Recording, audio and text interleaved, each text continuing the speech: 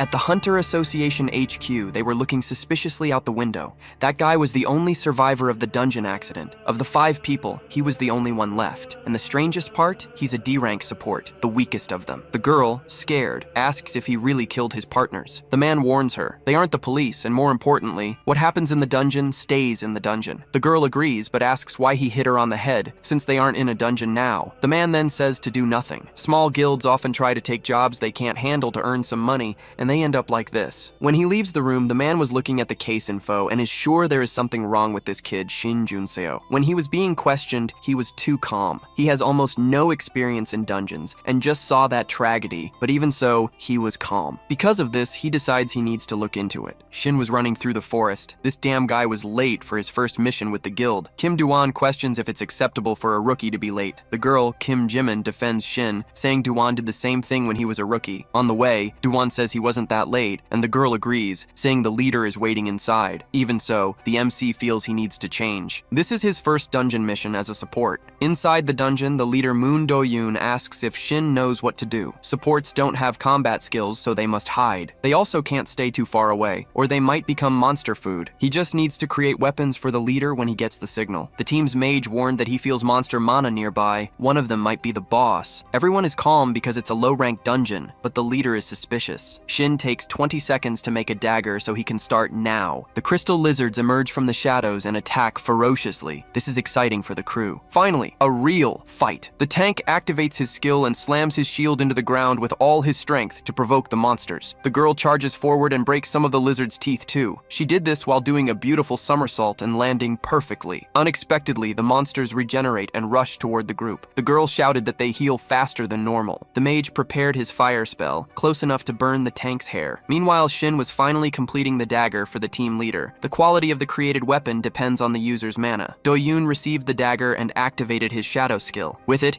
he cut the crystal dragon's head. The head fell heavily to the ground, and the dagger disintegrated in his hand. That was amazing. The group was happy with the battle. Shin was also impressed. The senpais are so strong. The teamwork was incredible. It was so good that he starts comparing himself. Maybe he's the most useless one here, and because of this, he apologizes. But the leader scolds him. Do-yoon needs new weapons every time he fights, and they are very expensive. That's why Shin is essential to this group. The depressive protagonist feels he was actually useful now. When the tank tells everyone to go get the rewards, the ground starts to shake so intensely that it makes their legs numb. The protagonist points in one direction, and the wall crumbles. The mage lights up the place and says it's a secret passage. The leader seems suspicious that this isn't different from a double dungeon, but the tank is blinded by greed. They must go in, as there must be better treasures. The girl hears the word treasure and gets equally interested. The mage doesn't feel any presence inside, but he isn't comfortable with this. The leader then says they will go in very quickly and come back. 10 minutes pass. Shin is running for his life. He can't believe that those strong guys ended up like this. The tank wasn't that resistant. The fighter and the mage were obliterated by that creature. The leader also lost the arm he uses to hold his dagger. Now, he is the next to die. Running for his life, he took a powerful attack and couldn't get up. Desperate, he made a sword as fast as he could and decided to attack. It was useless. He is just a support. His strength is that of a cockroach. The golem's strike hit and broke the floor. Shin fell into the cold water. So this is how a weak person feels when facing a powerful enemy. His wet dreams of working in this guild were over. These guys were the first to ever value him. It was while lamenting this pathetic death that Shin felt something inside him, the memories of another life. A system window appeared,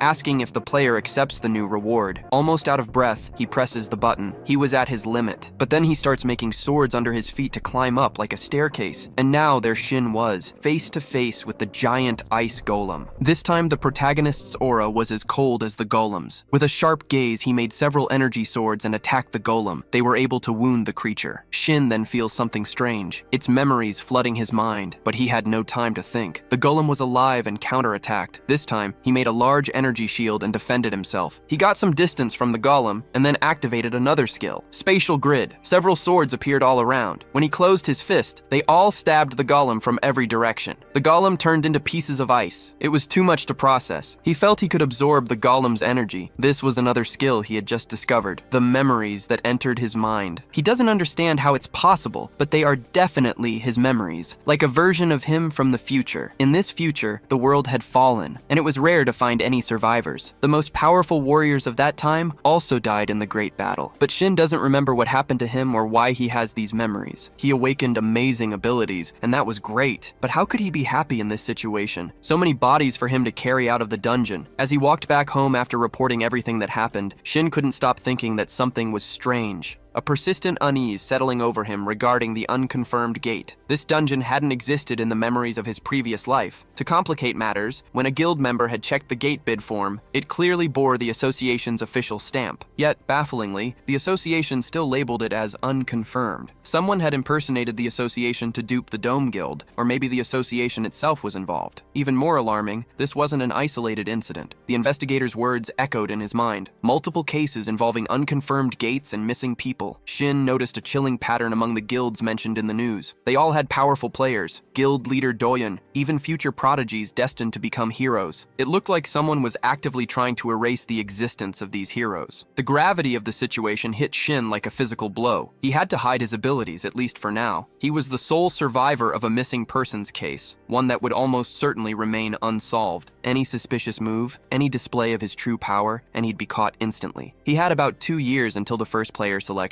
In that time, he needed to master every skill at his disposal and develop even more. His growth had to be explosive, but discreet. He couldn't afford to draw unwanted attention. He clicked on something interesting within his skill list. A year blurred past. Now, deep in a shadowed forest, a desperate group fought for their lives against ferocious monsters. One boy's sword, already showing wear, shattered against a creature's hide. The beast roared, lashing out, sending him crashing backward. He scrambled to land, but the monster lunged again. He twisted, barely evading the attack as his companions froze, terror-stricken. That's when the horrifying truth hit them. They were facing a Null Lord. The boy gasped out what they all knew. Null Lords belonged in E-rank dungeons where they should freeze solid. Yet here it was, terrifyingly alive. He also remembered whispers, even among seasoned D-rank hunters. Null Lords were notoriously difficult, a nightmare to face. The Null Lords surged past him, eyes now fixed on another group member. The second boy barely got his shield up, muscles straining, sweat beading as he struggled against the sheer force. "We can't just defend," he yelled, voice hoarse. "We'll be overrun." The first boy's mind raced. Among low-level hunters, Null Lords were a death sentence. Their grim reputation wasn't just for their brutal strength, but their baffling resistance to magic, a trait unheard of for creatures of their supposed rank. Low-level parties usually banked heavily on spells. The Null Lord simply laughed at that strategy. Mages, usually brimming with confidence, crumbled into terror. Their overconfidence often spelled total annihilation. He grimly recalled their own situation. Only one member specialized in pure physical damage, but that was him, and he was abysmal in close quarters. His only weapon lay in shards. He had no spares. Jan couldn't fathom why his companion was screaming at him to attack. Unarmed, defenseless, a bitter regret gnawed at him. He'd insisted on a smaller party, focused on a magic user. Now, that choice had delivered them straight into this bloody trap. His gaze swept the chaotic scene, then snagged on something impossible. Another boy, calmly mining in the distance. A helper, like him, yet utterly unconcerned by the slaughter unfolding. Jan's mind screamed, how could anyone be so careless when death loomed? Then, the helper's pickaxe simply vanished. Jan's eyes widened. A maker? Unlikely given the circumstances, but the desperate thought sparked. Quality be damned. It was their only shot. "Shin!" he bellowed, recognizing the helper. "Are you a maker? Can you forge a sword?" Shin gave a curt nod. "I need a sturdy, strong sword," Jan demanded. Shin started to apologize, muttering about being a helper, not support. Jan cut him off with a snarl. This isn't the time for damn excuses. Did Jin not grasp the severity of their situation? They were all about to die, Jin included, if they failed to defeat the boss. Yet, as Jin began crafting the sword, he laid down 2 firm conditions. First, once the dungeon was cleared, Jan had to forget everything he'd witnessed about Shin's abilities. Second, Jan would pay Shin the equivalent of an average support member's fee from his share of the rewards. Jan scoffed, openly questioning the quality of Shin's work. If Shin was stuck as a mere helper, unable to secure a proper maker's job, how could his weapon possibly clear this dungeon? Shin simply laughed. "Ironic, isn't it?" he retorted. "Good weapons are what make clearing dungeons possible." He assured Yan that with the right tools, success was guaranteed. With that, Shin focused, the sounds of crafting already beginning. Meanwhile, the scene shifted to the formidable Overkill Guild, one of Korea's 3 dominant powerhouses. A knock echoed at the president's office door. "Enter," he commanded. A young woman stepped in, reporting that the Awakeners Association had requested their cooperation regarding a dungeon with a rank error. The president anticipated the the unspoken truth. Despite the polite request, the association was desperate, ready to meet any demands Overkill put forth. The president noted the other guilds likely had no choice but to comply. The girl added that only a handful of awakeners possessed the unique skills required to enter a forcibly closed gate. As the president watched a news report on a group of hunters who had entered a rank error dungeon, a face in the team photo caught his eye. Shin. He'd seen him before. Weeks prior, a rank error dungeon had appeared in Sukothim. The president, dispatched to the area,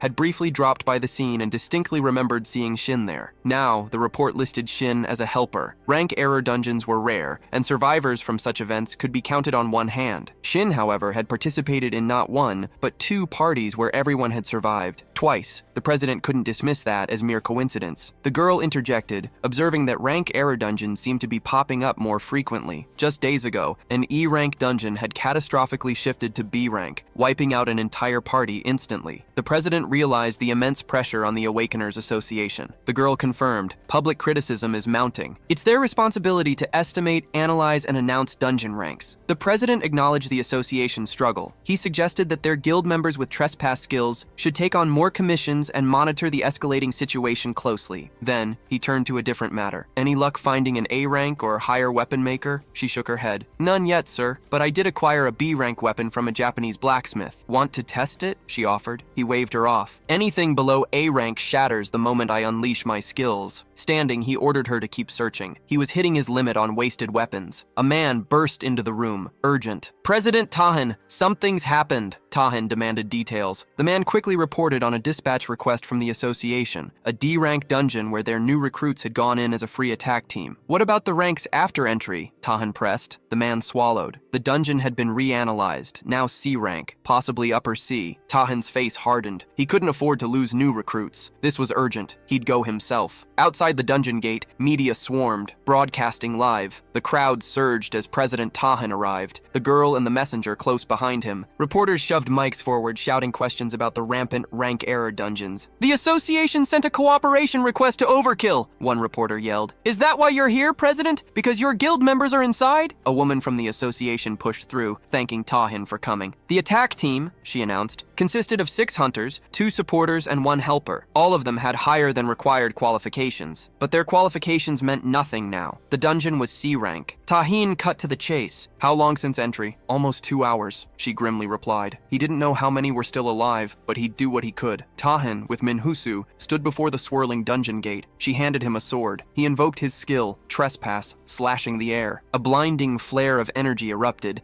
tearing open a strange black void before them. The skill forcefully breached barriers, even dungeon gates affecting only him, leaving the gate intact. The sword shattered instantly. He tossed the hilt back to Min. Be careful, he warned. You too, she replied. Then he stepped into the darkness. Inside, humidity clung to him, the air thick with heat and a putrid stench. Reptilian, he instantly deduced. No pollutants marred the floor, hinting at a higher intelligence than average monsters. Coupled with the dungeon's rank, it could only mean one thing: lizard men. He moved deeper, stepping over numerous monster corpses. The lizard men's bodies told a grim story, allowing him to estimate the size of the enemy group and their fighting capabilities. He recalled the preliminary report, the party's distress level, now painfully evident. He braced for the worst-case scenario. They were all dead. A sudden rumble echoed through the air. Pushing forward, he found the party, and a sight he hadn't anticipated. A hulking monster hammered a lone hunter, sword clashing, as others fought for their lives. From the fringes, Tahan grimly noted the obvious. The lizardmen were systematically dismantling the group. Their brutal speed and fluid movements marked them as vastly superior. One beast slammed into a hunter,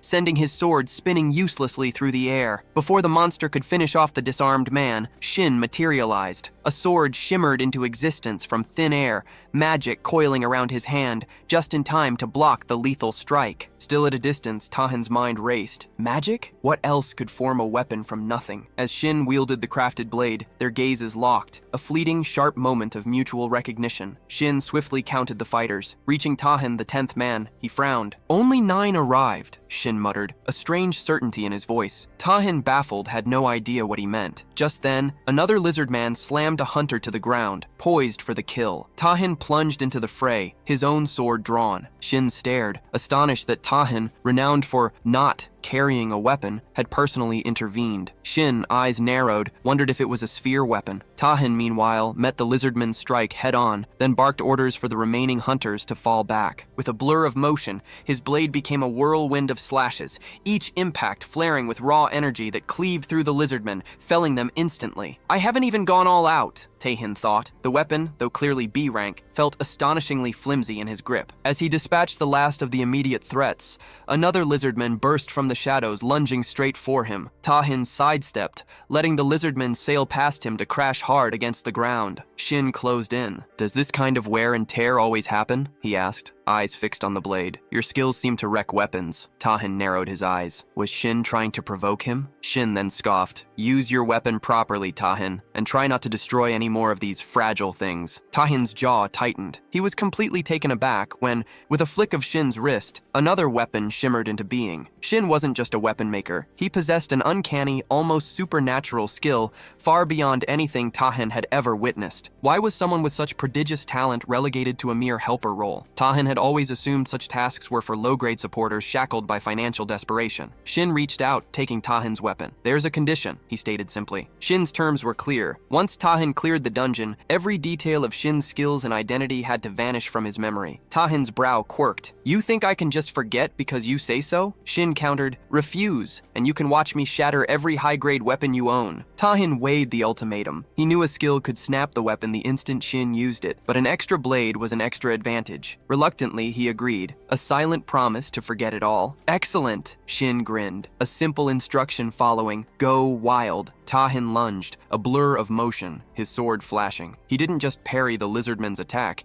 he met it head-on, shattering the monster's crude weapon. Shin watched, surprise etched on his face. He'd expected a deflection at most. Instead, the enemy's blade splintered first. Tahin's weapon control was far beyond Shin's anticipation. Could the weapon itself truly be that much stronger? Intrigued, Shin's mind raced. A weapon maker capable of manifesting B-rank gear on the spot? This was getting interesting. He decided it was time to test this blade's full capabilities. He cranked up the power, plunging the weapon into the lizardman and unleashing a fiery blast. In the same breath, he vaulted behind the monster, burying the blade in its head before another explosive burst of fire erupted. The lizardman choked, spewing green blood as it crashed to the ground. Tahin stood frozen, staring at the blood-slicked weapon Shin had just wielded. To his utter shock, not a single scratch marred its surface. Before he could ponder the impossible durability, a clamor of voices broke his focus. His guild's rookies burst into view, shouting his name. Tahin, you saved us! They cried, rushing forward. We're alive, safe,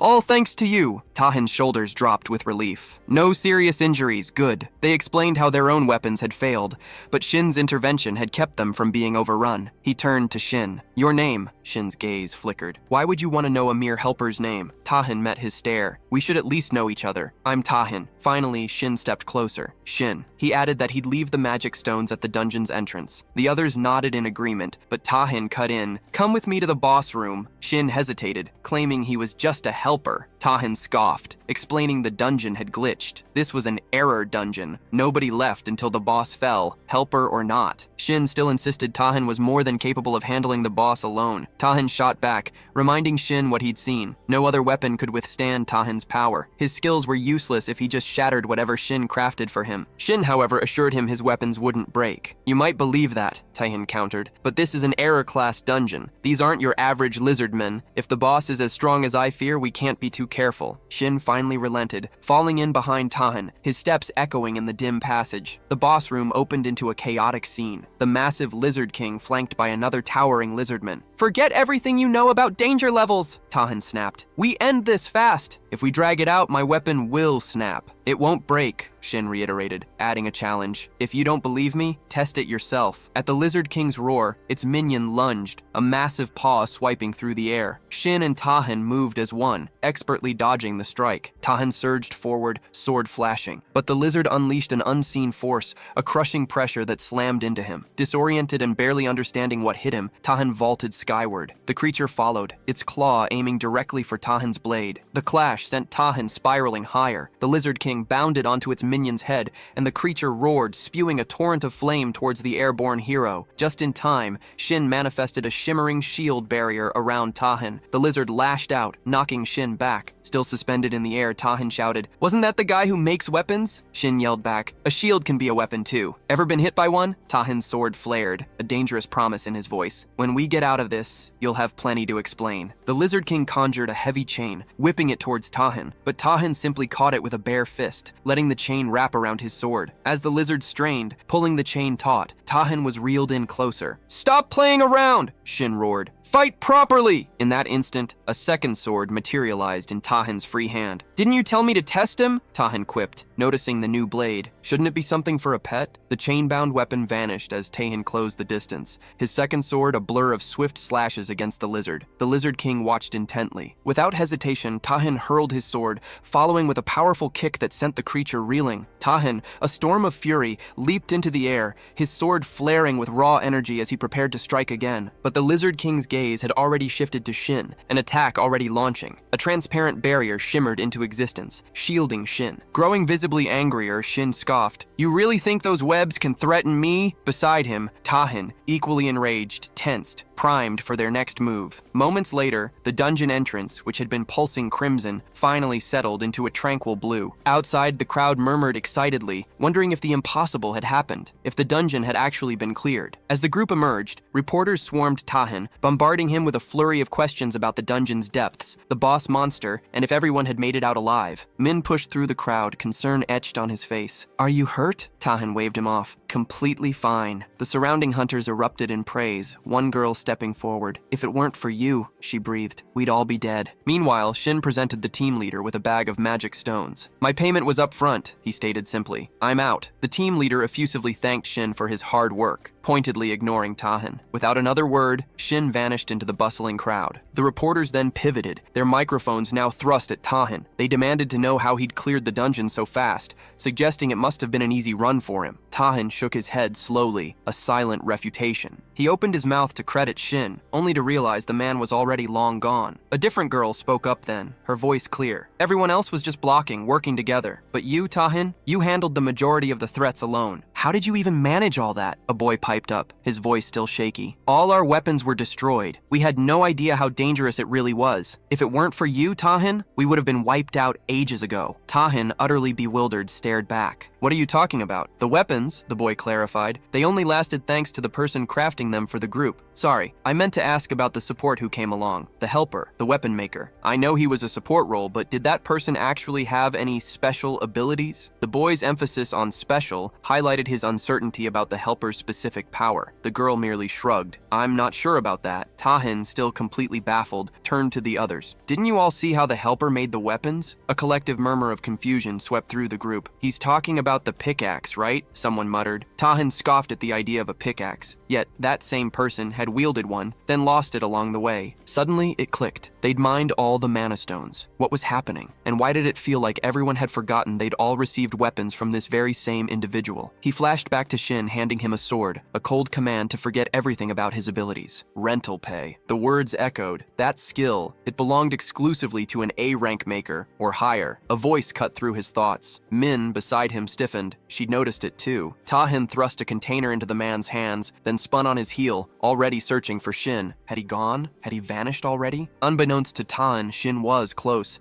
hiding in plain sight. Min and the man closed in, their voices edged with concern. "What's wrong, Tahan?" He barked at Min. "Find someone for me, now." Back in his guild office, information arrived fast. A team of men reported Shin's location. Earlier today, Shin, accompanied by a 5-member team, a contingent of roughly 10 warriors in total, had entered a D-rank dungeon near Sampo. "Sampo isn't far," Tahan conceded with a nod. The men shifted, one finally daring to voice the unspoken question. "Why so interested in a D-rank maker like Shin, sir?" Tahan paused, considering if that was truly how it looked from the outside. On the surface, Shin was easily dismissed. A D-rank, no more. His status and background confirmed it, but Tahan knew better. The rental pay skill alone shattered that illusion. The sheer mastery of that ability was unlike anything Tahan had ever witnessed. This wasn't just some ordinary skill. It was a power capable of generating immense wealth, an untold fortune. Yet Shin appeared to use it only as a veil, masking his true identity. A weapon maker of such caliber should easily soar past D-rank. Tahan was certain. The next time they met, everything would become clear. Doubt would vanish. Tahan would finally unleash his full power, without a single worry about his weapon shattering. Throughout his career, he'd met countless blacksmiths hailed as master artisans, but not one of their creations had ever truly met his demands. He'd put the blades of renowned masters to the ultimate test, and every single one had failed, shattering under his sheer force. Worse still, most creators were limited to traditional weapon forms, utterly incapable of crafting what Tahan truly needed. Shin's abilities, however, were an entirely different beast. His weapons shattered conventional limits, making the impossible seem trivial. With Shin, limitations simply didn't exist. Even the most impossible feats now seemed within reach, tasks Taehyun himself had failed at,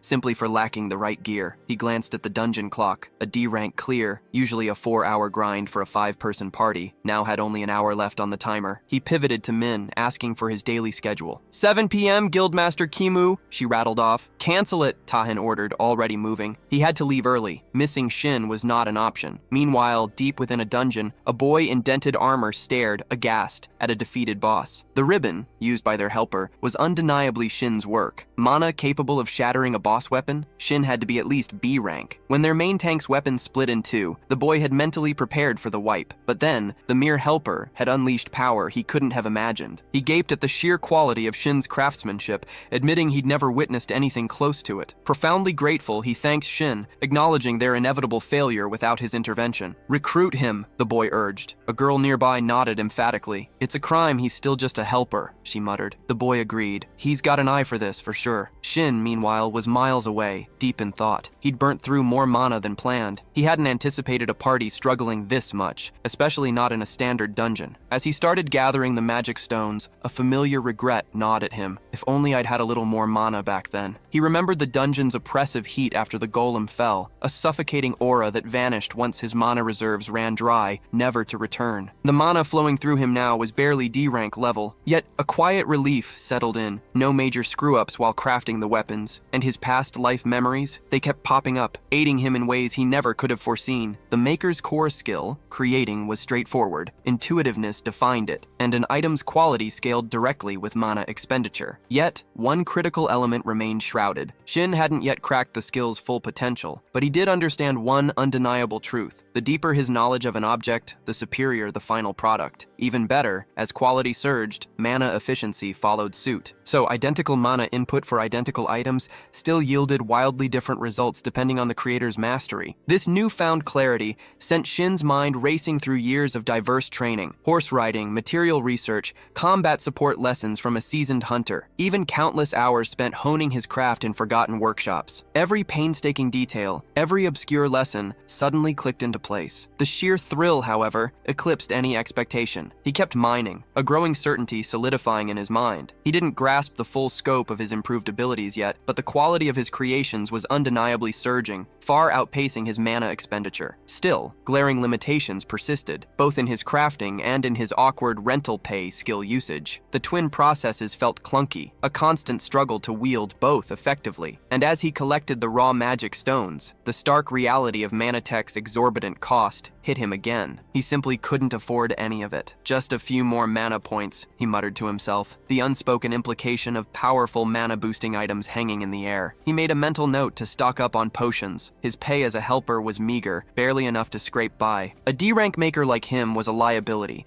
not a full-time support, leaving him with painfully few options. Still, the promising results offered a sliver of relief. He flicked open his status window, only 20% left until his mana absorption goal. A few more dungeon clears simply wouldn't cut it. Each dungeon clear contributed barely over 1% to his total mana, an abysmal efficiency. No, the only way forward was an A-rank error dungeon, a ranker dungeon, to absorb a massive influx of mana in one go. Unlike standard dungeons, these offered the immense mana absorption he craved. The catch? Their unpredictable difficulty. His last run had proven how brutal they could be, barely survivable even with Tahan at his side. A C-rank boss, at minimum, was almost a certainty. He had to prepare. For a D-rank awakener like him, focusing solely on the mana absorption rewards was the only path to growth. His team leader's appreciative acknowledgement of their efforts was a minor comfort, a reminder of the grind that continued. Shin exchanged final pleasantries, content with the bonds he'd forged. Then, Tahan's voice cut through the departure chatter, catching up up to him. Remember me? Shin's satisfaction evaporated. His impact on Tahan, clearly, was zero. Would you believe me if I said no? He shot back. Tahan merely offered a business card. Shin took it, cutting to the chase. What do you want? Tahan quickly explained, something important. I'm just asking for a moment of your time. Shin's eyes widened at the card. Overkill Guild, one of Korea's undisputed top 3. He wasn't in a position to get entangled with a prestigious guild like that yet. He needed an exit strategy. Fast. No time, Shin declared, already pivoting. Dinner appointment, but a firm hand on his shoulder stopped him. You won't regret the conversation, Tahan promised,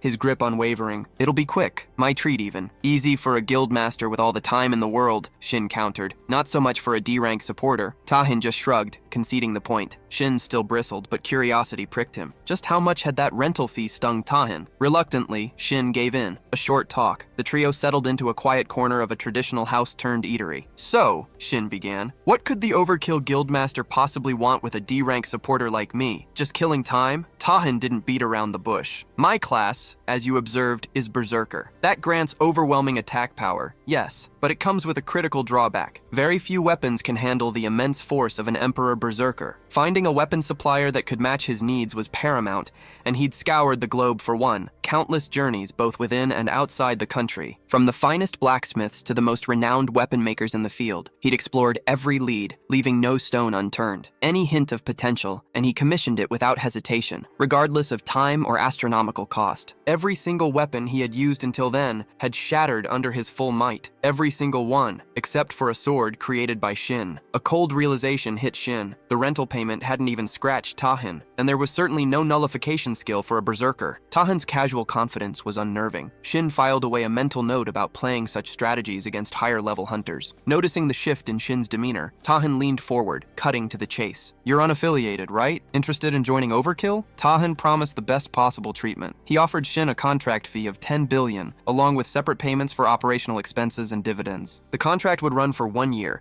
and each time it was extended, the fees would increase by 10. Just as Tahan started to explain the contract details, Shin cut him off. He apologized swiftly, stating he had no intention of joining a guild and had to decline the offer. With that, Tahan had nothing more to say. Shin rose, thanked him for the meal, and turned to leave. Tahan called out once more, but Shin kept walking, unwavering. Min, who'd been a silent observer, finally spoke. Why such an offer, Tahan? The terms were absurdly generous with no obvious cause. Tahan shot back. If you were Shin, you wouldn't question it. This weapon Shin forged, it hasn't even hit its peak, but it's the first one that felt like it could take everything I threw at it. It's not just the feel. Think about the sheer number of high-level weapons I've shattered in the last year alone. The realization hit Min. The Guildmaster's weapon expenses were astronomical, not just their initial cost, but the constant replacement of gear that simply couldn't handle his power. Below a certain rank, his true abilities couldn't even be unleashed. If that's the case, Min countered, then your contract fee is a drop in the ocean. The real problem has always been that no one, not even the absolute best smiths, could craft a weapon capable of enduring that kind of power. Tahan's gaze was sharp. Precisely. Shin has that ability. That's why I'd recruit him at any cost, no matter the offer. As Shin walked, a thought simmered. One day, he'd likely be turning down offers from the Overkill Guild itself, from Tahan. This offer was tempting, but it was still too soon. He'd wait. Tahan would be back. Meanwhile, deep within a dungeon, goblins fell by the dozens. A blur. A boy's arm flew, severed by a mysterious figure. Another boy, frozen in horror, managed to gasp. Who are you? The man, a massive sword in his grip, moved with a devastating grace that would haunt witnesses for years. Most would scream, beg, or simply pass out from the pain. Not this figure. This man, the one destined to become a hero, was different. He drove his blade into the first boy, killing him without a moment's hesitation. The second boy froze, stunned and confused. What just happened? Was this maniac killing them all for their trophies? The man scoffed, unimpressed by such mundane speculation. I don't explain myself, he stated flatly. A waste of breath for someone about to die. A cruel smile flickered. Unless, of course, you manage to defeat me, then I'll tell you everything. So hurry up and try. The boy's blood ran cold. This wasn't an easy opponent. Standing still meant certain death. He'd rather lose an arm, a leg, anything, than simply fall. With a desperate yell, he charged. The man met his attack with a massive sword, blocking effortlessly, then swung back with brutal force. The boy's weapon ripped from his his grasp, soaring uselessly into the air. Stunned, the boy barely registered the powerful kick that sent him sprawling. Disappointing, the man muttered, a spark of excitement in his eyes. It was his first hero-ranked subjugation in a year, yet the boy's weakness was a letdown. Still, he conceded, you showed courage to challenge me. Lying helpless on the ground, the boy finally grasped his grim fate and pleaded for his life. Coldly, the man promised to send him off cleanly. A swift slash and the boy was dead. As the lifeless body slumped, the man stepped past,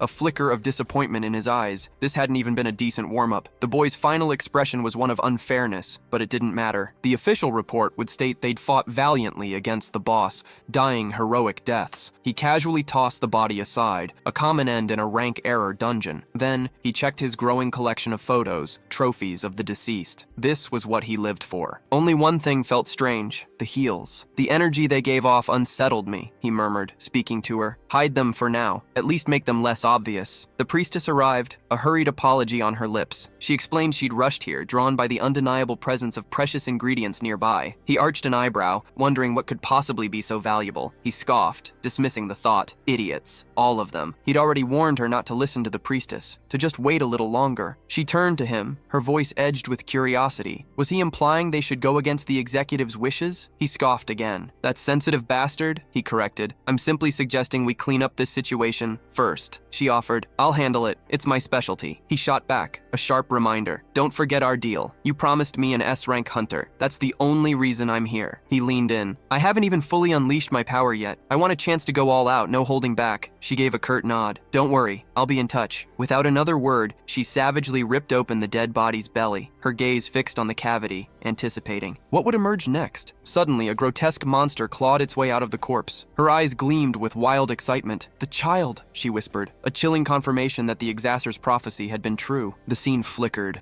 shifting to a swirling portal where a squad of hunters had assembled. Shin moved through them, heading straight for a figure whose face was obscured by a mask, a weapon case clutched in his hand. Shin stopped dead, visible surprise flashing across his features. It was Tahin. Tahin, equally taken aback, voiced the unspoken question. What are you doing here? Shin shot back. Why have you come? Tahin grinned. Recognized me, huh? Good eye, Shin. Shin didn't mince words. Only one person I know carries a case like that. So why are you here? Tahin's answer was simple. To attack the gate. Shin's eyebrow shot up. A D-rank gate? You're here for that? Tahin shrugged. The guild member assigned to it suddenly fell ill. I'm just filling in. Before Shin could press him further, a voice boomed, Everyone inside! Tahin glanced at Shin. Let's go. As they moved, Shin's mind raced. He'd known Tahin would appear eventually, but not this damn fast. His plans? They'd need a serious rework. Once inside, Tahin turned to Shin, his voice low. So, why'd you refuse the guild's offer? Shin shot back. I already rejected it. End of discussion. Nearby, a boy nudged a girl. Hear about the C-rank gate auction this morning? In Chunshin? She confirmed. Hun Moon Guild snatched it up just like that, the boy added. Yeah, she agreed. My friend was there. Said the bidding went so high, no one else even dared to compete. Shin, overhearing, mused. A C-rank gate for the Hun Moon Guild? Had they found something truly special within? Tahin cut in. You interested in buying gates yourself, Shin? Join our guild, and B-rank gates, even higher, become easy pickings. The guild name carries serious weight, you know. Shin considered Tahin's offer. For most Awakeners,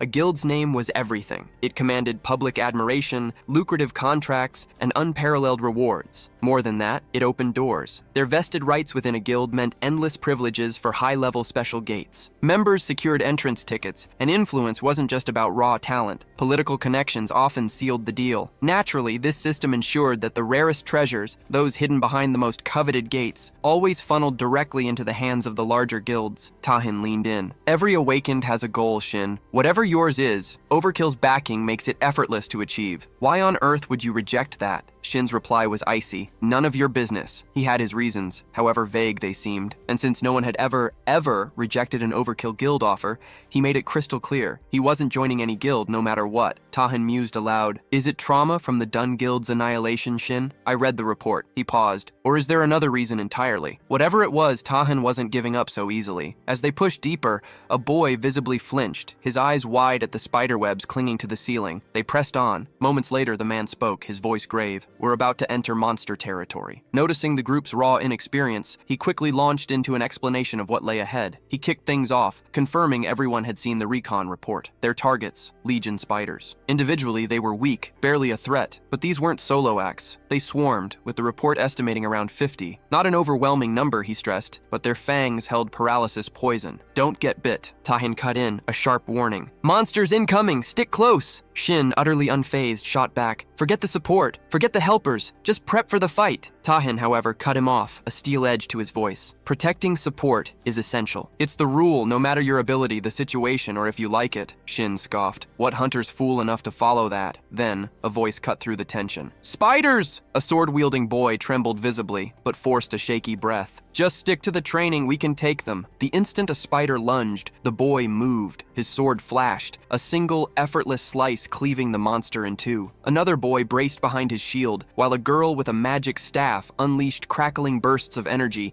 tearing into the advancing arachnids. For a D-ranked squad, Tahin grudgingly admitted, their performance was solid. He wouldn't have to babysit them. Then his gaze swept over the horde. He hadn't expected this. More than a few dozen, certainly. The sheer number of spiders was shocking. The spiders surged. Tahin's firebase weapon ripped free, spitting fire as he met the charge. He noticed their durability, laughably low even for ranked monsters. Hell, he thought, they barely needed the blade. A pulse of sword ki was enough to shred them. At this pace, he'd clear the raid without so much as dulling his weapon. Then, a cry cut through the chaos. Shin heard it, hunters shouting for help. The river, it was swarming with spiders, an impossible tide. The shield-wielding boy yelled, "They just keep coming, and only a handful of us even did recon." Another voice, frantic, added, "This is going to get messy." The mage girl, staff clutched tight, was already sputtering. Her mana was hitting empty. "Let's move toward the trouble," Tahin suggested, his gaze flicking to Shin. "Follow me. You go on ahead," Shin cut in, unwavering. "I'll finish up here." Tahin's surprise flickered, but before he could retort, a spider lunged at Shin. "Get down!" Tahin roared, instinctively realizing Shin could be caught in the crossfire if he swung his sword recklessly. Shin, however, moved faster. His eyes snapped open, power coalescing into a sharp, square form directly above the attacking spider. With a blur of motion, he unleashed it. The creature shrieked, then crumpled, dead before it hit the ground at his feet. Shin considered his options. Of all the weapons he could currently forge, the sword boasted the greatest craftsmanship. It was the most effective for chaining multiple hits and pouring power into each, a capability currently beyond his mana reserves. But if he could harness his power in this precise, focused way, nothing else came close. He focused his energy, shaping it not into a physical blade, but a wave of pure force directed like a sword. With a swift, sweeping motion, he unleashed it. Every spider in his immediate vicinity was sliced apart, collapsing in a single devastating strike. Tahin stared, stunned. Shin stood calmly atop a fallen spider's head, his movements precise. The blade, still visibly embedded in the creature's body, had unleashed an impossibly wide area attack, and Tahin was utterly surprised by its scale. His mind raced. 10 seconds, maybe less, and dozens of Legion spiders lay dead. He wondered fleetingly if Shin had somehow materialized the weapon, but shook the thought away. Shin was a talented support, capable of holding his own, he reminded himself. Meanwhile, Shin, noticing Tahin's frozen surprise, decided to lend a hand elsewhere. The other 3 hunters were now completely encircled, the spiders closing in tighter with every passing second. Snapping out of it, Tahin finally grasped the grim reality of their situation. There'd be time for questions later. Shin, however, simply pointed to his bag, a silent command. Handle this. People wouldn't believe a mere helper could pull off what he just did. Tahin didn't hesitate. Sword flashing, he surged forward, a whirlwind of steel tearing through the arachnid horde. Moments later, the last spider fell.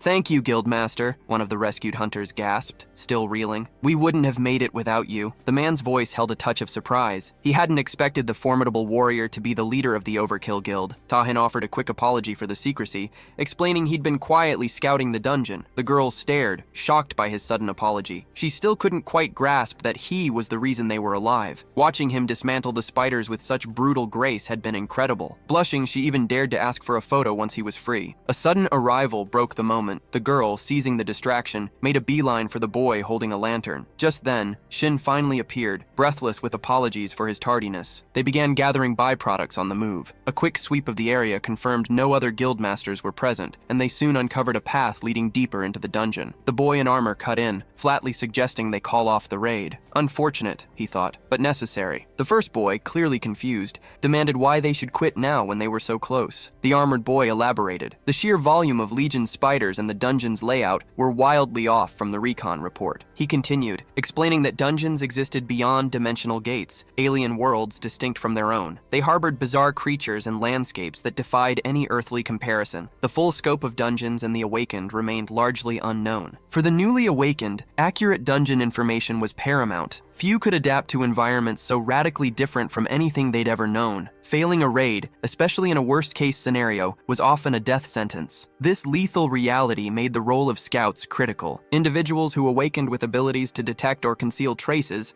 began to specialize, taking on dangerous dungeon reconnaissance commissions. Their efforts dramatically improved dungeon clear rates, and these specialists became indispensable, the scouts. The armored boy stressed that recon reports boasted over 98% accuracy. This wasn't likely a simple mistake. Still, they couldn't entirely dismiss the chance of a dungeon rank error. The second boy hesitated, then pushed back. But with Tan here, he ventured, can't we still push through? The armored boy acknowledged the other's eagerness to push forward. We've already relied on Tahan's help once, he warned, and if we're not careful, we could all end up in serious danger. Undeterred and with personal stakes in clearing the dungeon, the boy pressed on. Isn't there any other way? He asked, sensing the girls echoed his resolve. The armored boy shot back. Are your reasons truly more important than your lives? Once we're in that boss room, there's no turning back. I won't have any of us face that. Let's just exit, report to the association. Tahan, however, spoke up, his voice steady. I'm fine to continue. I'm part of this team, even if my primary goal is investigation. If the raid's progress leads to a conclusion, why stop? And if I want to investigate further, the boss room is exactly where I need to be. The armored boy shamelessly bowed to Tahan, his thanks immediate. He began to ramble about leadership, but Tahan cut him off with a dismissive wave. Don't worry about me, just lead, like you have from the start. All right, let's get going, the boy agreed, gesturing for everyone to follow. The five pressed on, soon halting before a massive gate. The leader, sensing the boss room, called for a final briefing. He explained their target, the Legion Queen leader, a D+ threat. Her combat ability was low, making her an easy boss, primarily focused on breeding Legion spiders. But that's just the original intel, he cautioned, his gaze fixed on the gate. We have no idea what's waiting for us behind this door. Let's head inside. As the girl conjured a guiding light, Tahan's senses picked up nothing unusual. Still, the leader urged caution. This was the boss room after all. Moments later, they spotted her, the queen spider, surrounded by a few smaller kin and the spider-clad boy from the briefing. A breath of relief escaped the girl. The boss looked exactly as expected. She wasted no time, unleashing a bolt of lightning magic that slammed the queen spider to the ground. The leader stared, wondering if their target was dead already. A swift, unprecedented victory. Yet a shift in the air, a sense of unease, made him quickly order a retreat. A disturbing, guttural shriek pierced the air, and suddenly, a monstrous form materialized. Irakan. Its deadly spider body supported a grotesque human-like torso. Tahan immediately snapped into position, recognizing the B-rank threat. He knew his usual swordplay wouldn't even dent this creature, so his first strike had to be everything, a decisive blow, maximized for raw damage. Mid-swing, just as he aimed for a fatal strike, a sickening snap echoed. His weapon shattered into a dozen pieces. Tahan, still airborne, watched his ruined sword explode, the finishing blow now impossible. The Irakan lunged, but just as its attack descended, Shin materialized a crude, temporary weapon in Tahan's hand. Buy time, he yelled. I'll forge a proper one. Shin poured mana into the temporary weapon, but it felt empty. Had he truly drained himself? He'd pushed his current mana reserves impossibly far, thanks to his daily potion. One bottle, and only one, to stave off addiction. He'd just downed it, feeling the familiar kick of energy. Yet it wasn't enough. Not nearly enough to forge a proper weapon. Not now. As he feverishly began the true forging, Shin's mind raced. Irakan wasn't the C-rank monarch spider they'd anticipated, the error boss. This was a high-level B-rank. They were impossibly lucky Tahan was here. Without him, their current group would have been annihilated. The moment the danger level spiked to B, the entire fight shifted, becoming a brutal uphill battle. Irakan clashed with Tahan, a whirlwind of motion surrounded by explosive flares. Shin estimated its fighting power equivalent to 5 rank hunters. This wasn't a fight Tahan could win solo. He whirled toward the others. Get ready, Shin barked. Its killing intent has shifted. You can move now. The party leader stared, questions churning. Who was Shin? The second boy voiced his bewilderment. Why was someone so clearly talented relegated to a helper role? The girl, meanwhile, mused if Shin was Tahan's hidden ace.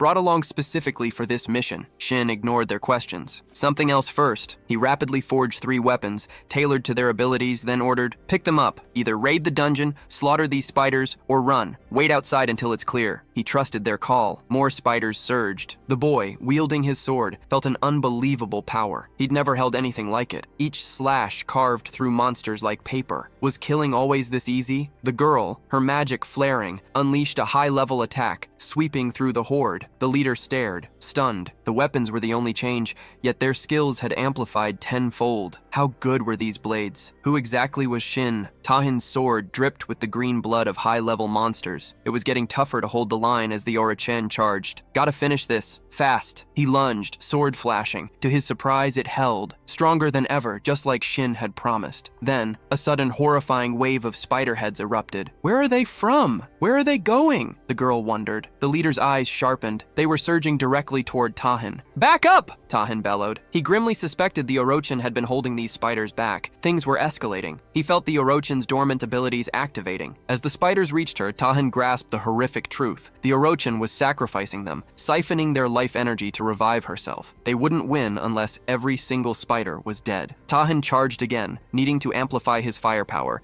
to end this in one decisive blow. His sword flared, then began to splinter, sparking a cold dread. Shin, observing, offered a low whistle. More incredible than I thought. He'd poured his last reserves of mana into that blade, but he hadn't expected Tahin to destroy it. Without hesitation, Shin conjured another sword. "Use this!" No familiar single edge. This was Shin's absolute toughest creation. The moment Tahin's hand closed around the hilt, its raw power pulsed. With this, he knew he could crush them all in a single strike. He channeled his flares, coating the two-handed sword, and braced for the strike. Though unfamiliar with its weight and balance, the weapon felt like the only choice for the situation. He lifted the blade, unleashing an explosive slash that tore through the Orochen, a devastating blow. Shin immediately grasped it. This explosion was an innate berserker skill. Tahin had likely just tapped into it properly for the first time. Such power usually demanded a steep price, consuming the user's rationality in exchange for overwhelming force. Tahin watched as the Orochen cleaved clean in two. A cold thought flickered. What a nightmare if the sword had shattered. He'd barely held on to himself. Had he not fully unleashed the power, his mind might have been swallowed whole. This was the second close call since his awakening, a stark reminder of the terrifying edge of his own abilities, even as he managed to wield them. Gazing at Shin, Tahin understood. This wasn't just another awakened. The moment Shin's true capabilities came to light, the entire world would bend its focus. They stood over the Orochen's corpse, which pulsed with an astonishing, overwhelming mana signature, unlike any dungeoner or boss they'd encountered before. Shin broke the silence, his voice cutting through the heavy air. "Feel anything from it?" Tahin shook his head. "Not dead yet, but we took care of all the remnants. It won't be coming back." Shin nodded, a silent agreement. Even top-tier hunters couldn't sense mana on this level. Then, it hit. Tahin's passive skill, mana absorption, flared to life. On his screen, a new skill materialized. Demonic weapon production. Curiosity sparked, then a chill. He reread the description, trying to fathom the demonic weapons it promised. The demonic realm was a concept they all knew, yet Tahin recalled nothing specific, nothing concrete enough to imagine such a craft. A fleeting disappointment, no direct mana rewards, was quickly shrugged off. "It's fine," he muttered. The Orochen had already propelled him halfway to his mana cap, and he had a gut feeling the rewards weren't stopping here. Tahin waved Shin over, a serious talk clearly in mind. Shin, curiosity piqued, asked, "What is it?" Tahin then bowed deeply, an apology already forming on his lips. Even with Shin's firm refusal, Tahin admitted his proposal to join the guild had been impolite, both personally and as a guildmaster. He offered his sincerest apologies. Shin was utterly taken aback by the sudden shift in demeanor. The party leader stood equally stunned, watching Tahin bow before a mere D-ranked helper. But Shin's earlier, impossible feats had already made it clear he was no ordinary person. The leader's mind raced, wondering if Shin was in fact a hidden talent of the Overkill Guild. Just then, the boy and girl returned. "We searched everywhere," the boy reported. "Nothing left." The girl chimed in, guessing the Orochen must have cleared out all the monsters from the dungeon earlier. The boy, still impressed, muttered, "That weapon is insane. Sliced through monsters like butter, no energy needed." The girl nodded. "Never seen a weapon maker like that. Do you think he's tied to Overkill Guild somehow?" The leader, however, motioned for them to leave and contact the association. Still curious, the boy asked if there was any particular reason for such a hasty exit. The girl agreed, wanting to thank Tahin and their helper first. The leader spun around, his voice urgent, practically shoving them out. "Just get out of this disgusting place." The boy nodded. telling the leader to ease up on the rush. They were already heading out. The leader shot a glance over his shoulder. It was obvious that helper had ties to the guild. Smart move to bail now, before they drew unwanted attention or got tangled up with a major guild's internal drama. That kind of trouble was just exhausting. Still, he couldn't shake the thought that, emergency or not, flashing that much power so readily didn't track with typical guild behavior. Big guilds played it cautious, always prioritizing security. Shin nodded, echoing the leader's sentiment. Even with Tahin's rental pay offer, bowing his head to just anyone felt entirely out of character. Then Tahin cut in. The guild wouldn't bother Shin again, he declared. No more tailing, but that didn't mean they were quitting. This is his first real opportunity, Tahin stated, and I want to make a contract. He guaranteed Shin would find the terms agreeable. The next morning, Shin arrived at the Overkill Guild and found Min waiting. She greeted him with a warm smile. Nice to see you again, she said, introducing herself as the guild's attending secretary, tasked with overseeing his contract proceedings. She then handed him a document. Shin thanked her, a touch surprised. Tahin had promised immediate contact, but he hadn't expected immediate to mean first thing the next morning. Min clarified. Tahin had ordered her to expedite everything. She admitted she'd been wondering what the rush was, sensing things were getting far more serious than she'd initially anticipated. This room, Min explained, was a special reception area within the guild, boasting exceptionally strict security. She assured him that any concerns about leaks were completely unfounded. She passed him a paper, the contract, complete with the conditions Tahin had outlined in the dungeon. While amendments would take time, she noted, the contents weren't set in stone. Shin should feel comfortable voicing any thoughts or desired changes. Shin scanned the document. It was precisely as Tahin had described back in the dungeon, yet seeing it formally organized like this made it feel undeniably real. He set the paper down. No issues, he told Min. Let's proceed. Shin recalled Tahin's words in the dungeon, unofficial supporter. Suddenly the pieces clicked. Tahin's fierce reluctance to join a guild wasn't just a whim. He needed to conceal his true identity. If Shin's hunch was right, this deal was perfect. The guild could ghost him rare materials, top-tier ingredients, and discreet gate access, all off the books. A formal contract, yes, but every detail would be handled in absolute secrecy. Still, Shin had to ask, why such generosity? Tahin's smile was thin, not for free. His condition was simple. Shin would handle his personal commissions. No pressure, though. If a job didn't sit right, Shin was free to refuse. What if I only take the support and don't help with anything? Shin pressed. Tahin's smile widened. That's perfectly fine, he assured Shin. The contract's real purpose is simple. Forge a link between you and our guild and keep you from joining anyone else. Taking a commission? That's just a bonus, a show of good faith. Footsteps echoed, growing louder. Right on time, Tahin murmured. Two men strode in. Hunter Association Investigation Team, one stated, offering a curt introduction. His partner just looked at Tahin, asking, You all right? The first man cut in. We need to go. I'll get your statement outside before we leave. Tahin turned back to Shin, his gaze expectant. I hope for a positive response, he said, then softened. But if any of this burdens you, don't accept. Your abilities, Shin, are worth far more than anything in this contract. Shin paused, the original plan playing through his mind. Impress Tahin, secure a guild relationship without full commitment. Yet, this offer was too good to pass up. He made his choice. When does the support start? He asked. Min beamed, producing a small box. Right away, she declared. Anything else you need, just say the word. She held out the box. A gift from Tahin to celebrate the signing. I hear he found something pretty useful in Arakan's room. Shin opened the box just enough for a peek, then snapped it shut. Thank you, he said, tucking it carefully into his bag. He handed Min a folded list of requested materials. Where do I pick these up? That much? Min quirked an eyebrow. You'll have those materials in about a week. Though I might be crossing a line here, but I honestly don't think they'll do you much good. Shin merely nodded. Wasn't planning on using them anyway. He stood, already heading for the door. Got someone else to meet. Time to go. He navigated to another building, settling in to wait. A quick glance at his phone confirmed it. She was due any minute now. Then she appeared. Hamja, an A-rank hunter. Her presence pulled Shin back to a stark memory. A forest clearing, where Jia had carved through a monster with chilling, effortless grace. That was after the player selection, when they'd hailed her as the hunter prodigy, the god archer. Jia walked straight to the reception desk. Excuse me, she said, presenting her card. Entrance to the training gate. The lady behind the counter's eyes widened, immediately recognizing the A-rank insignia. The C-rank gate, then? She offered, a hint of awe in her voice. Jia politely but firmly shook her head. The D-rank gate, please. Both the lady and a man nearby exchanged a look of utter confusion. The clerk knew Jia was officially A-rank, but it hadn't been long since her recognition, and she'd barely cleared a handful of gates. Minimal experience for her status. The man had seen plenty of lower-ranked awaken throw in the towel, abandon the hunter life altogether, but an A-rank requesting a D-gate? Unheard of. For some reason, it felt like Gia was on the brink of demotion. Awakened ranks, at their core, were a measure of mana absorption. When the blue energy bled from the cracks in reality, it flooded every living being, but the capacity to absorb it, to hold it, varied wildly from person to person. The more mana a body contained, the more potent the abilities it could manifest. The association rigorously analyzed individual mana levels, designating anyone above a fixed threshold as awakened, then segmenting them into ranks based on their total mana capacity. Once assigned, a rank was usually permanent. Exceptional performance in dungeon raids, however, could earn a lower-ranked awakened a promotion from the association. Conversely, a severe downturn could lead to demotion. Gia completed the form, pushing it across the counter. "I'll get this processed," the lady assured her, then hesitated. "Are you entering with a partner?" Gia declined the offer for a partner. The receptionist then explained she'd add Gia to the partner recruitment list. Rules mandated at least 2 entrants. With no D-rank training gate requests yet, Gia faced a likely wait. Gia wondered if she could just go in alone. The receptionist confirmed it was possible with a solo gate permit, but noted Gia hadn't registered one. To get one, she'd need to pass a specific test. The lady then asked if Gia wanted to sign up. Gia declined, opting to wait instead. The receptionist shifted gears, reminding Gia her first hunter qualification renewal was due in a month. Gia had likely seen the message already, but to renew her A-rank qualification,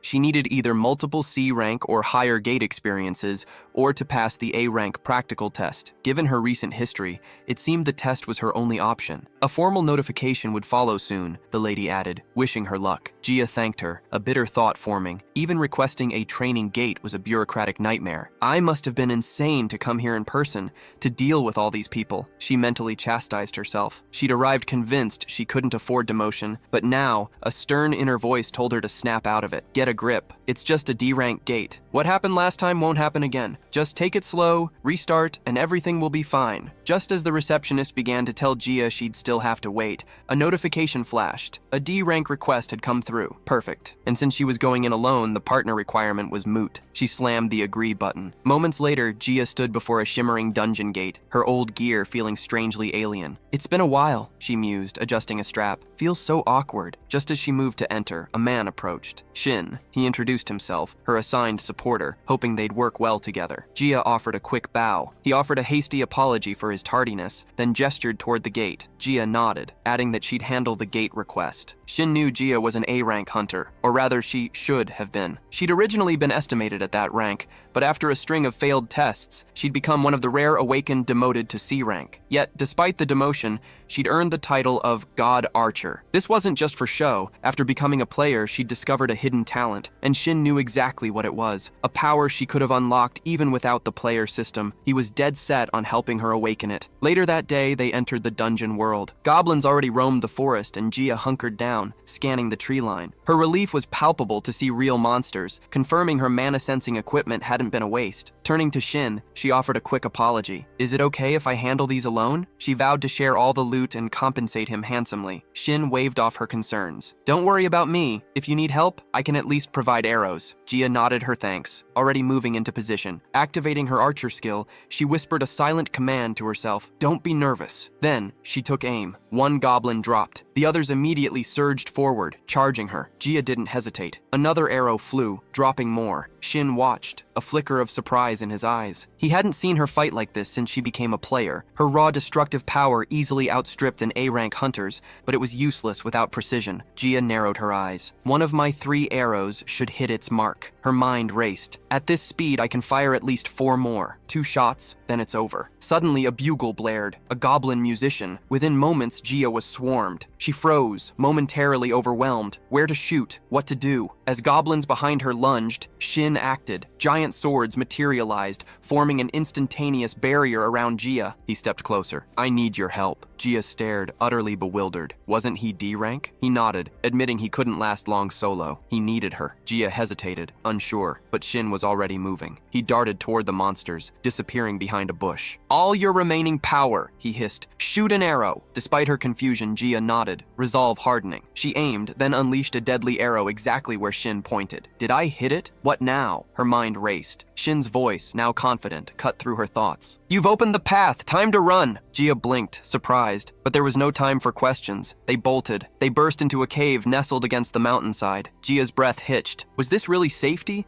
or just another hiding spot? The goblin seemed to have vanished, but her instincts screamed caution after everything that had happened. Shin, however, remained unnervingly calm. It didn't matter. They needed to move, and fast. Gia cut the tension. "That's it for today. I'll get you your compensation." Shin shook his head. "Not yet. The goblins were on high alert," he explained, bound to sweep the area. Too dangerous to leave. Worse, they might have lost the rescue player they were provided with during the sprint. Their only option was to wait it out. Gia's shock was evident. "When can we leave?" Shin's gaze was distant. "Half a day at least. Could be longer, depending on how things play out." Gia visibly reeled at the mention of waiting half a day. Shin, however, dismissed it as a lie. The goblins, lacking true coordination, would likely disperse within 30 minutes. The real problem was something far more dangerous: the king of the stretch. In her current shaken state, Gia would probably believe anything he told her. But convincing her to enter the cave with him was the immediate hurdle, and he wasn't sure she'd agree, nor could he see any other viable path. Gia's voice was small, choked with apologies. "It's all my fault," she mumbled, remorse etched across her face. She regretted not engaging the goblins properly, for insisting on venturing out alone in the first place, and for the fresh wave of trouble she felt she was about to cause. Trapped in a D-ranked dungeon, a place she now believed someone of her limited experience shouldn't have even dared to enter,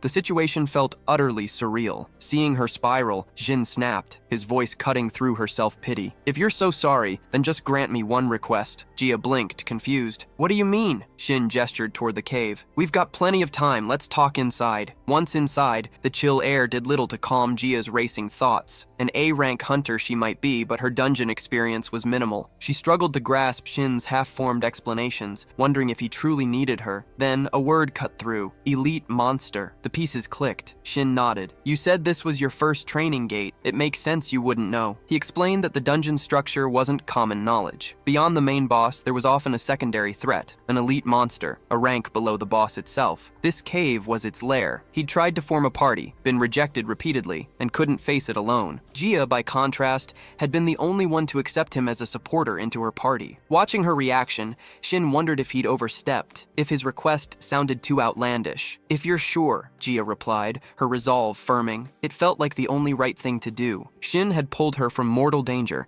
and she understood the sting of being unable to find a party. Repayment was overdue. Just as Gia's thoughts settled on helping Shin, the mana detection machine shrieked, a sudden urgent beep. The elite monster. It was here. "Get back!" Gia yelled, shoving Shin behind her. Even if it was an elite, it was still a D-ranked dungeon monster. One clean hit, she figured, and it would be over. She loosed an arrow, a swift, precise strike aimed at the elite, but with an astonishing blur of motion, the monster blocked it with its own weapon. Gia gasped, utterly shocked. How did it do that? Her assessment had been dead wrong. This wasn't just any elite. She'd need every ounce of her power. The monster lunged, but Gia froze. Shin yanked her back, sending them tumbling just as the creature's attack whizzed past. Shin's near miss snapped Gia out of her trance, a cold dread seizing her. The past slammed into her mind, a memory of scathing criticism. A girl, face contorted in fury, had accused Gia of nearly killing her, her aim so poor she couldn't even shoot arrows properly. "You owe me!" she'd shrieked, cutting off Gia's attempts to apologize. Pointless excuses. Just because you're A-rank doesn't mean the world owes you a damn thing.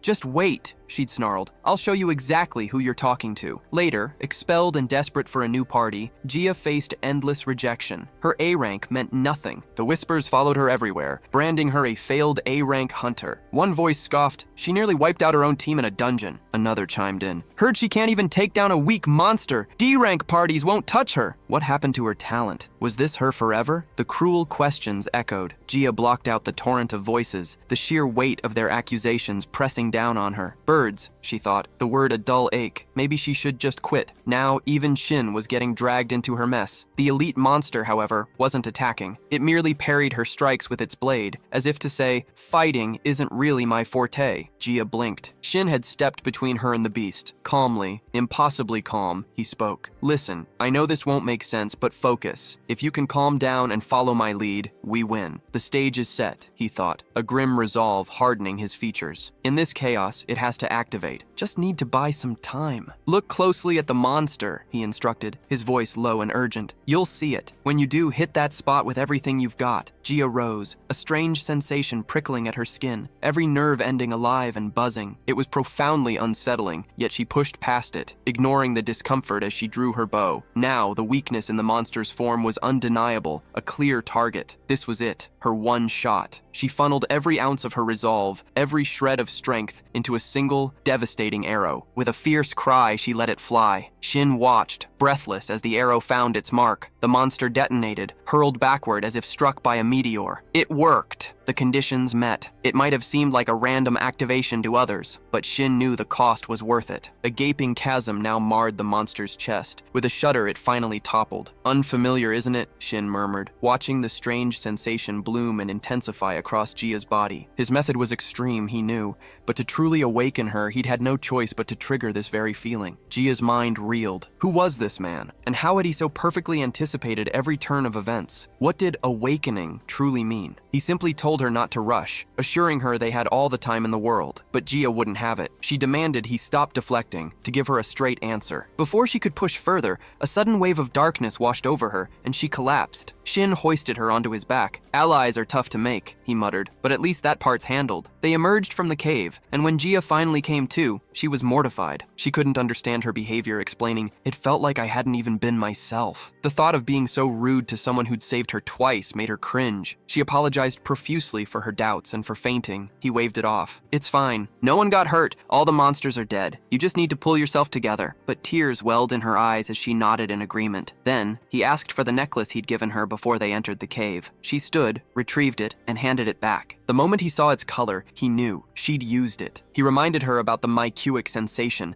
an artifact found only in A-ranked dungeons like Harpy's Refuge. Its power lay in enhancing the senses, but only under specific, extreme conditions. Once activated, it automatically propelled the user's senses far beyond normal human limits, unlocking a form of transcendental perception. The real challenge, however, was meeting those conditions. The user's emotions had to be pushed to their absolute breaking point. For someone like Gia, the most potent trigger was sheer terror. He confessed he had deliberately orchestrated the situation, creating an environment designed to terrify her. It was a brutal method, but he knew if it worked, he could awaken her, whatever the cost. Items like the mycuic sensation were incredibly rare, so rare he'd given up on ever acquiring one for himself. Tahan had managed to get his hands on one in less than 2 days, a feat only possible because Shin had paved the way so effortlessly. Still, Shin knew this was merely the beginning. Gia had only touched upon the awakening through the item. She would need far more training to reach the level she commanded in her prime. Her first task was clear: create a scenario where she could focus solely on the monsters. To achieve that, she needed to switch her weapon. Strong as she already was, moving from a short bow to a longbow would extend her range, naturally reducing her direct contact with creatures and preventing those moments of panic like the one she'd just experienced. There were still other skills to hone, but this was the priority. Her unexpected depth of gratitude momentarily left Shin confused. She explained everything, even the pendant. She'd thought she was going to die, powerless, but clutching the pendant had shifted something deep inside her. The world seemed to slow, a strange connection blossomed, and suddenly, she could see targets clearly etched onto the monsters, guiding her aim with uncanny precision. To be brutally honest, despite her A-rank status, she'd always felt like a D-rank in both skill and temperament. Every attempt to improve had only deepened her self-disappointment. Yet, by simply knowing him, she felt an incredible, rapid growth. She was finally realizing her true potential. For the first time, a genuine excitement for herself surged through her, and in a rare torrent, she spoke at length about it all. Just as she was about to continue, he gently interrupted, telling her it would be too hard to go it alone. He gave her his number,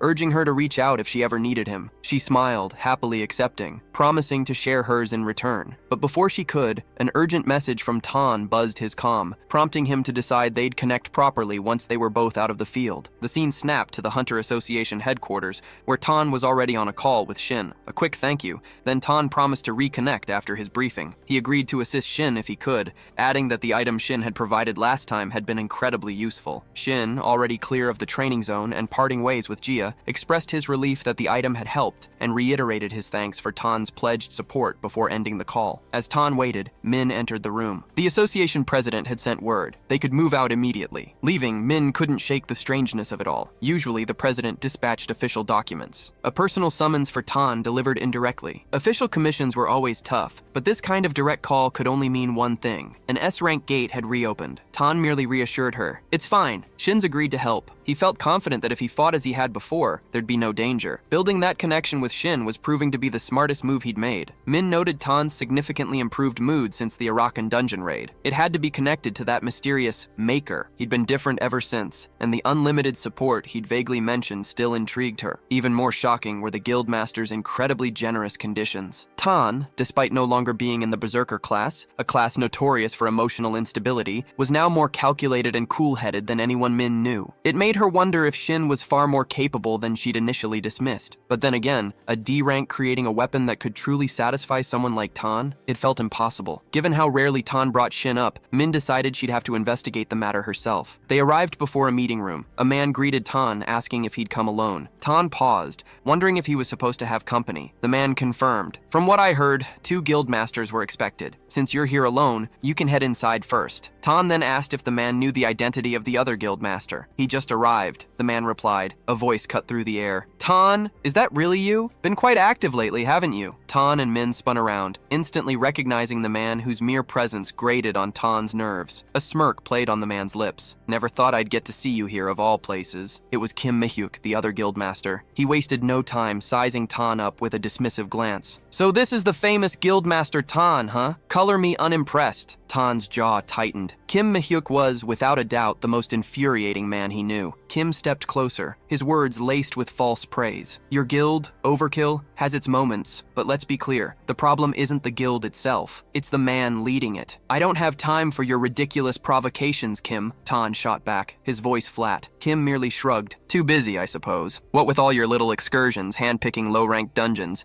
chasing fame from rookie hunters and forgotten gates. Min's fists clenched, her face flushing with barely contained rage at Kim's insults. Ignoring her fury, Kim continued, We raid. Our goal has always been to clear, not to rescue. Those rank error dungeons, pure coincidence. We walked in on our own terms. Before Min could retort, Tooth laid a restraining hand on her arm. Open the door, he ordered the attendant, his gaze firm. We're here to meet the president. The attendant nodded, pushing the door open and announcing, President, the 2 guildmasters have arrived. From inside, President Han Chalman's voice boomed, I heard them. As troublesome as ever, those 2. Tan and Kim stepped into the meeting room. Min, excluded from the high-stakes conversation, found a spot on the floor outside the door, sinking down with a sigh. A man appeared, offering her a steaming cup of tea, which she gratefully accepted. Inside, President Han wasted no time. Heaven issued an urgent request for both of you 3 days ago, he began, his expression grim. A strange head appeared and vanished in the suburbs. They need you. A rank error dungeon? Tan wondered aloud. Chalman shook his head. Not enough confirmation. We can't even measure the gate's mana. Kim visibly flinched at the news. Tan found it baffling. A gate that defied normal measurement, an anomaly unlike anything they'd encountered. Gate ranks were typically determined by one of 2 methods. Either a specialized instrument assessed the gate's mana directly, with the final rank usually matching the monsters within, or by compiling reports from association scouts. Rank error dungeons occur when a gate's mana rapidly increases, Chalman clarified, but this is different. No measurements have even been made yet. Have you sent scouts to investigate? Tan pressed. Chalman's jaw tightened. 5 teams. None came back. Kim slammed a fist on the table. You don't know the rank.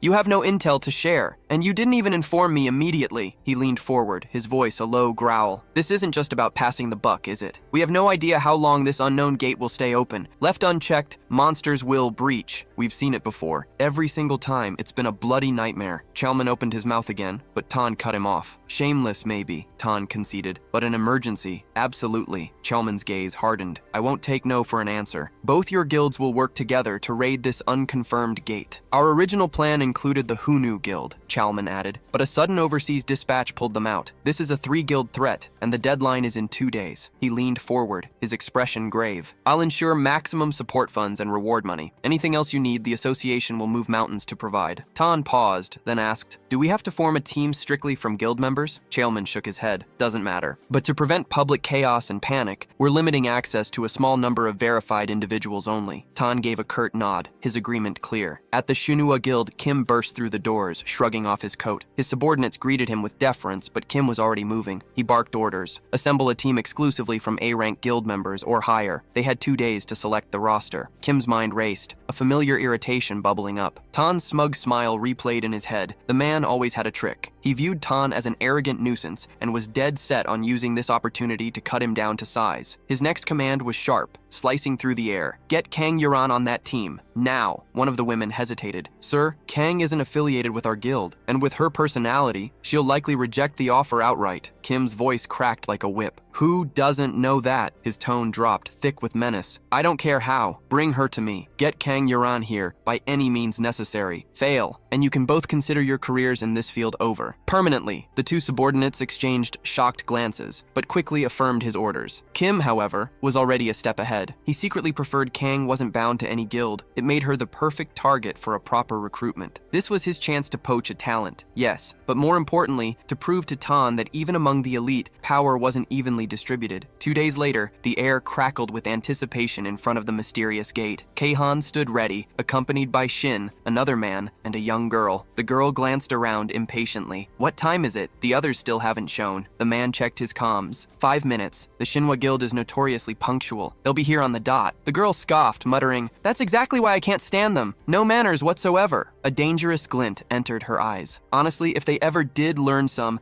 I might just be tempted to put a bullet through their heads. A hand landed a light smack on her head. Watch your words, Sunjae, the Vice Guild Master warned, calling her by name. She rubbed the spot, grumbling. Brutishly strong, aren't you? He glared, then lunged. She bolted, laughing as he chased her away. Shin chuckled, watching the scene unfold. Your guild members really get along. Tahan offered a faint smile. Looks can be deceiving, but in a fight, they're rock solid. He turned back to Shin. Thanks again for coming. Honestly, I thought you'd turn me down. Shin waved a hand. I already told you, Tahan. With the item you gave me, I'm honored to help. He paused, a different glint in his eye. But there's another reason. 5 days ago, a system window popped up, a hidden quest. Only a handful of players got it. The selection process hadn't even begun, yet I was already chosen. Why would I decline? Shin continued. The difficulty is extreme, sure, but the rewards are insane. Some players even awaken new abilities. Tahan nodded slowly. Sounds like it's tied to this dungeon. He then offered an apologetic nod. Sorry about Kim. His rudeness is inevitable. Just then, Kim and his team strode up, looking genuinely surprised. You're early, he drawled, not quite an apology. I'm swamped, but I guess the Overkill Guild has time to kill. Must be from spending all your days in low-ranking gates. No wonder you've got so much free time. The Overkill Vice Guild Master leaned into Shin. Ignore him. Don't give him any ammo. She started to retort, but he cut her off, his voice firm. Just ignore him. He swept his gaze across both groups. The rivalry between our guilds is as ugly as ever. It's not just personal anymore. It's splashed across the mass media, a constant war of words over which guild is stronger. Kim's eyes narrowed on Shin, a sneer twisting his lips. So, you're Tahan's big secret, his hidden card? He acts like he's got an ace up his sleeve, but it's just you? He scoffed, looking Shin up and down. Going on a trip? What's with the clothes? His tone turned sharper. This isn't a picnic. Dungeon raids are no joke. Looks like you're just here to get carried. A girl quickly stepped between them. Chill out, Kim. We have a new member, Kang. Kang, who'd overheard the squabble, cut in sharply. Didn't you say we had no time to waste? No time to argue? Let's move. Sun stared, a jolt of shock running through her. Kang? Her party's roster was insane. This was the Kang, Korea's strongest element master, capable of wielding all 6 elements, an S-rank sorcerer. Add Kim and Tahan to that mix, and they had an all-star lineup. This raid, a cakewalk. She'd gladly be carried. Shin, however, felt a cold dread settle in. Easy? Not a chance. This dungeon was the exact same one from his previous life. Last time, 8 high-rank awakened had gone in. Only Tahan crawled out, barely, saved by a desperate trump skill. The gate had vanished without a trace, an unprecedented catastrophe. 7 top-tier awakened simply declared missing. The association had buried the incident so thoroughly that virtually no data remained. Shin couldn't guarantee their survival, let alone victory. They stepped inside. Kim immediately lunged, his attack obliterating a doll with casual ease. He chuckled. Too easy. Shin's unease deepened. Why did it seem so simple? On their way back to the entrance, Shin commented on the cool architecture, only for the Vice Guild leader to snap, "Lower your voice." A beat later, silence. The gate was gone. or rather, sealed shut. The Overkill Guild's vice leader slammed his fist against the invisible barrier,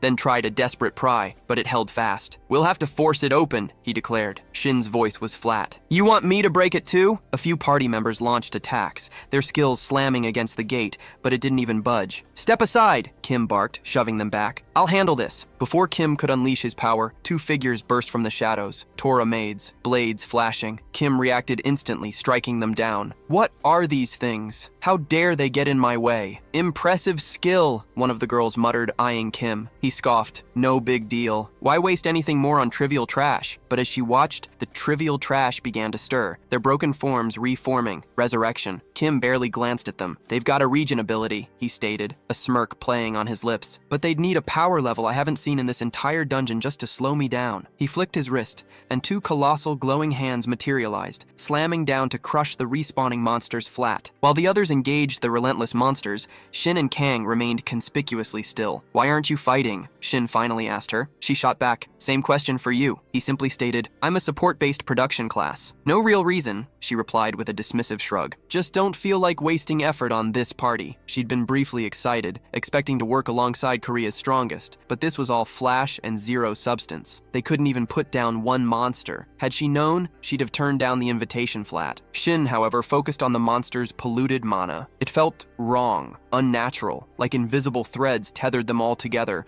their corrupted energy converging on a single, unseen object. Break that, and maybe it all collapses. He also questioned the point of showing his true hand to this group, but figured his borrowed rental powers would be enough to get by. Kang, meanwhile, finally moved, an arcane glyph blossoming beneath her feet, conjuring something small from the earth. Shin watched, then probed. "Got enough mana for these bugs? Why not send that over?" "Like I said before," she shot back, casually annihilating a nearby bug with a flick of her wrist. "I only kill what I want to."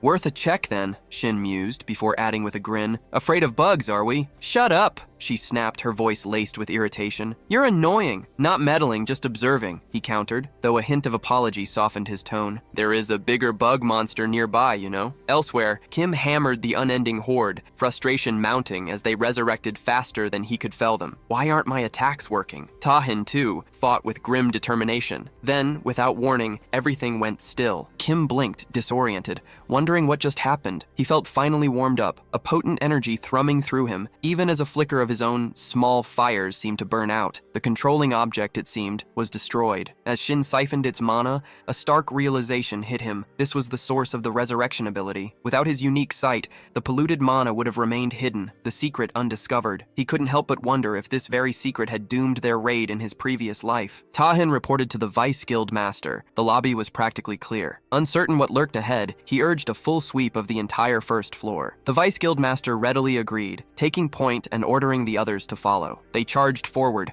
only to slam headfirst into another group of the same monstrous creatures. Kim didn't hesitate, shoving the Vice Guild Master aside. "I'm going first," he barked, launching himself into the fray. As he engaged the monsters, Seung's mind raced. Was the mana they were gathering somehow originating from an object within themselves? Shin pointed to a precise spot. "Shoot! There!" he commanded. Confusion clouded her face. "That will break the controller?" she asked. Shin quickly explained the situation to the others, and in a heartbeat, understanding clicked. The solution was simple, brutally efficient. Shin marveled at their speed. The first floor cleared in a blur. They moved through the final room with brutal efficiency, quickly reaching the stairs. "First floor's done," Tahan announced. "Time for the second." "Don't act like a damn leader, you bastard," Kim snapped. "You already knew what was happening." Tahan, ignoring Kim's outburst, motioned for his own people to follow. Kim watched him seething, convinced Tahan was deliberately shunning them. Fine, he thought. I'll just have to crush his pride too. But then a sharp pain lanced through Kim. He'd pushed himself too hard in the last fight. "Let's go," he grunted, the bravado fading. The girls immediately suggested they stick together. A subtle unease pricked at Shin, a nagging feeling about Tahan's words, though nothing concrete stood out. He had to be sure. Breaking away, he slipped into the next room alone. Just ahead, on the second floor landing, stood a solitary figure. A surge of raw power slammed into them. "No time for skills!" Kim yelled, as the others found themselves instantly surrounded, fighting desperately to protect themselves. "Is everyone all right?" Tahan's voice ripped through the chaos,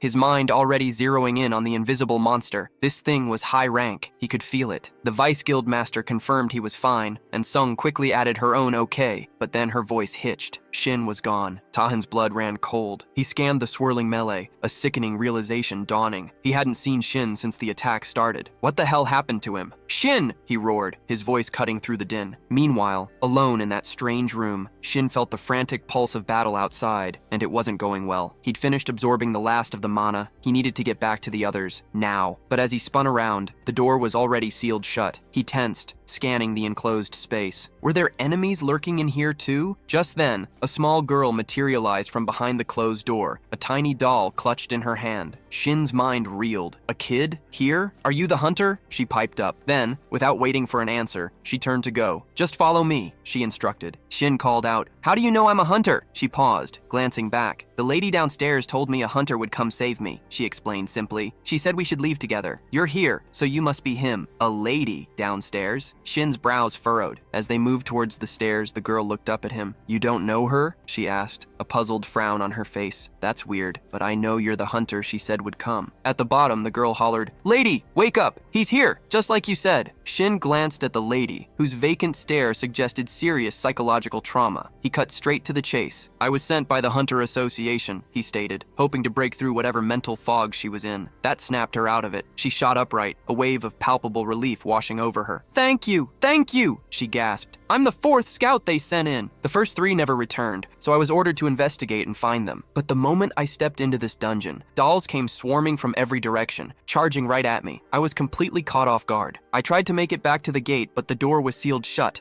the wooden top blocked, trapping me in here." Shin, assuming they shared a similar plight, asked if she knew what had befallen the other scouts. She nodded. From the entrance, she'd called out their names, but something felt wrong. They seemed unconscious. Suddenly, they attacked her. She fled, eventually meeting the girl who'd aided her, only for the scout to mention the girl had played with her too much. Shin pressed for the girl's name. "Elizabeth," she replied, "but I prefer Beth." He suggested they regroup and leave, arguing it was too dangerous to stay. She countered that the second floor outside was even more perilous. They resumed their desperate battle against the invisible entities. Shin sensed the enemy's stealth was finally faltering, leaving him to wonder if these were in fact human-type monsters. Suddenly, a card fluttered down. Shin's eyes fixed on the face. It matched one on the missing scout posters from the association president. Sung's voice cut through the air. Their faces? They seemed familiar. Shin barked a command. "Hold your fire! Those are the missing scouts." He rapidly processed their situation. Stealth abilities had a cooldown, leaving users vulnerable with drastically reduced movement speed. Taking them out easily now was out of the question. Kim's excited shout ripped through the air. "They're finally learning stealth!" he bellowed before the realization hit. Scouts. Their speed visibly waning, Kim declared, "I'll kill them with one punch." He charged, but Sung retaliated, firing a shot aimed straight at Kim's nose. This only fueled Kim's fury. A flicker of madness entered Kim's eyes. He swore these weren't monsters, but people who could be saved. There had to be a way to restore them. But as the palpable killing intent from the fading figures washed over him,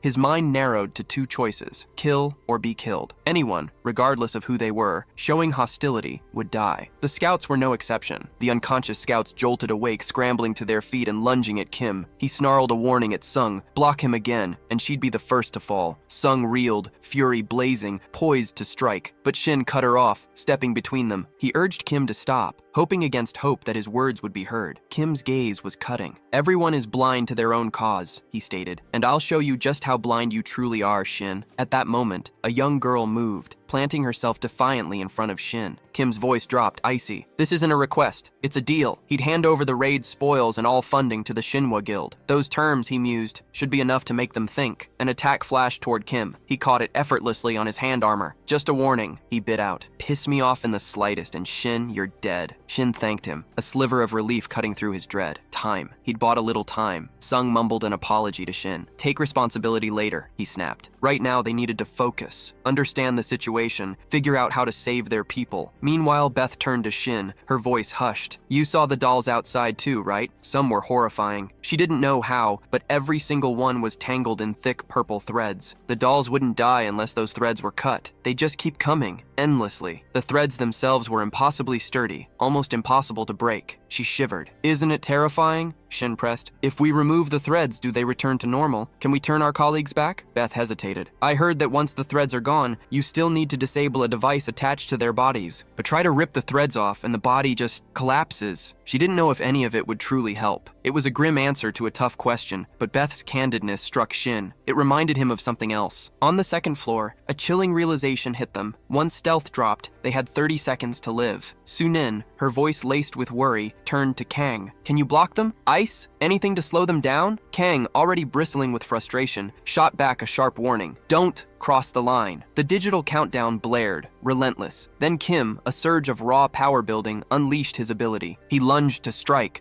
only to hit an invisible wall. His skill had been nullified, and the gnawing pain from earlier began to flare, intensifying with each heartbeat. A voice, crisp and calm, cut through the tension. Shin had powered down just in time. Shin, standing shoulder to shoulder with Beth, admitted, "We barely pulled you back. From here on, it's my show." Tahin, eyes wide, spun around. "Shin, where'd you go so suddenly?" Shin's voice, though distant, held a reassuring calm. "Just needed to check something. No big deal, nothing to worry about." Tahin sighed in relief. "But this is a dungeon. No more vanishing acts, understood?" Behind them, Shin alerted Tahin. "Scouts! Stealthing up again!" Tahin pushed forward, positioning himself. "Stay back!" he commanded. As the invisible enemies ghosted past, Tahin's blood ran cold. They were hunting Shin. "Careful!" he barked. Shin, however, saw them. The polluted mana threads, like glowing spider silk, gave their hidden forms away. A blur of motion, Tahin intercepted a strike meant for Shin. "I see their weak points," Shin called out, his voice sharp with focus. "I'll mark them. Aim true. Avoid hitting the main body." Tahin nodded, a question forming. "The blue shards?" Shin began pointing,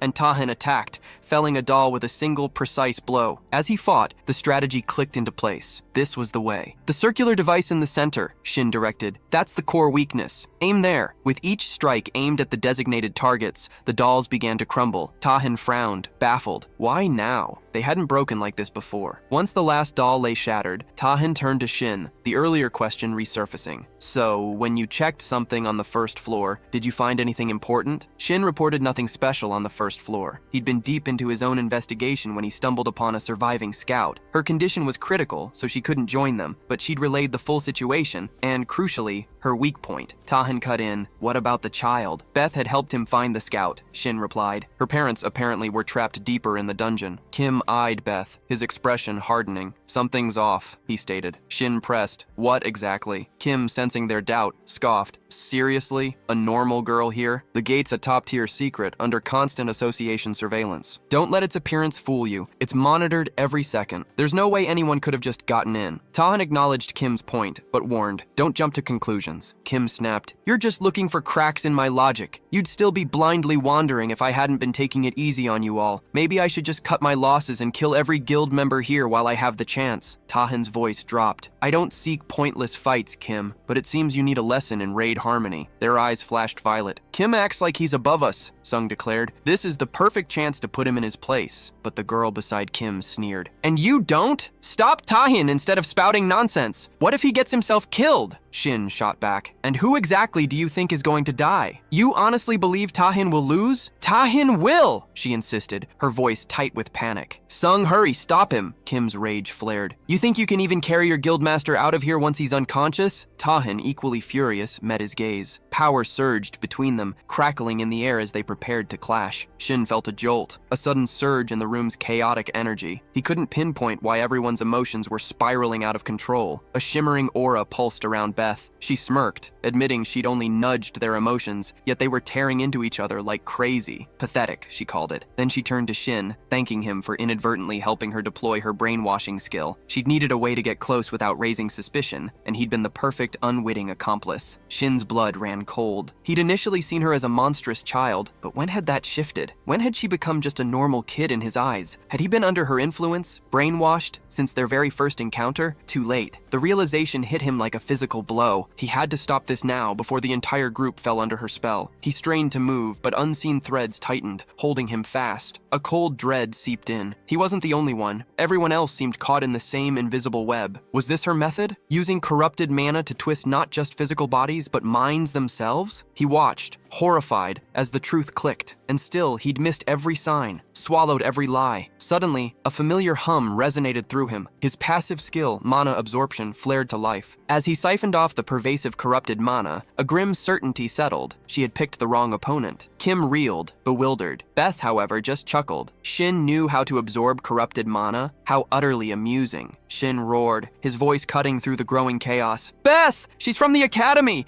Attack her now!" But before anyone could move, Beth's voice, sweet and innocent, rang out. "Mom! Dad!" Instantly, two figures materialized beside her. She pointed at Shin's group, a pout on her face, accusing them of bullying her. "Punish them!" she demanded. Kim, his eyes glazed, flexed his hands, muttering about ending them all in a single blow. Beth simply smiled at Shin. "Time for you to put on a show," she purred. Kim unleashed an explosive attack, tearing a gouge in the ground between them. Kahan stared, aghast. "Kim, what are you doing?" But Kim was gone, a puppet on Beth's strings, the invisible threads coiling deeper within him. Beth clapped her hands, genuinely pleased with her work. Shin's mind raced. Was this why he'd felt that faint trace of corrupted mana from Kim's hand earlier? Beth, as if reading his thoughts, offered an explanation. Lewis, she revealed, preferred to hide behind the shy, those who went unnoticed, making them the perfect hosts. She found it endlessly entertaining, watching them fight their own teammates, turned into enemies before their eyes. Their own ally, a living doll, now a weapon. She leaned forward, eager to see what chaos would unfold next. Kahan, grim-faced, moved to engage Kim. "I'll take him down, fast!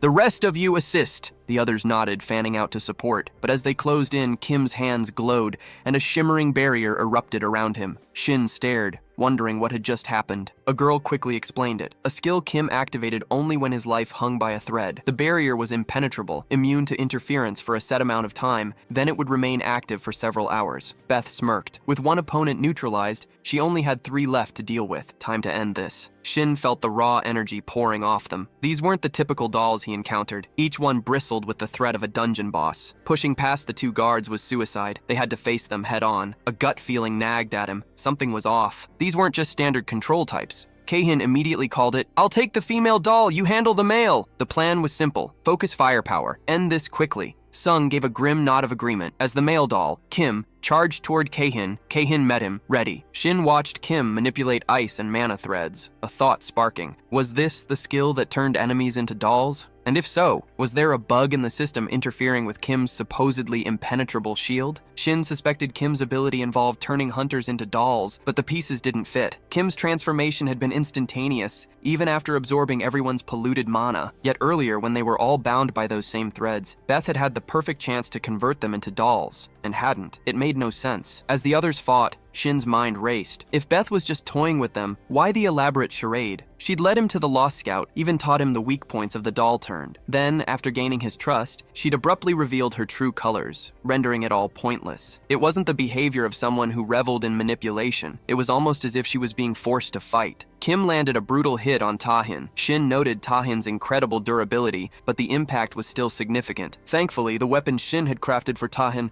allowed him to channel power, maintaining control and keeping it primed to explode. It was unfortunate, but at least they had that ace up their sleeve for situations like this. Then Sung yelled to the Vice Guildmaster, "Enough! He should be soft enough now!" She unleashed an enhanced bullet, tearing a massive hole in the doll's chest. Still, it moved. Tahin, locked in combat with Kim, realized the fight was far trickier than expected. What surprised him most was the sheer lack of variety, only simple physical attacks. That left only one true concern, mental attacks. As a berserker, he could resist them, but not completely. He barked orders. "Stay paired up! Watch for mental attacks! Hold your positions unless ordered otherwise! They're all destroyed, Mom! Dad!" Beth shrieked, a triumphant grin twisting her face as Tahin lunged. Perfect timing! Tahin's strike landed, jarring a small doll from her grip. Sung cheered, relieved. "See? I told you there was nothing to worry about." Ken chimed in. She acted like it was a huge deal, but that was boring. Shin, too, thought it was over, realizing his earlier assumptions had been way off base. But Tahin stared at Beth's tiny, lifeless form. Monster or not, the sight of a dead child still churned his stomach. He was about to order a retreat when a sudden, unseen force slammed into all 4 of them, freezing them in place. Not magic, not a mental assault, but an overwhelming presence, something utterly alien and terrifying. Shin instantly recognized it. As expected, he muttered, the hidden boss. A system screen flashed, displaying new main and additional goals, along with their grim rewards. Then,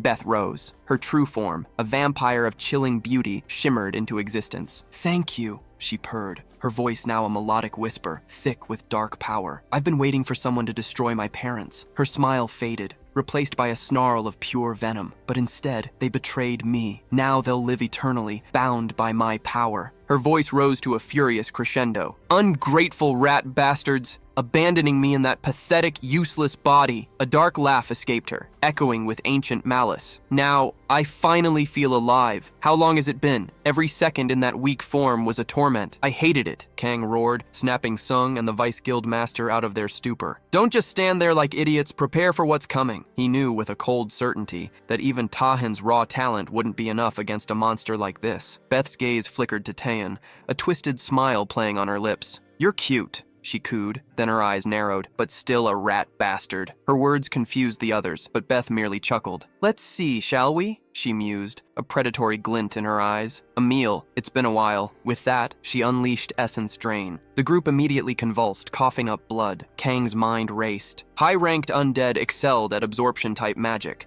but to suppress them all at this range, without any visible conditions or preparation, just how much of a monster was Beth? Taeyeon ignited his flares, channeling raw power. Beth observed, unfazed. Strong, she acknowledged. Strong enough that even in your current state, you might have been a problem. She tilted her head. If you had been able to use all your power, the results might have been different, but that won't happen. She crushed something unseen in her hand and attacked. Shin stared at him, the question hanging in the air. What percentage of a threat did Taeyeon honestly believe they were up against? Taeyeon, sensing the unspoken challenge, demanded, "What are you talking about?" Shin laid it out. Your berserker explosions have a hard limit, Taeyeon. You can't sustain 100% output without your body and mind shattering.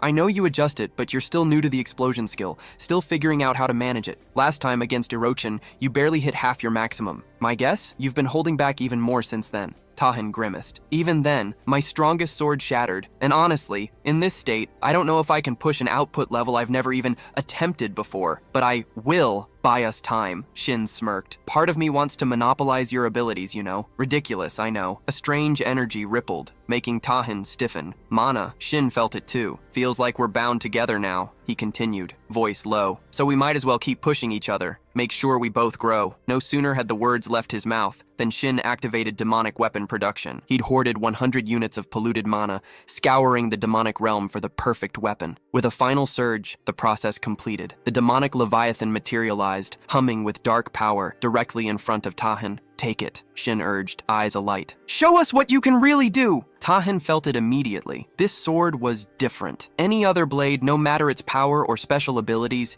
he'd have taken without a second thought. But this, it radiated something alien. Even knowing Shin had forged it, Taeyeon hesitated a beat before his hand closed around the hilt, a jolt of raw power surging through him. The polluted mana was palpable, crackling with a distinct flame attribute. It was terrifyingly powerful. Polluted mana and a flame attribute, Beth mused, her voice a low purr. Quite strong. Unfortunate for you then. Her hand flashed, a crimson surge of blood magic activating her bloodbath territory. Crimson tendrils seeped instantly into Shin's shoes. A wide area skill, he realized, his mind racing. Was it absorption? A shutdown effect? Beth's cruel smile widened. The absorption isn't as intense as it could be, darling, but it's still versatile. Her gaze sharpened. Your mana management, your basic metabolism. Slowly, they'll seize up. Everything, down to your very bones, muscles, nerves, and veins, will simply melt away. The pain won't be overwhelming, but it will take its toll. Taeyeon kept pressing forward. Beth watched him, a cold thought forming. He's still moving like nothing happened, even after his kill-off technique. But it was a lie. Taeyeon's body wasn't his own. The sword commanded every twitch, every stride.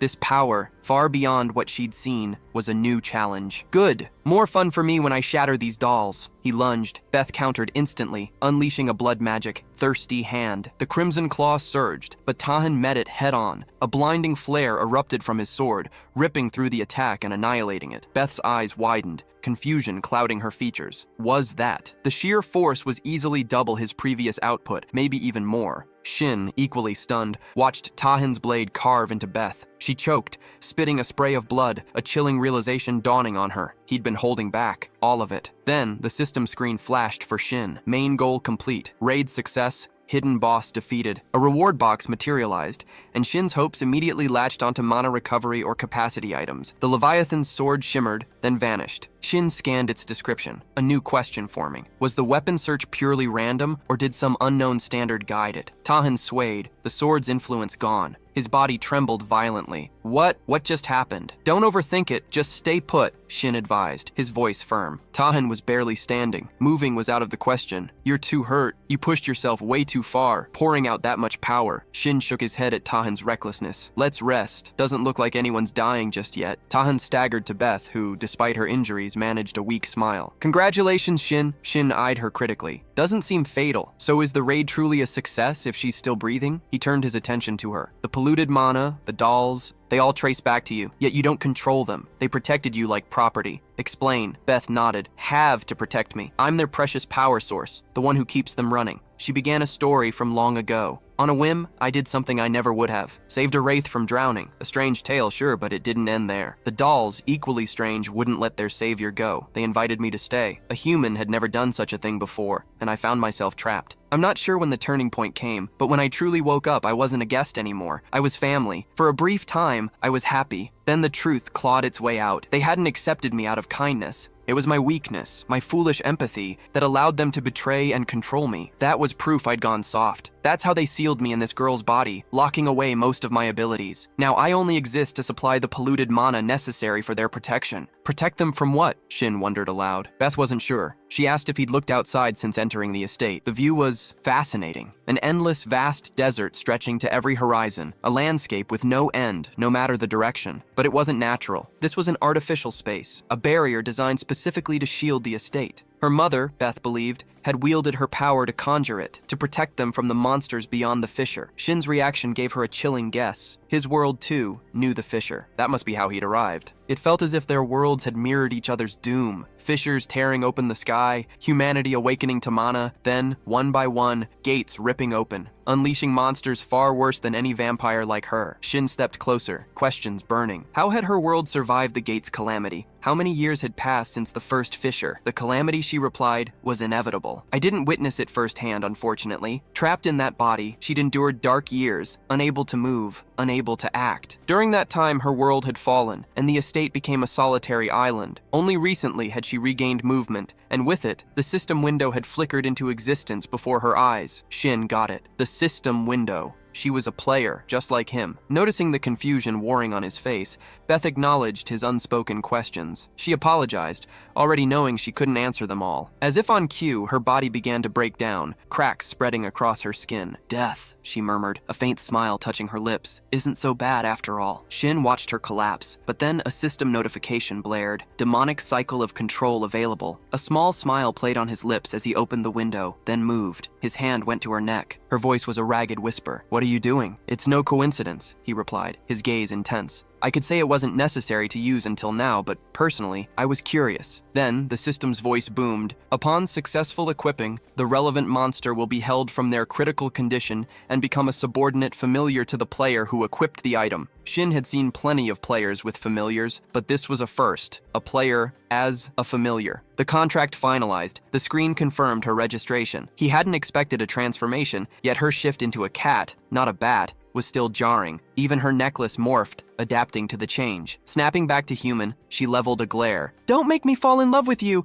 You're just using me as a familiar! It was more than humiliating, she insisted. It was agonizing. He doubted she could hold her human form for long. Unlikely, but even so, she had no right to refuse this humiliation. A message flashed across the screen. Supplying any mana, even corrupted mana, could temporarily disable the lock on her familiar abilities. It struck him as odd. A familiar unable to even transform? He still had no idea what to make of her, or how he could use her. All he knew was they were stuck, for better or worse. She shifted back to her cat form, and he scooped her up. Let me go, she demanded, but he only chuckled, teasing if she could still talk in this state. Their earlier squabble faded. He was curious now. Had she really been betrayed by those people? Confused, she asked what he meant. He cut her off, reminding her she'd already spilled it all. Don't repeat yourself. He understood now. Getting to his feet, he continued. Something still doesn't add up. She explained they'd stolen her power for their own survival, yet she questioned if a life like that even held meaning. He still couldn't fully grasp it, but her family struck him as pathetic. Were they even rational, or just pure ego? More like programmed dolls than living creatures, mindlessly following a preset pattern. Beth countered, "There's nothing to be done. Human mentality was designed to evolve alongside their physical forms. They'd become this way by force-feeding on corrupted mana, letting their egos swell and their rationality shrivel. Do you honestly expect me to feel sympathy for them?" she challenged. He shook his head. "No, most humans, myself included, wouldn't choose that existence." Shin's thoughts drifted to the father doll. Had it moved bodies? Beth cut in, demanding, "What are you getting at? If it wasn't him, he wouldn't have chosen to live like that. So what's your point?" Shin manifested a shimmering purple orb, beckoning Beth closer. She floated towards it, a familiar, unsettling compulsion clinging to even that simple command. As they neared the orb, Shin explained, "You might not realize it, but this is an essential crystal. It's usually central to black magic rituals, capable of storing both mana and fragments of a soul." He paused. "Those people must have siphoned your power, stuffing it into the doll, essentially infusing their own essence. They might have lacked raw power, but their technical skill was undeniable." Beth frowned, a question forming on her lips, but Shin cut her off. "There wasn't another way, was there?" Suddenly they materialized within a house. A family gathered around a dining table, their voices low. The woman at the table spoke, her voice strained. "Thousands of visions these past few days, but the outcome never changes. The conclusion is always the same. Something is happening between two worlds. Over the last few years, the frequency has been increasing uncontrollably. Even if we postpone it as long as possible, it'll be too late to prepare for what's coming." Beth realized this wasn't the present. A vision then, woven from memories. Were they the father's? The father leaned forward, pressing for details on her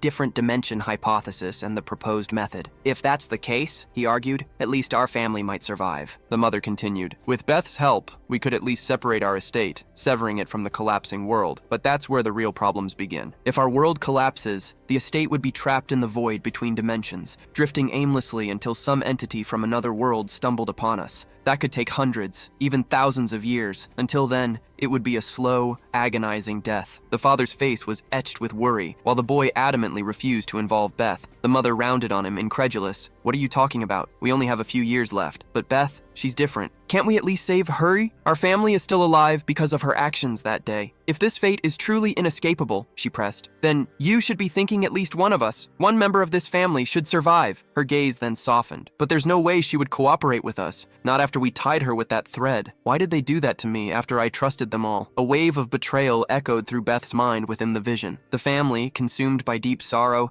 simultaneously summoned glowing crystals into their hands. The boy finally spoke, his voice quiet. "After transferring our consciousness into the doll's body, will it still retain our human minds?" The father's reply was grim and immediate. "Yes, it will. For a time, decades, perhaps even a century, their human consciousness would linger, but inevitably it would slowly, then completely, fade. Within 200 years, they'd be empty vessels, forgetting who they once were, reduced to the dolls they were forced to become. Trapped in their isolated dimension, they knew dangerous variables could emerge. When that time came, these dolls would stand as Beth's impenetrable shield. The father's resolve was clear. They would protect her, doing everything in their power until a savior from another world arrived to claim and save her." Shin, having just consumed 50 units of corrupted mana, saw Beth crying. He wondered briefly why they hadn't told her sooner. "If we had," Shin stated, his voice flat, "we all would have met our end together. This was a ruin we couldn't avoid. You would have chosen to face it with us. Stop sitting there. Get moving." Shin's words were sharp. "We don't have time." A system window flashed, confirming his urgency. Beth's freed abilities would last a mere 2 minutes. This wasn't even a full recovery. 50 corrupted mana for 3 minutes? He scoffed, his gaze hardening. "I'm not wasting that expensive price on you crying. Your role is to conclude this. These are the ones who remained as dolls, protecting you all this time. The least you can do is help them find peace." Beth scrambled to her feet. "I can't do that," she choked out. "How could I?" "Don't be pathetic," Shin snapped. "Their destruction was inevitable, their death certain. They could have organized everything, chosen to live their final moments in happiness, but they didn't. Those people trapped themselves, sealed themselves into an endless life sentence, just for you. Not for you, not for me, but for the sheer devotion of your family. The least you can do is honor that." Though the depth of her family's sacrifice still eluded her, Beth unleashed her power. The system screen flickered. Additional goal achieved. Shin has discovered the truth about himself. With that, the dungeon raid completed. Others arrived, pulling them out, severely injured all of them. Yet Shin walked on his own power. He mused internally that the ordeal felt longer than expected, a thought he kept from Beth, who still clung to her cat form. Turning to her, he asked, "What do you think of this place compared to your world?" "No comparison," she decided, her voice low. "Even the mana here feels so weak." But choice wasn't hers to make. Whatever this new place was, she would live and she would thrive. It was her obligation. The scene shifted. Night had fallen over Kang's house. She muttered to herself, annoyed about her inability to quit drinking. Then, spotting a figure, her voice sharpened. "What's a rat doing here? Come to ruin things, have we?" "Rude," the boy replied, finally flicking on a light switch, banishing the shadows. "Calling me a rat." He took a slow sip of wine. "Just waiting for my colleague, Kang, exhausted from longing." "Surely you can understand that much," she snapped, her power flaring. "Enough of this nonsense. Why are you even here? Do you want to pay for the bottle he opened? Even his life wouldn't be enough." He slammed the table, frustration etched across his face. "So cruel. I wasn't here for personal reasons. I heard she'd gone into an unconfirmed dungeon, and you know how interested I am in those. I just came to hear all about it, how fun it was." Once she'd finished recounting her story, he smirked, realizing she hadn't seen a thing. It genuinely surprised him, a proud queen blacking out so pathetically in the middle of a raid. "Shut up!" She cut him off, the absurdity of it all getting to her. Unconscious or not, she'd seen the results with her own eyes. Tahin, with just 2 swings of the sword Shin had given him, had finished the boss. Even for a berserker's explosion, the sheer power was unprecedented. The boy nodded. S ranks are different, all right, definitely worth hunting, but Kang wasn't so easily swayed. The spectacle was memorable, sure, but her focus remained on the supporter. She knew the boy was just a D-ranked small fry, good only for making weapons. Yet that weapon had withstood Shin's full power. If they could wield such a sword, he cut her off with a dismissive wave. "If you could churn out sturdy swords, that'd be genuinely useful, maybe even worth carrying around. But a tool is just a tool. Without someone to grab the hilt and swing it, it's useless. The true measure lies in the wielder's ability and the purity of the fight. Everything else is simply impure." He made to leave, his point made. "And that impurity," she countered, "might be the very reason you fail when you hunt Tahin." He actually agreed. A D-rank supporter, the queen's latest obsession, is interesting. Not on Tahin's level, no, but I'm curious. I'll meet her later. By then I might have killed both Tahin and your little impurity. Days later, the scene shifted to Shin's room. He lay on his bed, the lingering exhaustion a heavy cloak despite having slept for what felt like ages. It wasn't the demonic weapon production, he mused, but more likely Beth's absorption skills sapping his strength. "Beth?" he mumbled. "Is there any way to get rid of these side effects?" No answer. He glanced around, noticing her absence. Where had she gone? After a moment, he shrugged. It was fine. She was his familiar. He could always force a summons. She knew that. Besides, she had to be curious about this new world. As long as she wasn't doing anything too weird, he figured he could let her be. His eyes snagged on the mischievous treasure chest, a real one. He'd only heard whispers of these player-hailed random rewards,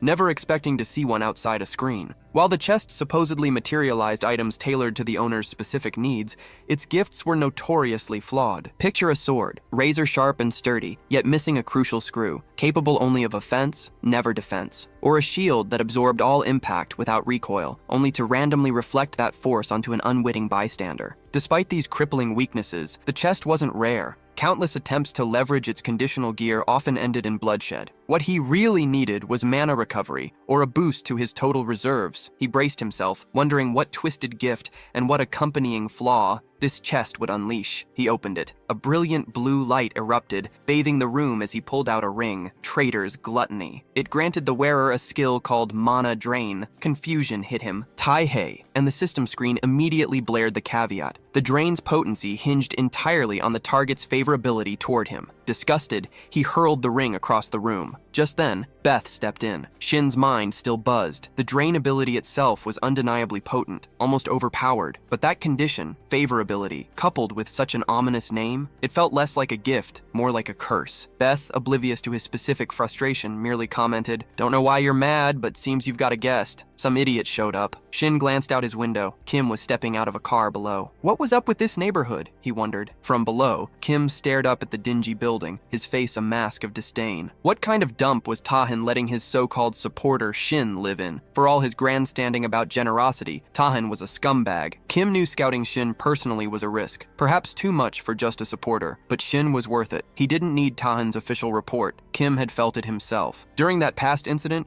Shin had unleashed an energy so potent it had ripped through the barrier, touching Kim even from a distance. A D rank? Kim scoffed. Shin had A rank potential minimum. Tahin hadn't hired him for nothing. If Shin wasn't completely loyal to Tahin, Kim decided he'd make his move. A moment later, Shin appeared, stepping out to meet him. "How did you find my apartment?" Shin demanded, his mind racing. There was no legal way Kim could have gotten his address. Kim merely shrugged, unperturbed. "How I found it isn't the point. It's how you received it that matters. Most people would be thrilled thinking the best guild wants them bad enough to go go this far. He gestured expansively at Shin. You must have been pretty impressed to come out personally. Shin walked straight past him. I didn't come out to meet you, he stated flatly, almost apologetically. It's just my helper job certificate renewal date. Kim cut straight to the chase, detailing Tahan's meager offerings to Shin, before countering with a promise of triple the amount. He knew after their last encounter, he probably looked like a fool. But for genuine talent, Kim pledged, he offered unrivaled treatment. The best, beyond anything anyone else could match. Shin just stared. Surprised you're that self-aware, Kim, but it changes nothing. My answer is the same as Tahan's. You have nothing to offer me. Kim bristled, the reply echoing Kang's recent rejection. Do you think I, or my guild, are idiots? His fists clenched, knuckles white. I'll show both you and Kang exactly what I can offer. You'll both come begging for the job. With that, Kim stormed out. He'd reconsider everything he thought before. The Hunter Association setup was a mess anyway. Most hunters drove themselves, which made sense. He bumped into a man, muttering a quick apology, but the man just walked past without a word. Shin kept walking, a persistent weariness reminding him his condition wasn't fully recovered. A figure approached, directly in his path. Shin tried to place the face, but it was unfamiliar. Is Do Jun-hun still alive? He wondered. At a dungeon entrance, a hulking man with a giant hammer nodded to his party head. Prep's done. Time to move. He swept his gaze across the group. C rank and above, even the best hunters can get crippled or killed by one mistake. You all know the risks, but we can't be too careful. A young woman nervously mumbled, "This is my first time attempting a C rank or higher." Shin, the designated helper, felt a flicker of surprise, then offered a calm reassurance. Our tank's a veteran. Stick with him and we'll be fine. He knew, even as he said it, that offering such guarantees wasn't really a helper's role. As they began to move forward, a man with his face hidden beneath a hood, Yoon Do-jun, reviewed his own stats. D-rank supporter, macro crafting specialist. 2 years in the hunt, but only a year of real field experience. He remembered his first year, with the Doan Guild, under Hong Do-yoon. During a shared meal, Do-yoon had mentioned a D-rank gate. Do-jun, then fresh-faced, had questioned it. Why bother with something so simple? With your experience and the guild's resources, shouldn't we be aiming for C ranks? Do-yoon had just smiled. It's a D rank, yes, but its size and resource yield are massive. Dungeons like that offer huge profits for minimal manpower. That's why the big guilds usually snap them up. D rank dungeons seem so small time, Do-jun thought, especially for the big guilds already swimming in riches, probably just pocket change to them. His gaze sharpened. But for new guilds like ours, it's everything. Even if we only pull in half of what we expect, that's enough to upgrade my hardworking members' gear,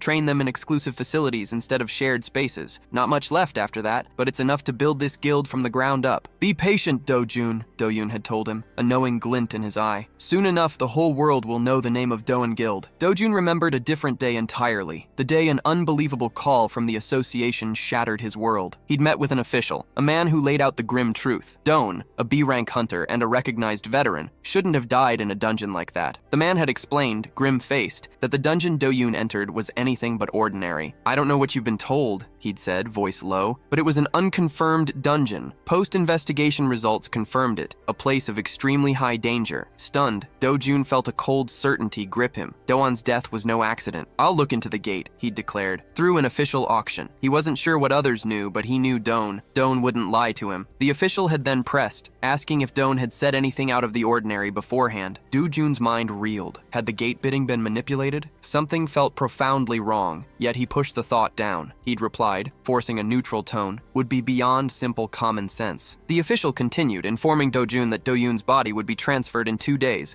once the investigation concluded. He'd hesitated, then added, it's fortunate we recovered his remains thanks to one survivor. Because of him, we collected all the bodies easily. A survivor? Do-jun had wondered. Who? The man admitted he didn't know the full story, only that the survivor was just lucky. Pushing the gnawing memories aside, Do-jun refocused as their team arrived at the dungeon. All right, let's get started, the leader barked, gesturing towards the shimmering gate. We're going in. Let's finish this raid without serious injuries if possible. But as they stepped through the shimmering portal, Do-jun couldn't shake the thought. How could all the guild's veterans, including Do-yoon, a B-rank hunter, have died, yet Shin, a rookie D-rank supporter, survived? It made no sense. Every angle pointed back to Do-yoon's death. Whatever it took, Do-jun vowed, he would uncover the truth. Moments later, a lone figure approached the gate, only to be promptly stopped by the guards. Only raid participants are allowed in, one guard stated, blocking his path. The man smoothly claimed he was part of a party, insisting he must have simply gotten the time wrong. He flashed a permit, urging them to check. The guard verified provide the permit. These lunatics would be crawling out of the woodwork at all hours if they weren't tied to the raid, the man muttered under his breath. Approved, the guard announced. What a relief, the man said, a thin smile playing on his lips. What was that? The guard pressed, a hint of suspicion in his voice. Just relieved I'm cleared for entry, the man clarified smoothly. Then, a venomous whisper beneath his breath, because if I wasn't, you'd all be dead. His thoughts turned to Do-jun, deep within the dungeon. It'll be interesting to see what kind of abilities my hero candidate truly possesses. Inside the dungeon, the party had just felled the Hate Duke monster. We finally took it down ourselves, the team leader crowed, relief evident, but Do-jun felt a chill, a nagging sense that something was wrong. No way this was a C-rank dungeon, he stated, voice grim. This was easily a high-level B rank. If they'd held back their true abilities until the very end, it could have been deadly. The leader turned to the dealer, offering profuse thanks. I never thought we'd have someone so talented with us, Do-jun scoffed internally. While the dealer had certainly contributed, it had only been about half of what was required. He replayed the brutal fight in his mind, the leader falling back, while Do-jun had been the one to stand his ground, confronting the monster head-on. If I'd just brought my usual equipment, he muttered, that whole mess would have been much easier. Shin broke the silence. Looks like you'll need new weapons. I'll make you a pair. Then, his gaze sharpened. Once we leave, will you conveniently forget about your abilities? Do-jun bristled, trying to dismiss the unsettling implications. The weapons themselves were unnerving. Their strength, cutting power, and sheer weight were all vastly superior to his standard gear. Who can materialize high-level weapons this easily? Is Shin truly just a D-rank supporter? Do-jun demanded. Shin, who are you? Shin's reply was sharp. I should be asking you that. We've never met, yet you know my name. He pulled off his mask, his gaze direct. Do you know Do-yun, my older brother, the guild master of Dun Guild, the one you belonged to a year ago? Shin looked genuinely confused, but Do-jun pushed on, his voice a low growl. I don't care who you are. I want to know everything that happened to my brother a year ago, and your part in it. Before he could press further, an attack tore through the air, aimed squarely at him. Do-jun instinctively drew his twin swords, expecting a lingering monster. Instead, a man stepped out of the shadows, a sudden jarring presence. The man's voice cut through the silence. Your best days might be ahead, but I didn't think anyone could deflect my attack. To think someone like you is still alive. I've already killed the others. Do-jun tensed, a cold dread washing over him. He hadn't even registered the man's presence. This strength, is he a berserker? He's definitely a few steps above me. He whispered to himself, no need to be scared, just relax. The man smirked, his eyes finding Shin. I heard there was a D-rank supporter mixed in, but it turns out to be Impurity Boy Shin. Shin frowned, his voice sharp. What do you mean by that? The man dismissed Shin with a wave. A shame. I'd hoped you'd put up more of a fight, but that doesn't mean I'll let you live. A chilling realization hit Do-jun. This man knows Shin too. Then the man shifted, raising his giant sword. A predatory grin spread across his face. Let's see if you have something to offer. The hunt's more fun if you do. Do-jun braced,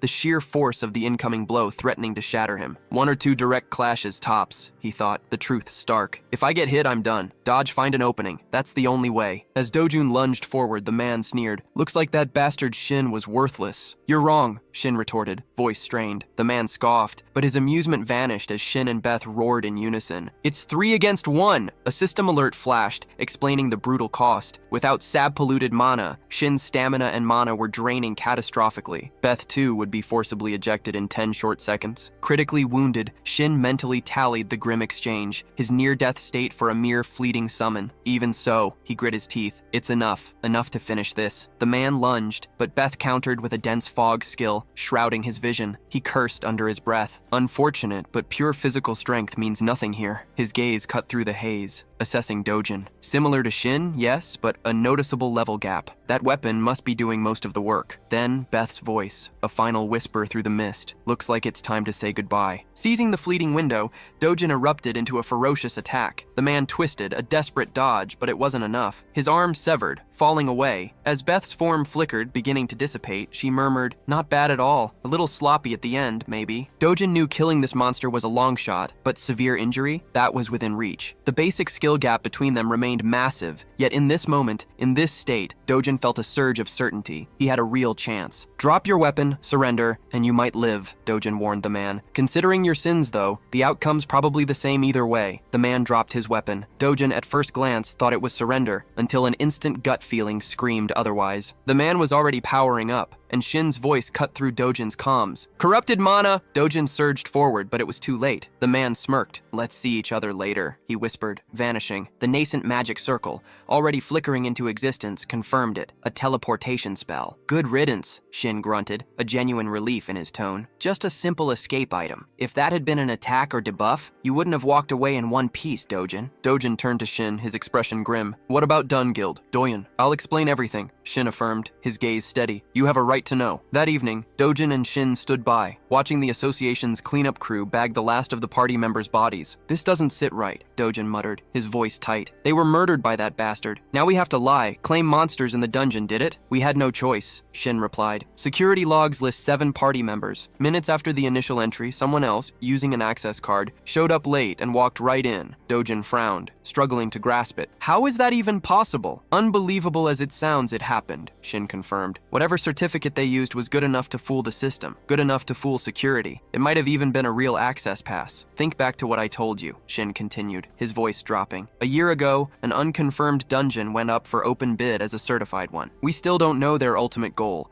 but I'm certain this wasn't the work of some small-time crew. If the association ever caught even a whisper, any organization involved would be instantly obliterated. The person pulling strings here has to be a major player, someone so important that even if they're caught, it won't matter, Shin explained. You probably get the gist, but understand this. We're not just up against ordinary bad guys. This is why they went as far as manipulating the guild members' families, your family included.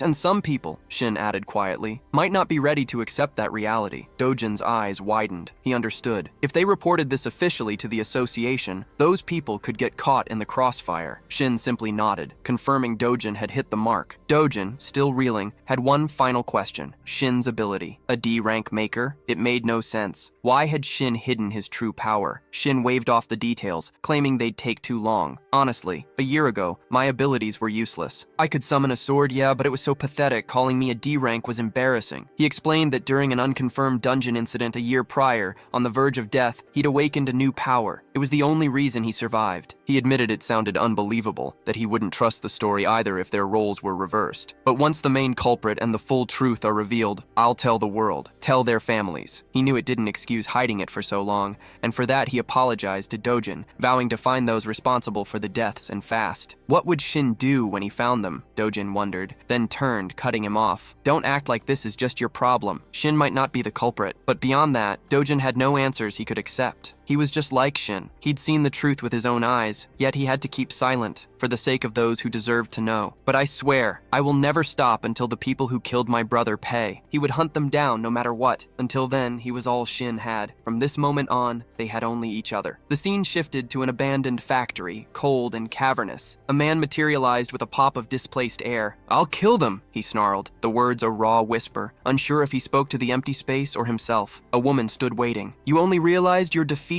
after you fled? She sneered, her voice dripping with disdain. Is that truly how pathetic you are? She advanced, her heels clicking on concrete. You should have returned dead, or at least hopelessly broken. Then I could have used you as a sacrifice. Her gaze was scathing. No need to act like a dog in the rain. He still had high hopes for you. With a flick of her wrist, a grotesque tiny object materialized before him, complete with a minuscule mouth and unsettling eyes. The man stared, bewildered. Don't refuse, she commanded. Eat it. It will become your new arm. Skepticism warred with his fear. Are you messing with me? He rasped. You expect me to just eat some strange unknown thing? She acknowledged his hesitation. We hardly have a trusting relationship, I know, but you can only afford to be picky if you have options. And right now, without your primary weapon, I doubt sheer effort will save you from your current predicament. He picked up the squirming thing, a low growl escaping his throat. If something happens to me, then you're free to do whatever you want, she calmly finished. He swallowed it whole. A gut-wrenching scream tore from him, echoing through the empty factory. After a long moment, the woman watched him writhe, a faint smile playing on her lips. They match better than I expected, actually. She teased. It might take all night for it to fully take shape, but this is only its first form. For now, he had a new arm. She added, just use it. Over time, it'll naturally transform into something more suitable. If you don't like it, you can tell me anytime. The thing is like my child, so I can do whatever I want with it. He seethed, a primal rage coiling within him. Dojon and Shin, both marked for death, but even deeper, a burning hatred for the one who'd so casually severed his hand. Meanwhile, at the airport, a media frenzy erupted. Cameramen and reporters swarmed the arrival gate. Beside Dojon, a girl observed the chaos. chaos. Looks like a celebrity's landing, she mused, nodding towards the throng of photographers and journalists. Dojon shook his head. No celebrity, a hunter. He turned to her. Ever heard of the Kim W Guild? One of the big three in South Korea. She nodded. Sure I have, but why the airport? They're based right here, aren't they? Dojon explained. Been reading up. Special invitation from the UK. Sounds like they cleared a truly brutal, dangerous gate. A reporter's voice cut through the din. Woo Hyen, how do you feel after successfully completing the city at Dia raid? Another shouted, heard you got a huge success payment from the British government, Hyen. Then, do you believe South Korea's top 3 guilds can compete internationally? Hyen's assistant stepped forward, blocking the path. No interviews at this time. An official press release will be issued later. As they finally broke free, the assistant turned to Hyen, admiration clear in her voice. Cleared my schedule until tomorrow. You've got that group interview with the Manhwa Guild representatives at 11 a.m. Then, a more serious note. Also, 2 days ago, a sighting of the executive. Hyen paused. Where? The assistant explained. An A-rank error dungeon in Bayonne. Witnesses and the barricade lead confirmed it. Someone arrived later than the others, their appearance matching all existing reports on the executive. The association also confirmed 2 survivors, a B-rank assassin and a D-rank supporter. A D-rank supporter survived? Hyen frowned, surprised. Was the B-rank assassin that good? Her assistant shrugged. Don't know, but both survivors later claimed their party members' deaths were just accidents during the hunt. Hyen's mind raced through possibilities. Were the survivors allied with the executive, or had they been coerced, threatened into silence? Either way, she had to meet them. They held answers she desperately needed. Hyen sat in his room, the glowing screen of his datapad reflecting the dim light. As expected, his search for the mysterious man yielded nothing among the Hunter Association's records of great swordsmen. The man wasn't a well-known hunter. Hyen knew that much. He also constantly changed his appearance, a ghost slipping through the cracks. But one thing was certain, the man was tied to the strange incidents plaguing the error dungeons. Hyen grimly suspected these glitching dungeons, these anomalies, were the work of the man's organization itself. His thoughts drifted to the estate where Beth had been held. Could they have wiped out all the hunters present, including Tahan? The potential of those people, future heroes, every one of them, their eradication would be an incalculable loss for the world. It wasn't just forged dungeon ranks anymore. Sending separate assassins suggested the organization operated far beyond dungeon walls. The true danger, Hyen realized, wasn't just inside the dungeons, but also lurked very much outside. A sudden buzz cut through his silence, his comm unit. The caller wasted no time asking, have they contacted Shin? Later that evening, Shin found himself at a high-end restaurant meeting Kang. She took in his attire with a wry smile. I expected a tie, given the place. Perhaps I expected too much. Shin shrugged. He'd never been to a place like this, never even considered it. The more time passes, he said, his voice flat, the more distrustful I become of society. He was certain his address and phone number weren't in any publicly accessible association database. Kang raised an eyebrow. Your address, then? Did Kim come to visit you? She leaned forward, a knowing glint in her eyes. It's obvious what happened. Kim, probably wearing that greasy smile, all his usual unfounded confidence. But she quickly waved a hand. Don't worry, Shin. I'm not here to deliver bad news. I just invited you out because I have a personal interest in you. She paused, then pressed. Or did you come because you were interested or had business with me? She gestured to the empty chair. Sit. Drinks are on me. This isn't the kind of conversation I can enjoy over a drink, Shin countered, unmoving. If you don't have anything specific to say, I'll stick to my business. Kang sighed. I can't remember the end of the last dungeon. She frowned, a flicker of frustration crossing her face. I fainted. Even Tyne, as candid as he was, didn't stand a chance. So tell me, how did you defeat the monster? Shin scoffed. You should be asking Tyne, not me. I'm a D-ranked supporter. No combat ability to speak of. Everyone else was unconscious. There's no way I could have understood what was happening. All I did was use my remaining energy to create a sword. Nothing more. That's fine, Kang said, her gaze unwavering. Shin, however, was left wondering what she really wanted from him. Kang's words were unsettling, yet delivered with a strange amusement. A maniac with a great sword was systematically hunting hunters, and she was the next logical target. Shin cut in. If his predictions held, her entry into an A-rank error dungeon meant she was already a target. Among all of them, she stood out as the sole hunter unaffiliated with any guild. Kang, unperturbed, continued her thought. They'd likely target her first, she elaborated,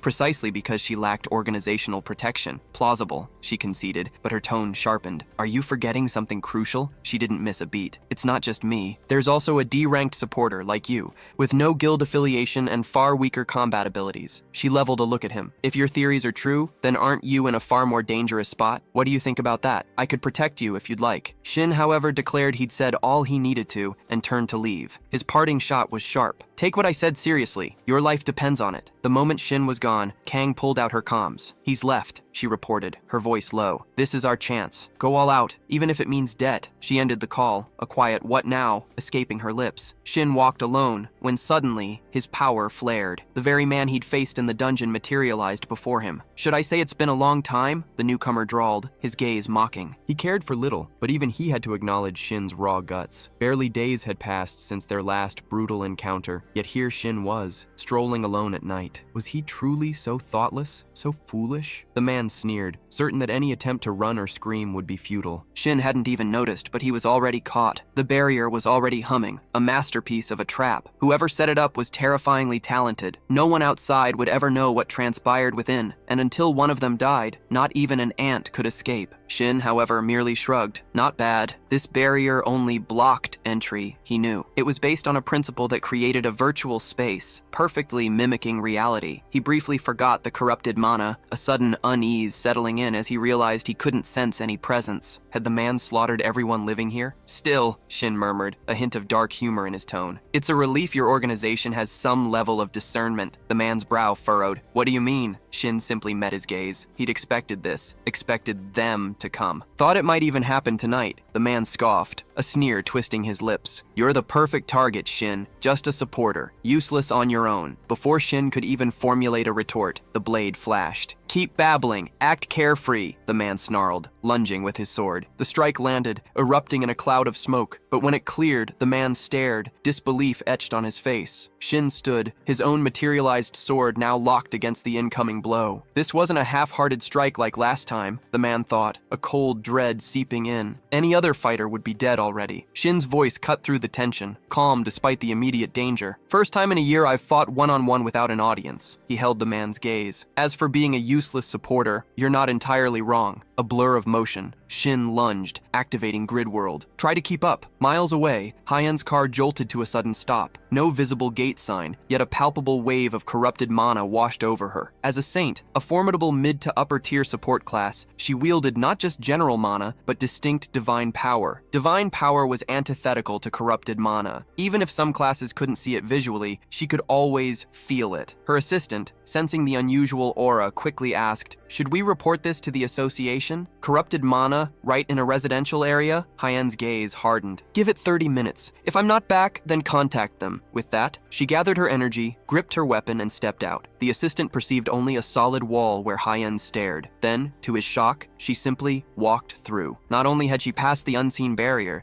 but her presence vanished entirely. He could only hope she'd be safe. Back in the fight, Shin didn't just fight, he played. He dismissed his materialized sword, a feint, drawing the man's focus. The opponent barely dodged Shin's next move, fury boiling over. "Tricks like that won't work on me," he roared. But as the words left his mouth, a glint caught his eye. A KM-38 mana grenade, one of the army's high-powered monster killers, landed at his feet. The blast was instantaneous, engulfing the man in a concussive wave. From a distance, the lady watched, a flicker of grudging respect in her eyes. Shin had even made the Empress bow, a feat in itself. He was, without a doubt, a troublesome adversary. His materialized weapons weren't fancy, just brutally strong, impossibly sharp blades. Their true power, their special abilities, unlocked only by his hand, seemed designed for sheer physical resilience. Yet it wasn't the weapons that truly stunned her. It was Shin's skill. He didn't just throw them. He wielded them with a terrifying, almost surgical precision. Speed, angle, power, timing, every variable was perfect, so refined that even an executive of her caliber struggled to track. Then came the firearms, materializing and deploying at just the right moment. His combat application was simply peerless. Such devastating effectiveness spoke of true battle experience, a seasoned veteran. Had a monster like him really been hiding all this time? After After the shots, Shin's thoughts drifted. Mana bullets were barely a tickle to C-rank monsters and above, but against humans, a different story entirely. Human toughness, human resilience, it was a whole different game, especially if you caught them from behind, defenseless. He hated even imagining such a scenario, but knew he'd never be on the receiving end. Is he finally ready to concede? He mused. The man, still red-faced with fury, spat out a single word. Bastard! Shin merely shrugged, a casual dismissal. Just being polite, he drawled, before a storm of spectral swords erupted towards his foe. When the ethereal fog finally cleared, it revealed a grotesque sight. The man, already growing a new arm, had used it as a shield. From the sidelines, the watching lady let out a sharp sigh. No choice then, she muttered, activating her own power. She hated getting involved, but with her colleague in danger, there was no other option. A flash of regret crossed her face. She should have ended this long ago. Perhaps I was a little too greedy, the man conceded, a grim smile twisting his lips. Do your best, the lady urged, and with a sickening crunch, his hand morphed into something monstrous. Shin's grip tightened on his sword. The man's right arm, the one he'd severed moments ago, was impossibly whole again. Corrupted mana. That was the only explanation for this grotesque regeneration. He lunged, but the man's mutated hand moved with impossible speed, shearing through Shin's weapon before striking back. Shin barely managed to conjure a barrier,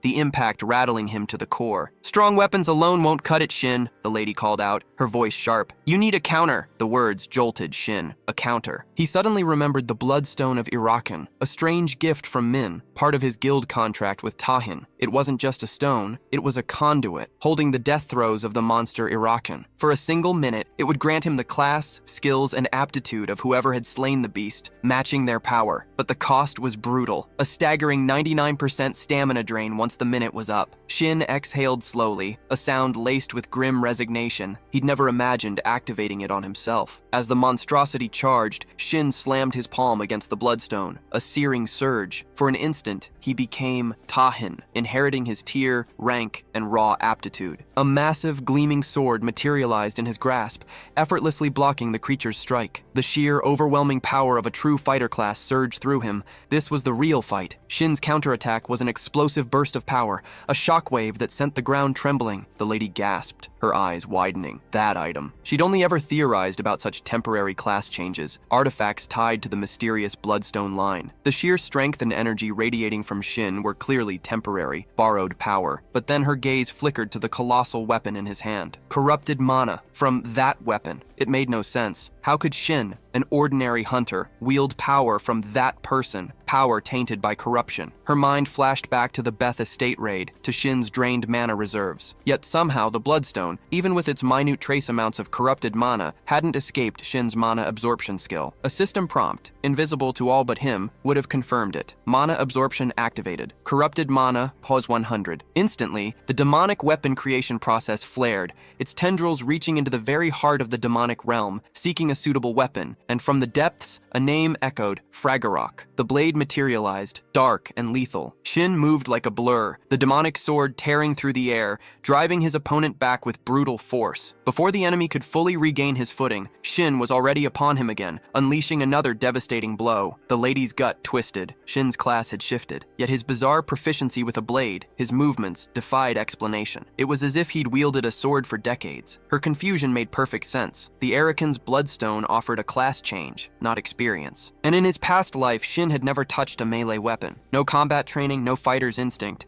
This was why the demonic sword Fragarok truly shone. While it lacked the raw, destructive might of Tahin's Leviathan, a weapon built for sheer firepower, Fragarok possessed a singular, terrifying ability. Shin felt himself a puppet on a string. His senses were sharp, his mind clear, but his body moved without his direct command. Even the primal urge to cut seemed to originate from the sword itself, pulling him along. The irony was brutal. Fragarok, a demonic blade with a will of its own, seizing its wielder, became terrifyingly effective in that moment. Sword and master were one, a lethal, unwilling synergy. As Shin lunged, his opponent screamed, spinning to flee. Too late. Shin was already behind him, blade arcing down, a decisive slash, then a sudden jolt, a profound weariness. Had the time limit expired? The man, a quivering wreck, tried to push himself up. Shin knew one more strike would be fatal, but before he could land it, a bolt of divine lightning slammed into the man. Shin spun, already guessing. Wu Hein emerged from behind, her voice cutting through the tension. Lots Lots of questions, Shin, but this isn't the time for pleasantries. Her eyes raked over his injuries. Don't move. Stay put! Hein secured the man, her voice firm. We won't lose him! The captive thrashed, bewilderment warring with rage. What's happening to me? What kind of situation is this? He spat curses at Hein's silence. Are you even listening? Do something! You have no other choice, Hein stated, her tone glacial. Without ceremony, the man was forced into a gleaming machine designed for decapitation. Shin and Hein watched, stunned, as the execution was swift and absolute. Then she appeared. No great surprise, she commented, her voice calm. I hadn't expected it this way, but I knew Shin would suffer in the end. He was worthless anyway, just removing a useless part. That's enough, Hein roared, her fury palpable. Another move and I attack. The woman barely registered Hein's threat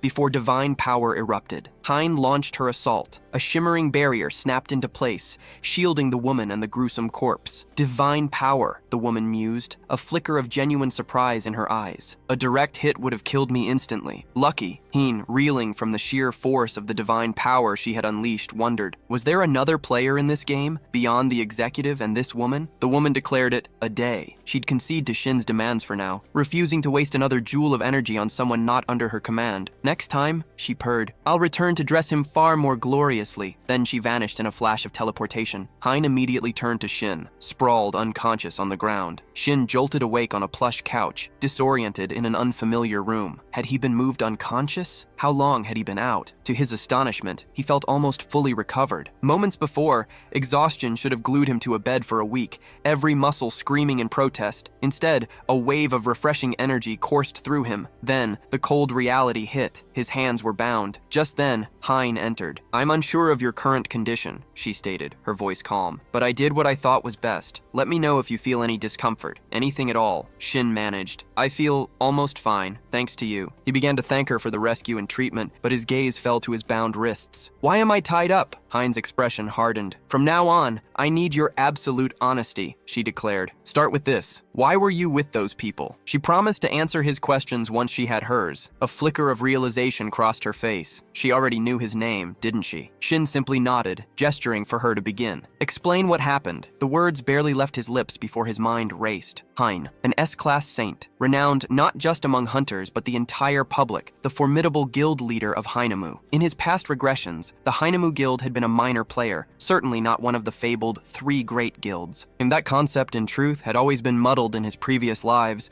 practically a two-way struggle between Overkill and Shinhwa. Soul Link existed, yes, but lagged far behind, never an equal contender. This reality, though, was startlingly different. The Heinemu Guild now stood shoulder to shoulder with Overkill and Shinhwa, a true titan among the big three. The sheer divergence from his memories was staggering. How had Heinemu ascended so dramatically? And Hein herself was clearly the architect of that success. Hein's answer was concise. To put it simply, I was just returning home after carrying out my plans. Shin internally registered her as the preeminent healing type supporter, a miraculous leap from C rank to S rank. I agree, he stated, cutting to the chase. I wasn't with them. They attacked me on my way back. He remembered a different Hein. In his previous life, she was a B rank supporter, never reaching guild leader status. They hadn't been close, but their paths had crossed during joint guild operations. She was capable, yes, and possessed a gentle aura, but entirely lacked the formidable, sharp-edged presence she commanded now. The drastic shift in her personality and abilities baffled him, yet undeniably, these changes had elevated her. By all logical reasoning,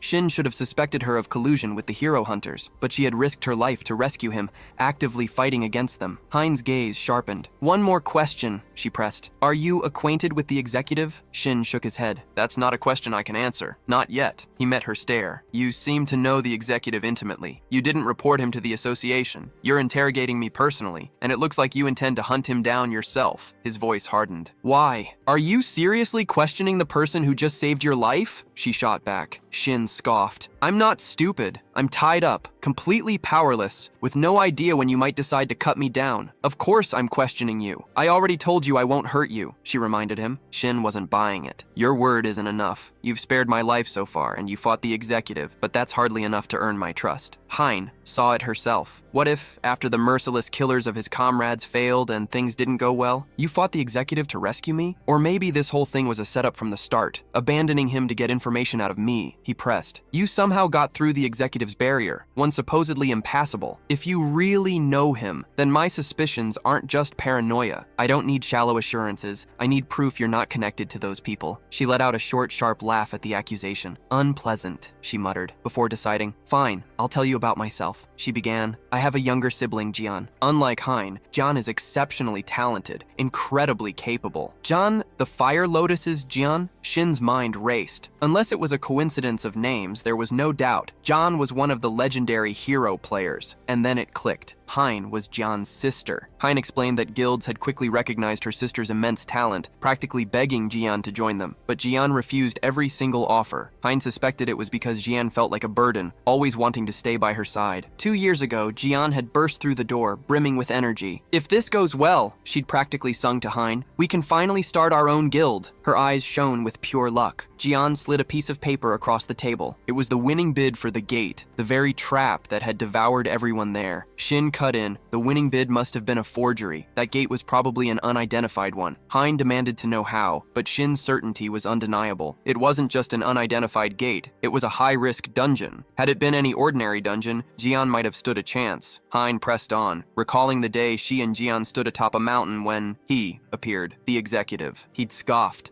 asking why they bothered exhausting themselves, lecturing them on loyalty to their deserting party members, as if they had no choice in their fate. Jian, enraged, had balled fire in her fists, challenging him. Try it. See if you really think I'll let someone like you do whatever you want. He'd merely sneered. You've got guts. Then he struck, felling Hein with a brutal blow. Let's get rid of the small fry and get started, he snarled. Jian lunged to save her sister, but it was too late. That was the last Hein saw her alive. Despite the impossible fall, Hein survived. She dragged herself up, fueled by a desperate resolve to find Jian, but when she finally reached her, her sister lay lifeless, irrevocably gone. Hein's voice hardened. Since that day, she'd dedicated every fiber of her being to getting stronger. She'd mercilessly honed her saint abilities, joined the Heinemu Guild, and clawed her way up the ranks. Her powers had been pathetic then, but at the brink of death, something extraordinary had awakened within her. The only reason she survived that fall from the cliff was that newfound skill. No injury, no matter how dire, not even the threat of death itself could keep her down. As long as it wasn't too late, her healing skill could pull her back from the abyss. It had granted her status and wealth beyond her wildest dreams,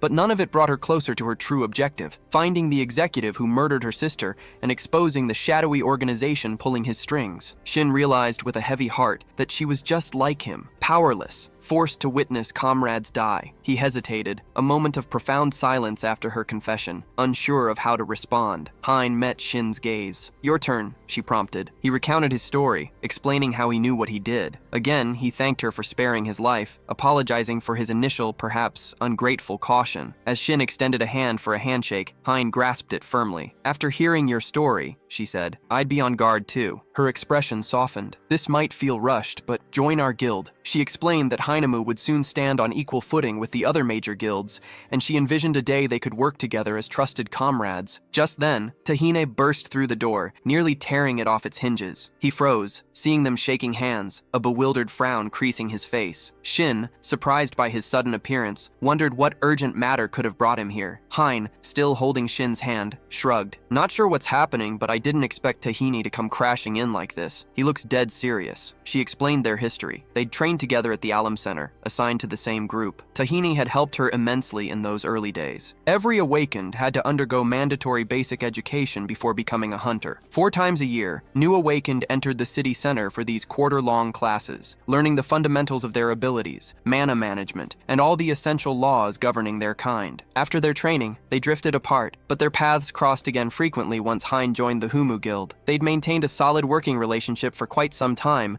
until that pivotal, loose incident brought them face to face with the executive. Ever since, the executive had been relentlessly hunting Shin, the sole survivor they knew of, while also attempting to locate other survivors, including Du Jin. Hein discovered the Overkilled Guild was also tracking Shin. She immediately texted Tahine, asking about him, but Tahine, uncharacteristically, flatly denied any knowledge. It was the first time he'd ever lied to her like that. Hein realized he must have a serious stake in Shin, which was exactly why she'd contacted him first. She couldn't shake the suspicion that Tahine's own people were shadowing Shin, documenting planning his every move. A deep misunderstanding seemed to fester between them. Tahini quickly denied any spying on Shin, insisting that explaining the situation took precedence. He then demanded to know why Shin was even there. Hein cut straight to it, asking if Tahina remembered the incident she'd brought up before, the one she'd discussed with him and Kim long ago. Back then, Tahina had offered up a wealth of information, pushing for their cooperation. She'd warned them about a specific group hunting hunters for various motives, a threat demanding a joint investigation involving all three guilds. But neither Tahin nor Kim had bought into it. While she understood Kim's skepticism, Tahin had dismissed her, demanding more concrete evidence. Shin, listening, realized Kim and Tahini must be well aware of the situation by now. Hein pressed on, acknowledging their need for more information. That's precisely why she'd called Tahini here. The very group she'd spoken of had attacked Shin that night, and she'd intervened, stopping them cold. Shin stood right there, living proof of her words. Tahini's gaze snapped to Shin. Is that true? Shin confirmed it, explaining how the same people who'd attacked him previously had returned that night, bringing reinforcements. Tahini took it all in, then challenged Shin. Why didn't you tell me any of this sooner? Shin retorted, don't you know why? Hein watched, recognizing the situation,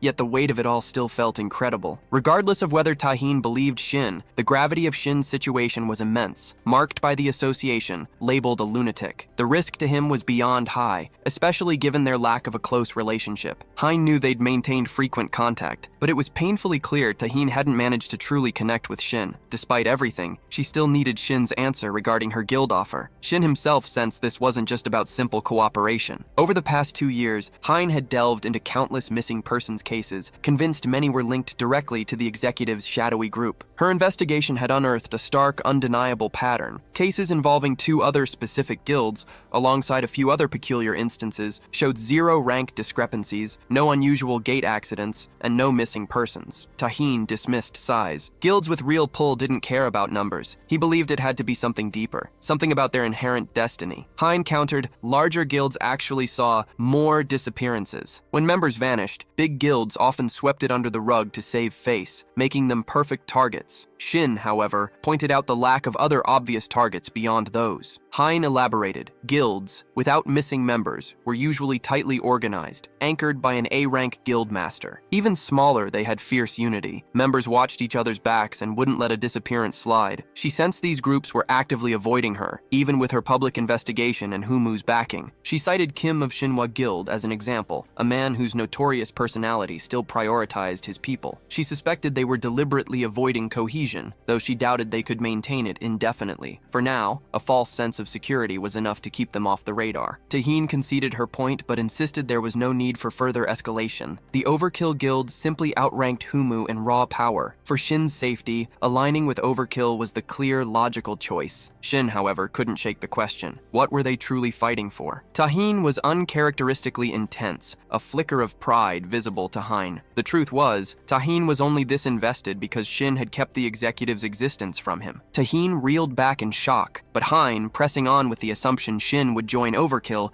detailed their unparalleled combat strength and support network. To recruit him, Hein proposed a tactic, a deki, specifically designed to lure the dangerous secret organization into open conflict. It's not that we lack the ability, she clarified, but this isn't a decision to be made on impulse. Shin cut her off, thanking her for the offer but stating plainly he had no intention of joining any guild. Perhaps she thought it would restrict him, but Shin clarified his official affiliation would remain with Humu. He saw it as his best shot at safety. Hein immediately countered. Safety wasn't the issue. Shin was only useful as bait. She reminded him that their turn hadn't been postponed. Humu's protection wouldn't stop these people. They might be after Shin now, but someone else would simply take his place. Rather than focusing on that, Shin's thoughts shifted. What if he became the primary target? At the very least, he'd draw all the attention, making others safer. Tahina's voice was low. Was Shin suggesting he'd take the risk himself, shielding others? Not exactly, Shin replied. Even with Humu's resources, they hadn't caught a single glimpse of those criminals in 2 years, despite now having a few clues. But if Shin became the bait,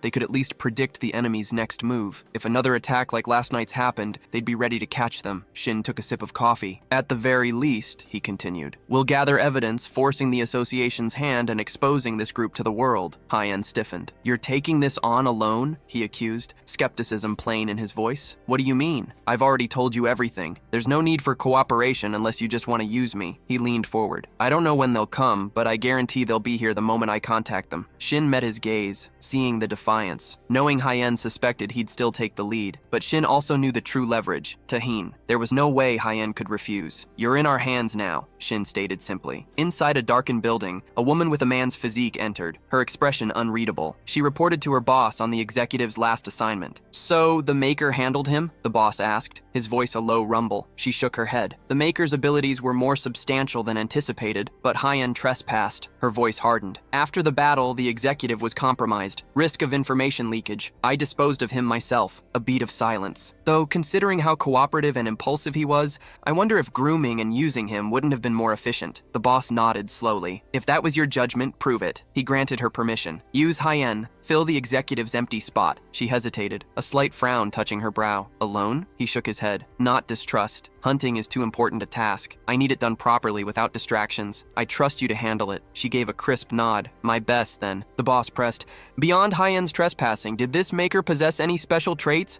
The executive only goes after those who truly interest him." She scoffed. "The association's intel is dead wrong. Shin is no average Maker. His weapon materialization and proficiency, at least A rank. He used them to hold his own against the executive in battle." The boss's eyes narrowed. "Are you telling me Shin was 2 steps ahead, reading movements, outmaneuvering the executive? Despite the fundamental divide between supporters and fighters?" She nodded. Brief as it was, yes. "And he used corrupted mana, a method completely unlike anything I've ever seen." The boss's agitation flared. "Don't leave a single detail out. Tell me everything that happened, from start to finish, as precisely as you can." Days later, Dojon stood amidst towering skyscrapers, murmuring into his calm. "Shin? He's right in front of the building." He glanced up. "Came a little early, just in case." Dojon had already arranged everything with Mr. Tan, who was free to meet for a meal and conversation. Shin, phone pressed to his ear, scoffed. "If it's an expensive meal, he won't be skipping out." Dojon sighed, eyes closed. "Expensive. It's not that he'd be against it, but I doubt he'll be able to eat much, nerves and all." He understood this wasn't them joining forces, merely cooperation against a common enemy. Even so, facing one of the best guilds had him on edge. "Is that so?" Shin's voice held an edge of dismissiveness. "With his abilities, there's absolutely no need for concern." Dojon let out a short laugh, a hint of relief in it. "Glad to hear you say that, Shin." Shin hung up, muttering, "Okay, let him call if anything happens." He knew Moon Dojon was safe for now. The kid was brilliant, talented enough that joining one of the 3 greatest guilds wouldn't raise a single eyebrow, and he still had plenty of room to grow. Shin pictured Dojon, blades in hand, an uncut diamond in a mass murder outfit. With mentors like Tahan and others, Dojon's abilities would skyrocket far beyond what he could achieve alone. Shin grinned grimly. "I don't know what they want, but for now, he'll be the bait until they make their move." Meanwhile, Hein stood by the window, sipping tea, a small piece of paper clutched in her hand. She'd asked him a few days prior about his plan. Shin had simply bowed his head, stating he'd continue playing the part of a normal support, keeping his true strength hidden. Tahina eyed him, but they disappeared together. "The guild already believes he's connected." "Exactly," Hein added, eyes distant. "They'll need another angle." Shin countered. "What if they assume no connection?" Hein stared, a flicker of surprise in her gaze. "Is he asking for leniency?" Shin stepped closer. "His revealed ability is the biggest wildcard for them. If by some slim chance he's not tied to the guild, they'll move heaven and earth to eliminate him. If they don't hear from the guild for weeks, even months, they'll have to confirm for themselves. They'll shadow him relentlessly until they're certain he's truly alone. They'll finally show their faces." Tahin studied him carefully. "And they'll wait for that moment?" Shin closed his eyes. "He'll figure it out. They're masters of concealment. They'll suspect until the very end. First,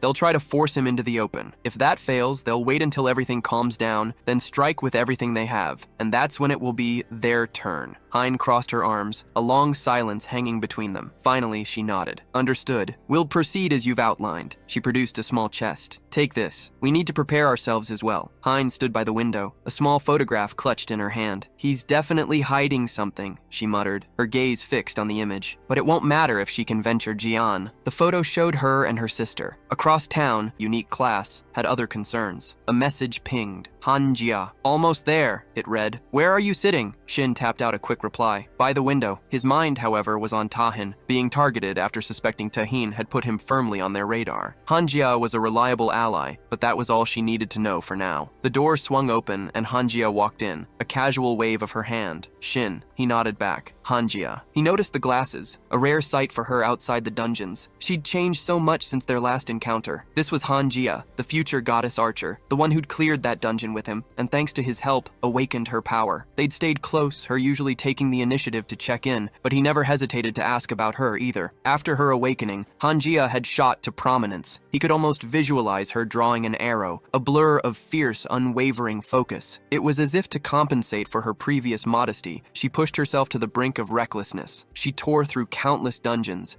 never tiring, her abilities and fame skyrocketing in a flash. Soon, newspaper headlines screamed her name, photos plastered across pages, a true rising star. "I saw an article about you, actually," Shin said, a hint of admiration in his voice. "Top 10 ranged fighters. It's incredible." Hanjia flushed, looking away shyly. "You saw it? They asked for an interview, and I gave it, but I never thought it would blow up like this." Her gaze still averted, she added, "It's all thanks to you." Shin met her eyes, a faint smile on his lips. "It would have happened anyway, even without me." Then, his expression shifting, he looked past her, a sharp question in his tone. "Is he with her?" Hanjia nodded. "Yes, she forgot to introduce them. This is Quan Jian, a C-rank assassin." "Ah, her partner?" Shin's mind raced, already dissecting the situation. Long-range classes, ideally, could operate solo, but only if they possessed the agility to find and secure safe positions. Hanjia, still learning, wasn't there yet. She needed a close combat partner, not a slow tank, but someone quick, agile enough to draw aggro and protect her firing line. This way, she could attack without worrying about her comrade's safety. Dujin, frankly, was ideal for that role. Shin had been considering introducing them, but there was a significant nuance regarding Dujin's safety. Shin met Quan Xian's gaze. "Nice to meet you, I'm Shin." Xian eagerly extended a hand. "Nice to meet you, I'm Quan Xian." Their hands met, and Shin registered the clammy grip. Sweaty hands. Socially awkward? He wondered. A beat later, Hanjia spoke, settling onto the couch next to Quan. She'd taken Shin's advice, diving into longbow training. It meant starting from scratch, drawing the string, aiming, but luckily, muscle memory kicked in fast. Her biggest worry had been finding a partner for two-man hunts, but it turned out Quan was specifically looking for a long-range fighter. "Our teamwork isn't perfect yet," she admitted, "but it's getting better every day. Right, Quan?" Quan kept his gaze fixed on his mug, head bowed. "Yes," he mumbled. Shin studied him, a thought clicking into place. Zero eye contact. Even worse than Hanjia. He cut to the chase. "All right, what's this favor they wanted to ask?" Hanjia elaborated. She called it a favor, but to be honest, it's more like an official entrustment, not really a favor at all. She's thinking of joining a guild. Shin's eyes widened. Hanjia continued. "She hasn't decided which one she wants to join yet, but first she needs a certificate from the Endless Sky Islands. The Endless Sky Islands. Countless landmasses, great and small, suspended in an eternal void. Hunters had indeed made it out of its dungeons, but this place was unique. Its gates didn't close. Instead, after every monster was cleared, the dungeon evolved, spawning new one-way portals to other parts of the sprawling aerial labyrinth. This peculiarity, a massive headache for the Korean government and Hunters Association, eventually became its primary asset. Abandoning the impossible task of closure, they repurposed it. A facility was erected, protected by multiple layers of security protocols, transforming the dungeon into the association's ultimate proving ground. Honestly, for an ability test, solo runs yield the most accurate results, Hanjia explained. But there's a strict team composition limit: one ranged hunter, one melee, and a support. Those are the minimum requirements for the Boundless Sky Islands. She then glanced at Shin, a clear implication that he could fill that last slot. Shin considered her words. It makes sense, he thought. Guilds offered learning opportunities, just like with Dojin. He hadn't asked her to join, memories of her past life holding him back. In that life, Hanjia was a lone wolf, a cool, confident hunter, always with her bow. Teamwork wasn't her strong suit. This, Hanjia wanted in. Had she truly changed? Some part of her felt familiar, yet different. Noticing his pensive expression, she asked, "Shin, if this is too much, just say no." He quickly replied, just lost in thought, a faint smile. "Actually, this could be useful for me too." Hanjia's face lit up. With the decision made, Shin suggested they head straight for the Endless Sky Islands. Soon, they stood before the portal, where Yu Jun, guardian of the Endless Sky Islands, addressed them. "I'll reiterate the rules," she announced. Their bracelets weren't just entry tickets, they were their lifeline. Each bracelet contained mana,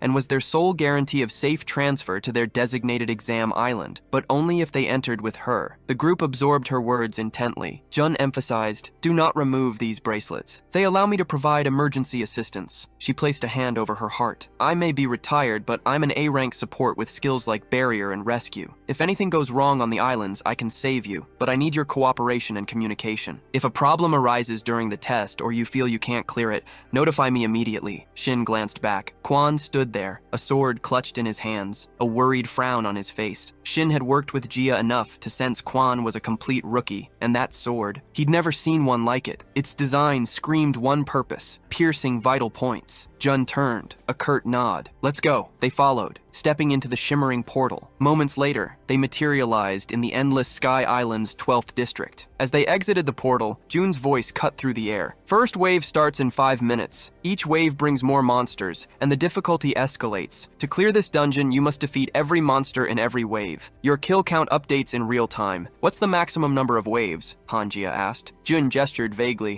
100, at least, from what I remember when this place was a simple dungeon. Hunters back then pushed themselves to their limits. In the actual test, the record sits at 73 waves. Both the leader of Overkill Guild, Tahan, and Heian Guild's Wu Heian hold that record. Shin mulled over the implications. Even factoring in Tahan's weapon limitations only reaching wave 73, this test was proving tougher than he'd imagined. Jun waved them off. I'll position myself for observation. The moment I sense they're overwhelmed, or they throw in the towel, I'm stepping in. Monsters were already swarming closer. Jun, a blur, simply vanished. Weapons drawn, the others advanced. Wave 1 hit. 30 drooling gremlins erupted from the bushes. Gremlins? Shin scoffed, eyeing them. For Quan's level, this isn't even a warm-up. He spun around. What is this bloodlust? Almost monstrous. He watched Quan, sword extended, flare with bright energy. Moments later, Wave 4 rolled in. 3 orcs. Swords already skewered their bodies. A strange energy pulsed from them. Shin recognized it instantly. An insane bloodlust. He'd felt it before, back when players first began awakening. Beyond those who simply cleared dungeons or hunted monsters, a clandestine guild existed, one that hunted players. Empty fantasy. Shin remembered the terrifying aura from their fighters, a phantom organization of killers, utterly untraceable. Once, Shin had stood over a kneeling man, the question burning on his tongue, one he'd wanted to ask for ages. Why? Why do this? The man just stared up at him. Horror. Didn't he get the task? Shin's brow furrowed. What? The man grinned. A hidden quest to hunt other players. Shin grabbed a fistful of his shirt, shouting, "What kind of rewards do they even get for killing players?" The man simply laughed. Then, in his eyes, an inscription flashed. Hidden task. Failed. This is the end, he rasped. A system notification confirmed it an instant before the man's body detonated, showering Shin in blood. He remembered thinking, I needed to know everything, right then. He's something else, isn't he? Unconventional fighting style. Hanjia's voice cut through the chaos. Yes, Shin confirmed. The 5th wave had begun. Hanjia crossed her arms. It's his class ability. She closed her eyes. He doesn't like me interfering. Shin frowned. Isn't he an assassin? Sion tore through monsters with blinding speed,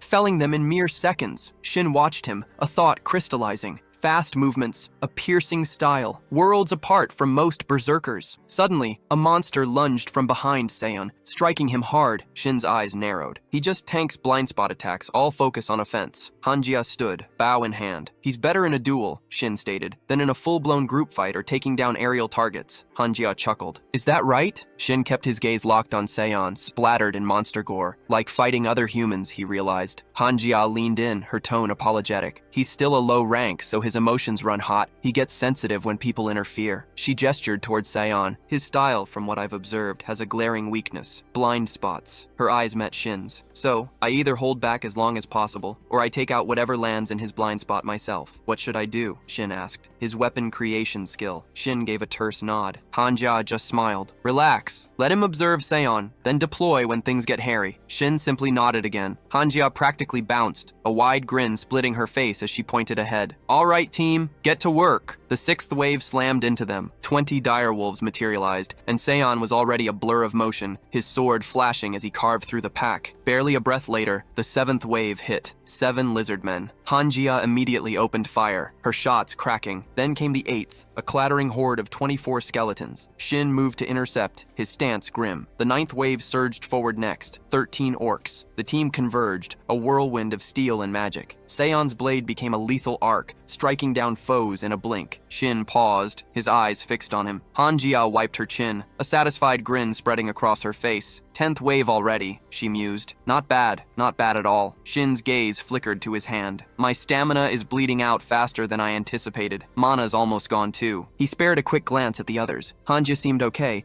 but Quan Sion was clearly flagging, probably from his initial solo push. This team lacks professionalism, lacks experience. Their coordination is far from optimal. A sudden shriek tore through the air. "They're coming!" Hanjia yelled. The 10th wave hit, unleashing 2 colossal trolls. Sion's voice hitched. "Trolls?" Hanjia spun around, her brow furrowed. "Only 2 trolls for the 10th wave? Something's off." Shin's gaze flickered to Hanjia, bow taut in her hands. Can Sion even handle these things, he wondered? Just then, a colossal monster swung its massive fists, slamming them into the earth. Sion whirled, eyes wide with terror, frozen on the beast. Then, he pushed off the ground, scrambling to flee. Just as I figured. "He can't take a hit, so he'll try to dodge," Shin thought grimly. Hanjia's shout sliced through Shin's calculations. "Sion's in danger! We need to distract one now!" She surged forward, unleashing a powerful torrent of energy. Hanjia pumped her fist, a triumphant grin flashing across her face. It hit! But then, the monster's injured hand began to knit itself back together. A gasp tore from Hanjia's throat. "What?" Shin's hands trembled. "Idiot. I should have accounted for this." He chastised himself. He grit out, "I'll buy us time! Trolls regenerate limbs. Next shot, go for the head!" Activating his creation skill, Shin's mind raced. Gotta conserve mana. Need to craft a better weapon soon. A system window flashed. Skill, the world of the network. Shin unleashed a flurry of energy threads forward, wrapping them around the monster's legs, binding them tight. Seon stared, bewildered. Shin spun to Hanjia, voice raw. "Aim for the head!" Seon yelled. "Okay!" She fired, the sound lost in her sudden scream. A troll lunged, prompting Hanjia to shriek.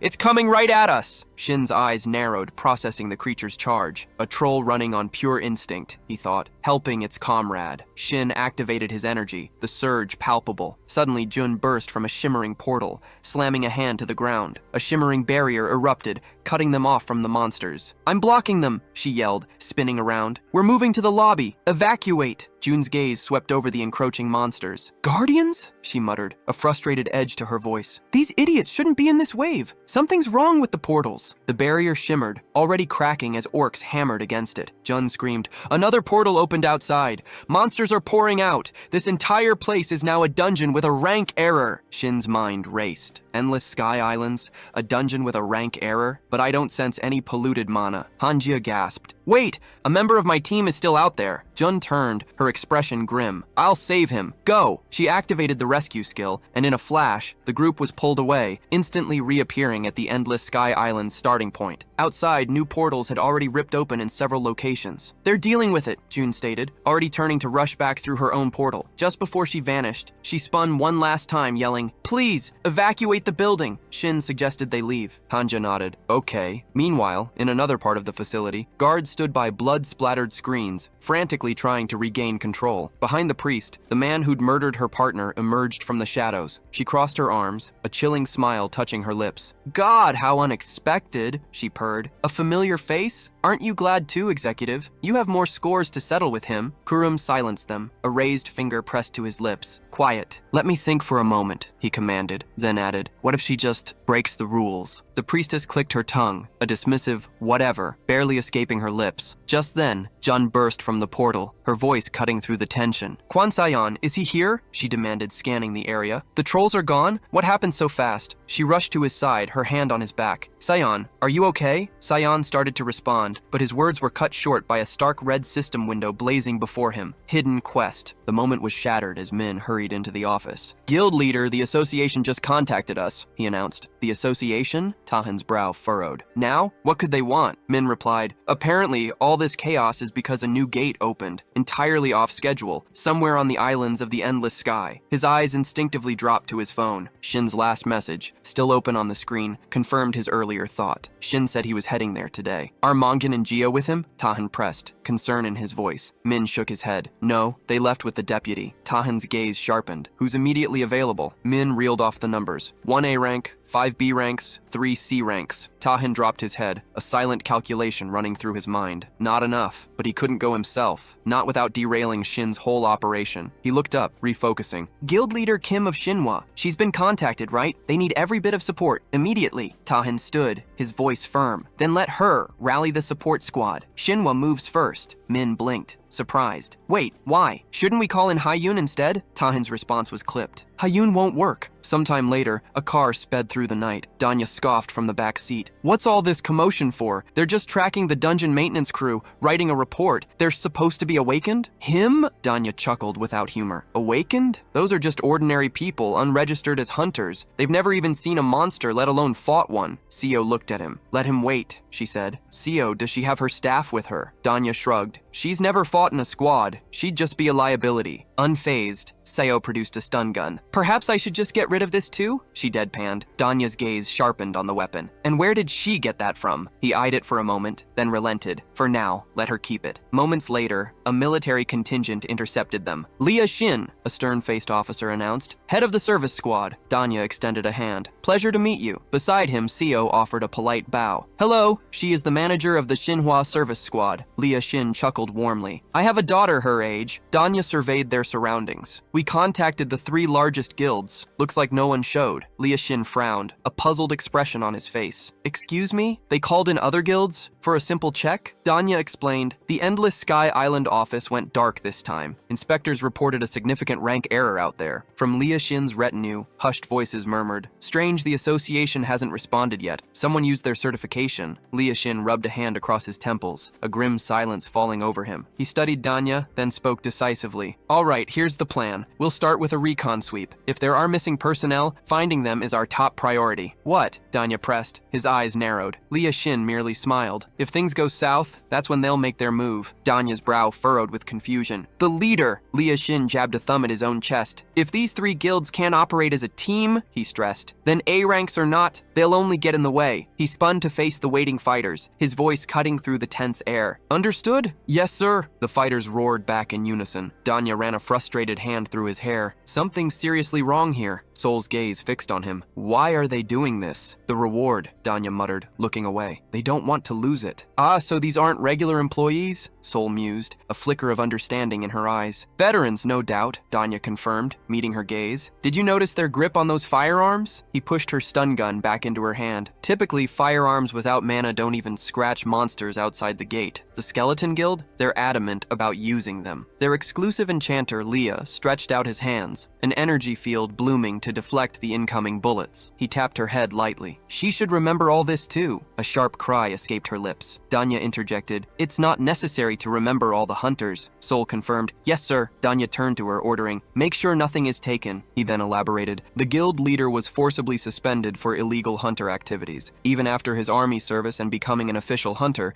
he was caught clearing dungeons illegally multiple times. Leah waved a dismissive hand. Shin, glancing around, saw Danya and Soul being escorted by military personnel. The priestess, a bloody cap clutched in her hand, hissed, let them watch. Just kill them quietly. Kurum, calmly slicing a piece of meat, scoffed. How much did he tell her? Does he seriously think it's easy to quietly slaughter everyone in a public place? I'm no dog like her. I don't enjoy killing. The priestess clenched her jaw, fury tightening her face. Just then, the executive's hand transformed into a gleaming blade. Kurum, undeterred, just smirked. Oh, I like him. The priestess flared with energy, her voice sharp and dangerous. Let him keep this in mind. He'll end up in the same state as the executive if he keeps chittering with that stinking mouth of his. Kurum, hands raised in a mock gesture of surrender, replied with a taunting smirk. He understands. The priestess, turning away in disgust, snapped, if he understands, then get him to lure those idiots already. He outright refused to help her kill. The priestess stalked toward him, gripping his robe. If he doesn't want to die, he'll do as she says, now. Kurum raised a challenging finger. One condition. A sudden jolt of fear went through the staff, eyes wide. Leah quickly interjected, this is the security department. Let them take a look. Kurum, however, turned back, dismissive. They don't know what's inside. They'll just see her. We're sticking to other locations for now. Sounds like a plan, Danya agreed, already pulling out his phone. Shin pivoted, eyeing him. Why the phone? Just for the record, Danya explained. We need to document what's in there. Leah gave a short, disappointed chuckle. All right then, we start searching. Her voice hardened. How many need saving? Danya rattled off the numbers without hesitation. 1 guard, 5 from security, and an S-rank hunter here for certification. Leah spun around, his voice sharp. The garden hunter. They last saw her entering the inner gate room. He pulled out his comms unit, speaking into it. Have they reached the security department? Suddenly, a massive crimson surge of killing intent shot towards him. The man screamed in terror. "Guild leader, is he all right?" Danya's voice cut in. "What?" Leah demanded, just as a colossal demonic creature materialized before them. Moments later, Heron emerged from the vehicle. "Finally here," she announced. Junian shut the car door, a puzzled frown on his face. "She wasn't even driving." Heron jabbed a thumb at her chest. "No license." "I'm a driver without a license, protected by the people," Junian grumbled. "Something to be proud of, apparently." Heron shrugged. She hasn't seen the island of the endless sky in ages. Last certification, she cleared the 47th wave. 47? That's barely anything, Junian scoffed. Heron's brow furrowed in a clear display of displeasure. "She'd just gotten her rank back then," he retorted. "Truth is, she never had the time to finish her certification after that." Junian grinned, a taunting glint in his eyes. "Oh, really, Heron? And you? How far did you get?" He spread his arms wide, a boastful smirk on his face. "Further than her, that's for sure." "Is he serious?" Heron muttered, clearly annoyed. Shin, who had been observing them, finally stepped forward. "Who is this guy?" he wondered, a silent apology for interrupting their bickering forming on his lips. Heron shot a glance past Shin, a pointed question in his voice. "Is he going to introduce himself, or what?" Shin waved a dismissive hand. "Didn't you two meet in the dungeon?" Heron narrowed his eyes at Shin. He was just backup for the Overkill Guild. Junian turned his gaze to Shin, a challenging glint in his eye. "What's his deal?" Just then, Hungia stepped forward, looking pointedly at Shin. "Shin, Shin began, adjusting his hair, his mind racing for a way to explain the unfolding chaos. The others stared at him, their expressions a mix of confusion and mounting dread. Before Shin could elaborate, Shantae roared, "What are they doing?" His eyes, locked onto the monstrous figures, hardened. "Shoot!" At his command, the fighters snapped their weapons up, a furious hail of gunfire erupting. The massive creature bellowed, trying to shield its bulk as countless energy beams slammed into its hide. "Leader, it's getting away!" the fighters yelled, desperate to hold Shantae back. He frowned, scanning the chaotic scene. "There!" They spun, disoriented. "Where did he go?" one demanded, spotting movement. "There!" another shouted, pointing ahead, but Shantae's finger shot past them. "Behind! Watch out!" The fighters spun, just as another monster closed in, an outstretched hand glowing menacingly. A massive red flash erupted before them, engulfing Shantae. "Idiot!" he spat, rage burning in his eyes. The executive leaped, striking out with a powerful hand. Shantae met him, a grim frown on his face. He swung his axe, unleashing a blinding flash of light as the system window flared. Skill, elemental enchantment, glacier. Shantae slammed the axe into the ground, activating Ice Prison. A massive surge of ice erupted, instantly encasing the executive. "He has no head," Danja uttered, a note of surprise in his voice. Just then, the priestess spoke, her voice laced with cold displeasure. "So much for entrusting anything to the executive. Can't even finish off these little ones." She seized a nearby fighter by the neck, but she still managed to gather enough mana that way. A beat later, Shantae snapped, "Chief, he'll sacrifice one of his own men. Let them get up. You won't apologize?" He then turned, his voice raw. "He doesn't know what's happening, but 2 of his men are already dead. This isn't just a monster attack, it's a deliberate assault. Let them go. Call for help before they all die." Sol and Donji stared back, terror in their eyes. An unseen voice resonated. "My, they are so brave." "Very well," Shantae gasped, a strangled cry of fear escaping him. "No way!" The priestess vanished from sight, only her voice echoing chillingly among the stunned fighters. They closed the gate. That's why they were here just a second ago. Karam shot a question. "Did he leave because of a sudden issue, and now he's stewing, desperate to go back?" Shin simply replied, "Yeah." Junian scoffed. "Is that all?" Shin's eyes flickered shut. He'd be more surprised if Junian actually bought it, he mused. His fist clenched. Even Shin wasn't entirely convinced of his own logic. Anomalies were popping up on the islands of the endless sky, yet he'd received no quest, no hint of contaminated mana. He flicked open his system window, scanning it quickly. Hand pressed to his chest, he closed his eyes again. Still, an unsettling dread gnawed at him, a premonition of something truly dire unfolding. Hanjia spoke up, a stark reminder. Their comrade, the one who went in with them, hasn't come out. Right, of course he hasn't, Shin acknowledged internally. He declared, "They don't need anything else. Just let them search where their squad was last." Junian crossed his arms, defiant. "But the Shinhwa Guild should be handling this." A hand clapped his shoulder, making him spin around, startled. Haran's smile was infectious. "Let's go together." They knew each other, suffered together. "That kind of bond," Junian grumbled, clearly annoyed. "Haran, he'll just chew you out again." She grinned, lacing her hands behind her head. "Doesn't matter. What's it to him anyway? He's not going to kill me." Junian met her gaze. Knowing him, maybe. Shin wondered, what kind of guy is this, really? Kim Junian scratched his head. "All right, if you're that set on it, it, they'll go. The guys cheered, grateful. Junian grinned. Last time, with all the guild leader drama, you barely got a proper introduction. I'm Junian, from the Shinwa Guild. Haran raised a hand. Mio Haran, pleasure to meet you. Shin nodded. Shin Junshio, no guild for me. Hanjia smiled. And I'm Hanjia, a free hunter. Suddenly, a man sprinted towards them, gasping for breath. Shinwa Guild, he choked out. We've got trouble. The gates to the islands of the endless sky, they're shrinking. Shin's eyes widened, a cold dread washing over him. Just then, the priestess stepped before the fighters. Now, she taunted, waving a hand dismissively. Who's ready to clean up their new home? A massive surge of energy erupted, blasting directly toward the group. Shantae roared, his axe already swinging. No idea what kind of idiots you're dealing with, but you just made a huge mistake. Never underestimate us. As an energy monster surged toward him, he swung his axe, then instantly manifested a gun, unleashing a rapid volley of shots. Cracks and pops echoed loudly through the air as the beast reeled, breaking off its assault and retreating. But the respite was brief. The monster suddenly dove from above. Shantae whirled, snatching a flask and activating elemental enchantment, Flame. Everyone, close your eyes, he bellowed, unleashing ignition. As the creature bore down on him, he hurled the now sparkling projectile directly into its path. A memory jolted Donju. He spun around, the grim reality hitting him, the system powering the islands of the endless sky. Even an unknown monster couldn't fully destroy the gate until its power grid collapsed. But if that were true, couldn't the gate, even a small one, eventually reopen? The sorcerer, though unconscious, had been right. The portal pulsed, its size fluctuating wildly. Then, for a fleeting instant, it snapped back to its original form, a critical window that some were quick to exploit. The group lunged through the portal, materializing directly before the priestess. They exchanged confused glances, but her gasp of horror cut through the air. Shin lashed out with a burst of energy,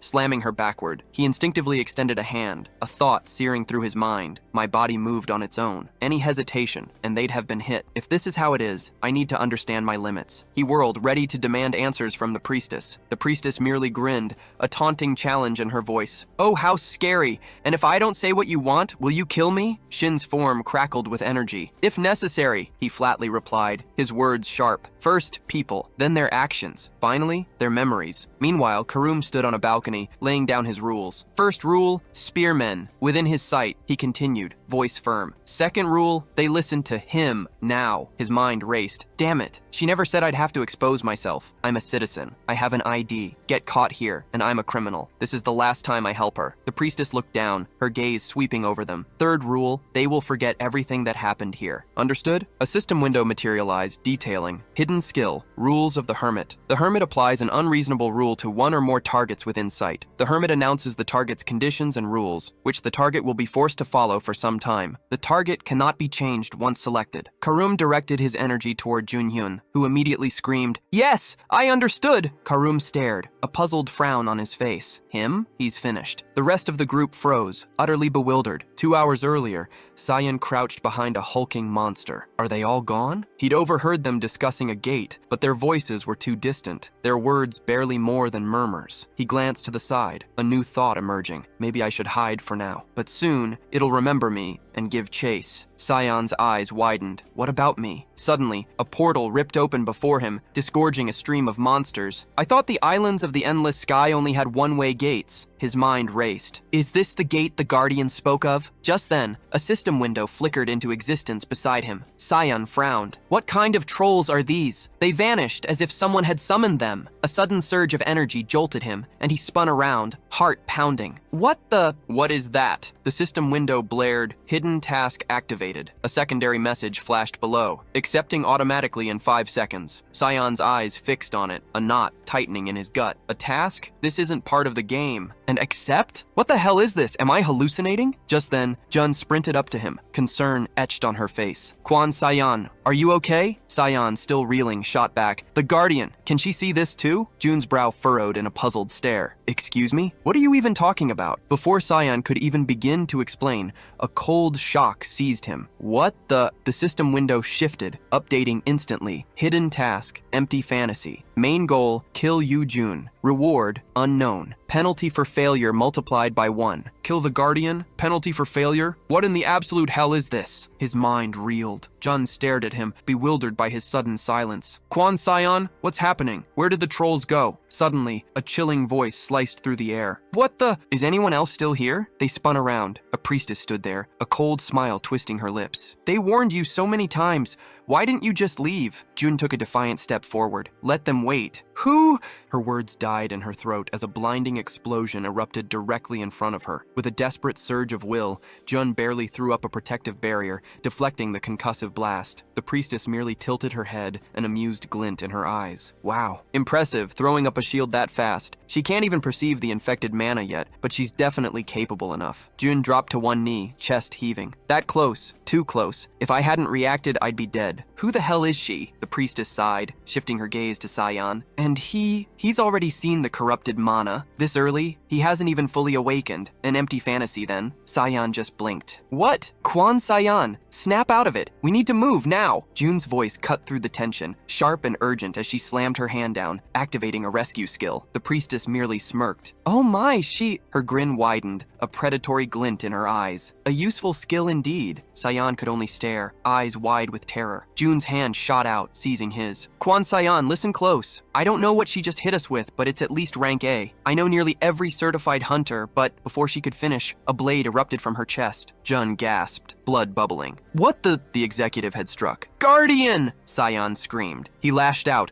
a wild flurry of punches fueled by pure, unadulterated horror, desperately fighting the attacker. But then, a sudden surge of energy enveloped him. Jun, even as life drained, pressed her hand to the ground, a wave of mana rippling outwards beneath her. Sion's voice cracked. What the? The system window flashed, searing itself into his vision. Skill, Atonement. It read, activates when the user's life is in danger. The designated target will be surrounded by a barrier and transported to the safest location, determined by the user's emotions. Jun's eyes locked onto Sion's. What? He asked, her grimace already answering. Once you're out, report to the Hunter Association. Immediately. An unregistered awakened is out there, killing people. Sion's voice hitched. What about you? Jun clutched her stomach. I'm fine. I'll last. For now. Sion saw her barrier pressing tight against the wound. He nodded, a grim resolve settling on his face. Okay, I'll come back. Jun stood watching as the shimmering portal closed behind Sion, leaving her alone. The priestess, arms folded, chuckled. Oh my, an anchor skill I presume. Quite unstable. Jun scowled. She's awakened, but I've never encountered anyone like her. What exactly is she trying to achieve? The priestess took a step closer. I need a base, and the islands of the endless sky would be ideal. A dismissive wave of her hand followed. She was just unlucky. Jun smirked, a dangerous glint in her eyes. Does she think? At that moment, Hanjia rushed to aid Donju. Jun's gaze flickered, a soft mutter escaping her lips. I've been lucky so far. The priestess sighed, an impatient sound. Yes,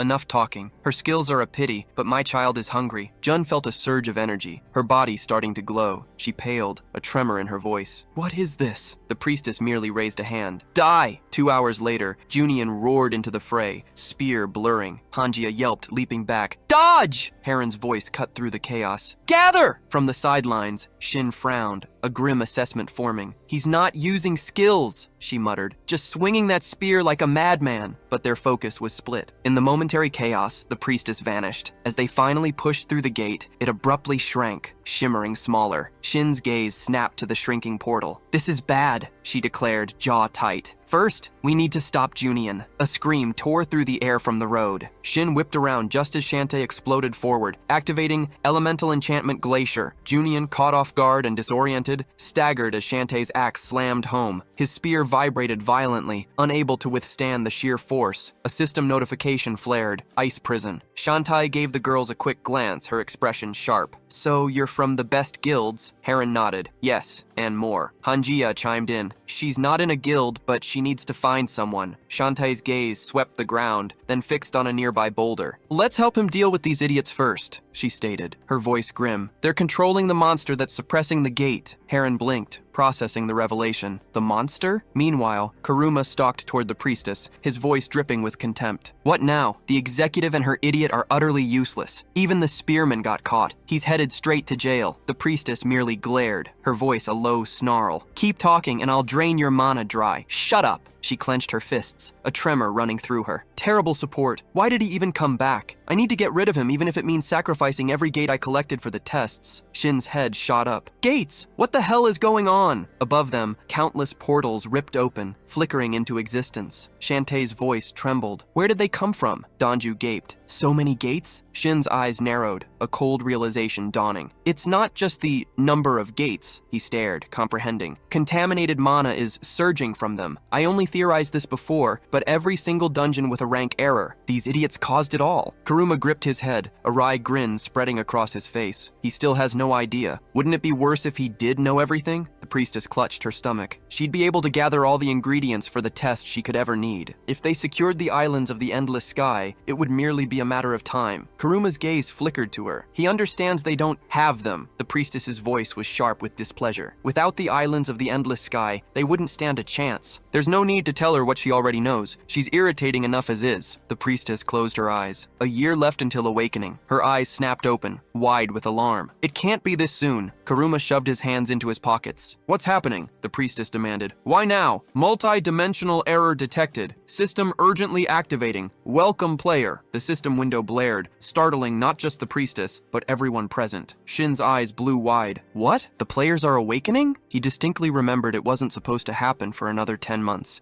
and even then, only a select few were meant to experience it. Sile stared at a similar bizarre window that had materialized before her. Something felt off about this sudden phenomenon. Welcome player Mayoharan? Heron gasped, then shrieked in fear. What the hell? Her own system window flashed. Main task, protect the islands of the endless sky. Main goal, defeat 10 waves of monsters. Reward, unlock new skills. Salvation from the islands of the endless sky. Shin's mind raced. Had other players already awakened? And how? Before he could process it, Donju's urgent shout cut through the confusion, his finger stabbing forward. Look there! Huge, grotesque monsters were already pouring through the shimmering gate. The monsters are coming, he screamed. They scrambled, grabbing their weapons as the system window flared again. First wave, 100 gremlins, 80 kobolds, 60 goblins. Where in the hell did these come from? Donju muttered, bewildered. Sile, her voice trembling, pushed. Donju, what do we do now? Shin sprang to the side. Everyone this way, hurry! He waved them forward. The group sprinted, Shantae yelling a final, be careful! As they fled. Donju charged ahead. Sayol, faster! Sayol cried back, pick me up! Massive monsters closed in, their heavy footsteps shaking the ground behind them. Just then, Heron surged forward, leaping directly into the path of the oncoming creatures. She raised a shield. I don't know what any of this is, she muttered, glancing at her system window. But if we can handle these waves, it'll let them go, right? Then she roared, enlargement! The system responded, Giant's Shield. A true giant's creation, capable of shifting size and shape to match its user's build and needs. The ice groaned, spiderwebbing with cracks. Hey! Shantae yelled, pointing. Force them this way. Block the escape route. We need to pin them down. Shin strode forward, he commanded, his creation skill already activating. He stretched out a hand, raw energy flowing outward. Across the cracking ice, multiple shields shimmered into existence. Heron gasped, taken completely by surprise. Shantae stared. Did he just create that? How'd he make so many shields? Shin wiped sweat from his brow. Now they've only got one narrow passage left. We boxed them in. Heron sprinted forward, yelling, got it! Shantae turned, his gaze snagging on a downed fighter splayed on the ice. We've got enough here! Heron called back over her shoulder, already moving. If he's a close combat type, revive him. You're the best for large battles, understand? Shantae knelt beside Junian, who lay still against a jagged ice block. A spearman? He muttered. But he specializes in large-scale battles. The monsters howled with derisive laughter, pointing forward. Hanjia's eyes narrowed. Perfect timing, she thought, and activated her golden meteor skill. A massive surge of energy erupted,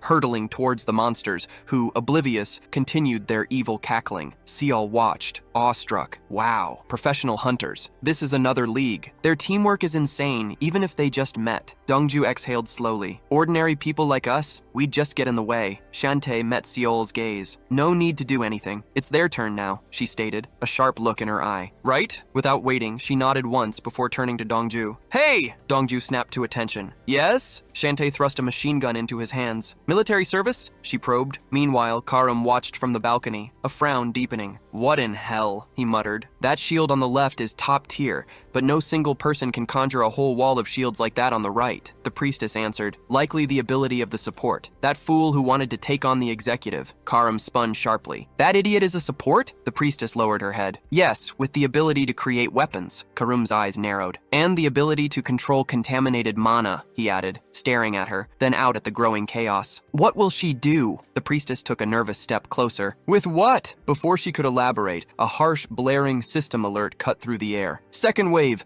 300 zombies, 200 skeletons, 100 ghouls. As if on cue, monsters ripped through the gate, surging forward in a monstrous tide. Karam muttered, with the gate, didn't she plan to unleash all the monsters at once and wipe them out? The priestess shook her head. When the system activated, it was too late. Her child opened the gate, but she can no longer control it. Karam's eyes sharpened. They might just let them go. The islands are their target, not them. The priestess's voice was laced with bitterness. She loathes the option, but it just might work. Donju tossed his phone to Chiao, snatching up the machine gun. Assuming they don't do anything stupid, of course. Just then, the monsters charged. Hanjia drew back an arrow, a grim thought flashing through her mind. My mana's dangerously low. The brawl with the trolls had clearly taxed her more than she'd realized. She wasn't sure she'd controlled her reserves properly. Heron sprinted to her side. Hold on, she'll help. Hanjia grimaced. It's difficult, but she's the only ranged hunter. Heron's brow furrowed. Who said that? Hanjia blinked, bewildered. Sorry? Heron crossed her arms, and a shimmering barrier flared to life. Hanjia gasped. Heron, what is she? Her eyes went wide as a loud, growing sound began to rumble,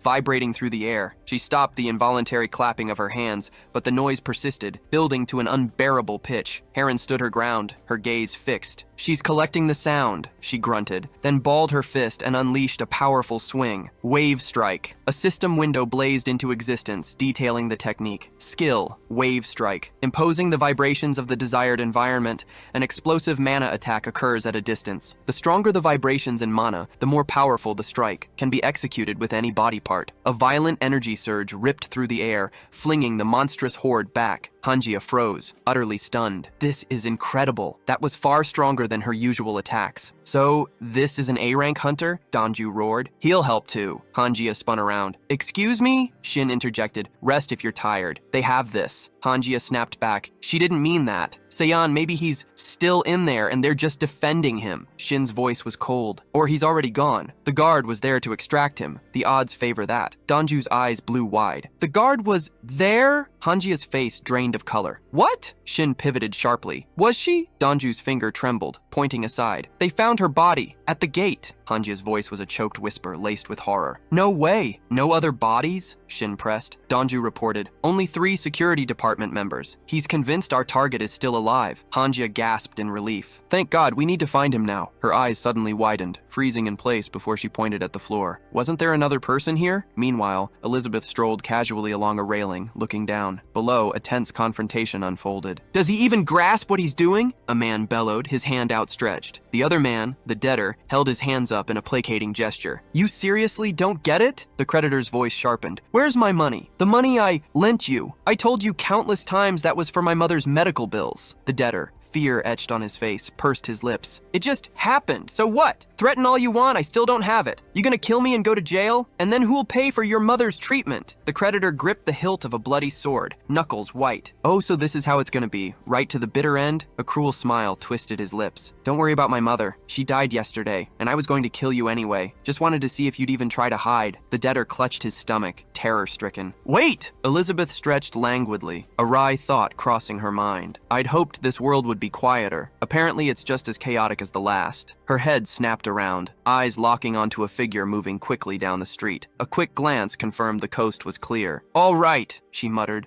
launching herself from the railing. Good to get some exercise from time to time. Back with the others, Donji looked around wildly, fear etched on his face. It's over. They took her. Shantai slapped himself across the face, screaming in horror. I was distracted. I forgot, Shin demanded. What happened? Shantai met his gaze, spitting. That monster. It's using gate Gates, portals, gates and portals, Shin echoed, eyes locking onto the small, shimmering rift. So that's how the priestess vanished, he realized. Hanjia, hand outstretched, insisted they split up to find her. Kwan Sayan quickly agreed. Shin remained silent for a beat, then asked, "Do we really need to look for Kwan Sayan?" Hanjia's eyes widened. "What?" Shin met her stare. "There's a high probability Kwan Sayan already got out. Searching for him now would just waste time." "What if he hasn't?" Hanjia retorted, her voice rising. "No one else has made it out since. How can you be so sure?" Shin recalled Jun's face, a plan solidifying. "The guard mentioned their rescue-focused skills," he began. "The islands of the Endless Sky are an isolated space, reliant on a single gate, and known for instability. It's logical to assume the priestess possesses a skill specifically designed to emergency extract people from here." Hanjia threw her hands up in frustration. "But that's just an assumption. Zero evidence." "Truth be told," Shin mused, "I'm saying this because I saw it in my past life, but she'd never believe that." Hanjia fixed Shin with a sharp look. "You're here for Sion, right? Or for that?" "Originally, yeah," Shin admitted, "but plans changed. Now we're stuck on the islands of the Endless Sky. Every minute this gate stays shut, our situation gets worse." Shin pulled up the system window. "I don't know if this quest is even real, but we've got no choice but to clear these waves." The third wave flashed. 100 orcs, 100 gnolls, 100 goblins. Massive forms burst from multiple gates, charging headlong. The system confirmed 10 waves in total, and the monsters weren't waiting for an invitation. "This is a race against the clock," Shin stressed. "No time to waste speculating what the final wave might bring." "Efficient," Hanjia commented,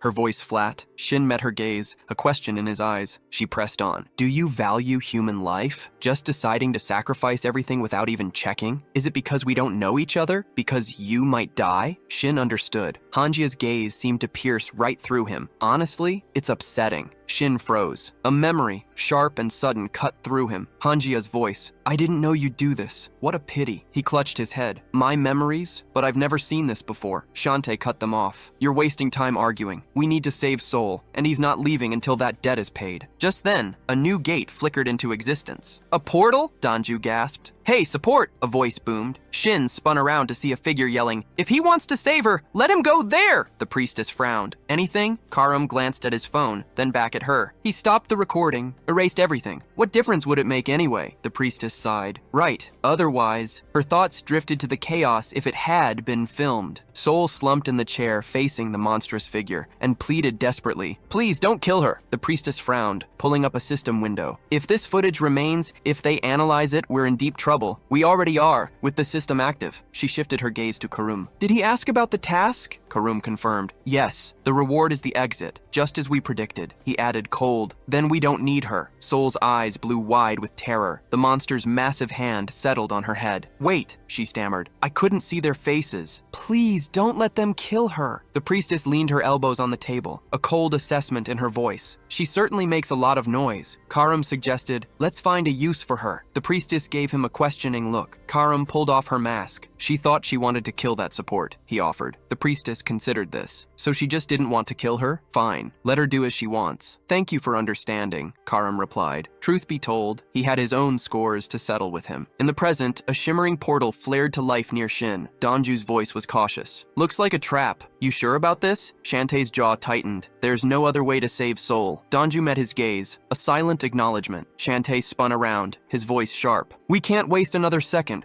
Danju, you and I are covered. There's a man out there fighting hundreds of monsters alone. We need to help her now." Meanwhile, Heron was deep in the fray. A system window flashed. Fourth wave, incoming. 80 orc warriors, 100 goblin archers, 20 skeleton knights, 150 skeleton warriors, 100 skeleton archers. Heron thrust her hands forward, a grim declaration. Just not the archers. Shin, however, moved decisively towards the portal. Hunjia stepped in front of him. "Shin, don't! This is because of her." Shin turned to face Hunjia. "It's okay. It's not her fault." He lifted his gaze, a silent resolve settling in his eyes. Unexpected, yes, but they'd have to see his true abilities eventually. This just moved up the timeline. No matter. They would proceed as planned. Shin turned back to the others. "A warrior?" "Indeed," Shantae confirmed. "He is. His name is Li Shantai." Shin materialized an energy weapon, extending it. "Take it." Shantae shook his head. "I'm already armed." Shin's voice cut through the air, sharp and urgent. "Throw it into the portal in a minute." Shantae's brow furrowed. "What?" Shin spun. a question in his eyes. Can he promise him one last thing? He activated the Plat skill, stepping through the portal. The priestess stared, a whisper escaping her lips. He really came? Shin's reply was curt. What does she want? The priestess's smile was unsettling. Stop acting arrogant. One awkward move and they'll smash her head. Her hand rose to her lips, a gesture of mock contemplation. He understands she's not going to just kill him, so he should stand still. In the corner, Karum sat casually on a chair, a single finger raised. The first rule, Junhun's scream tore through the air, followed by furious punches against unseen ice. What is this? Let him out! Shantae's gaze fixed on the shimmering portal, Shin's command echoing in her mind. Let him throw it into the portal! A decision hardened her resolve. I guess it's time, she thought, and with a powerful swing, hurled the swords into the swirling abyss. Shin, meanwhile, felt a strange unease that had clung to him ever since leaving the islands of the endless sky. Karum's voice cut through the tension again. The third rule, he will tell them everything he remembers. Understood? Shin felt a pull, a sense of incompleteness, as if he'd missed something crucial and couldn't simply return. He activated his World of the Net skill, focusing on Hanjia's image. Thanks to her, he now understood this power, this connection, and who Karum truly was. Karum's eyes widened in fear. How did he know his name? He demanded. Swords erupted from the portal, carving a sharp triangle into the floor before shooting forward. He doesn't know how it's connected to the priestess, Shin stated, though his grin betrayed his confidence. The priestess shrieked, scrambling back. Shin's smile widened. But that won't be enough to catch him. The priestess merely smirked, a predatory gleam in her eyes. This had been her plan all along. She thrust her hand forward, a shimmering barrier snapping into existence. A cold smile played on her lips. I'd forgotten I could simply lop your head off, she murmured. Behind Shin, a monster's clawed paw was already mid-swing. He reacted instantly, throwing up his own barrier just as the strike slammed into it. But then,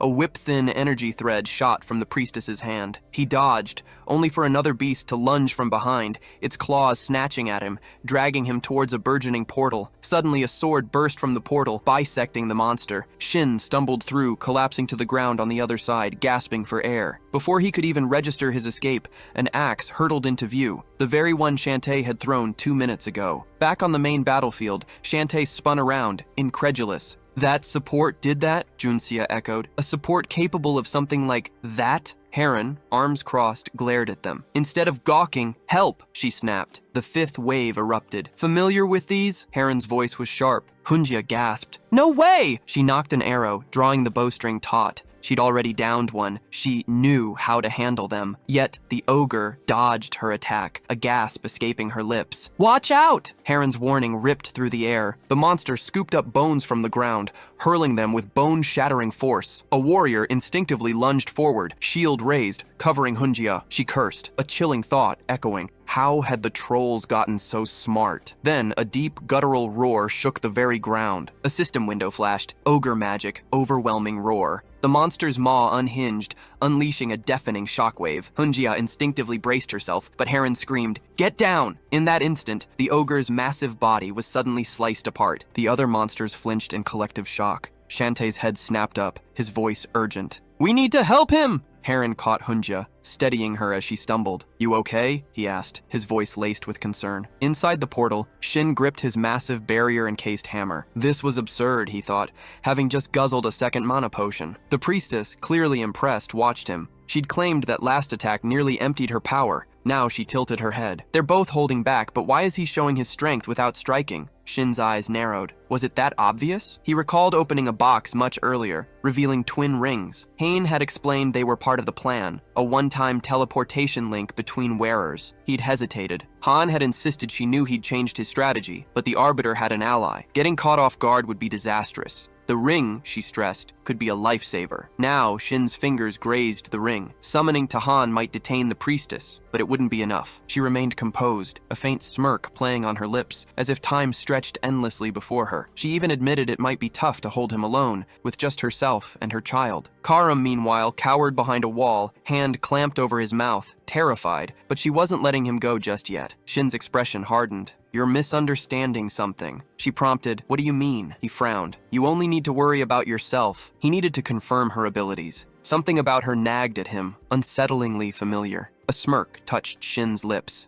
Of course not. But if you want to live, you'll have to use everything you've got. The priestess scoffed. Why force me to unleash my full power? She wasn't above dirty tricks, her gaze flicking to a monster, now squeezing a sealed object in its hand. Shin simply stared. Then, a chilling question. Is that all? The priestess blinked, caught off guard. Is this the best you can do? Suddenly, a storm of small arrows materialized, all honed in on her. She snapped her head up, eyes flashing with alarm. Some time ago, the priestess had knelt before Lester. His orders: discover how much contaminated mana the creator could wield. She'd pressed for a specific power level. Lester, waving away her concern, declared finding shelter the priority. The priestess had hesitated. What about the support? Lester, staring out a window, explained they'd learn his abilities once the system activated. Until then, she was to secure an isolated gate. Time was running out, he reminded her. She'd bowed, confirming her understanding. Back in the present, the priestess frowned, lost in thought. This was supposed to be her chance to learn more about him. Instead, a hail of arrows rained down. Shin, too, focused his mind. Glimpses of Hangia and Sion flashed through the haze of his past life. Different now, yet their abilities were identical, and this priestess's techniques, the divine hammer, the barrier, he'd seen them before, but where? He needed to push her. She was bound to change tactics. Spears? The priestess questioned, her voice serious. She waved her staff, a silent acknowledgement. Suddenly, her vision blurred. A profound wrongness settled over her. Her weapons wouldn't respond. Shin had already unleashed a potent surge of energy, a communication skill. He could connect directly to a target's weapon and seize control. The priestess spun, screaming at the monster to crush the girl. It roared,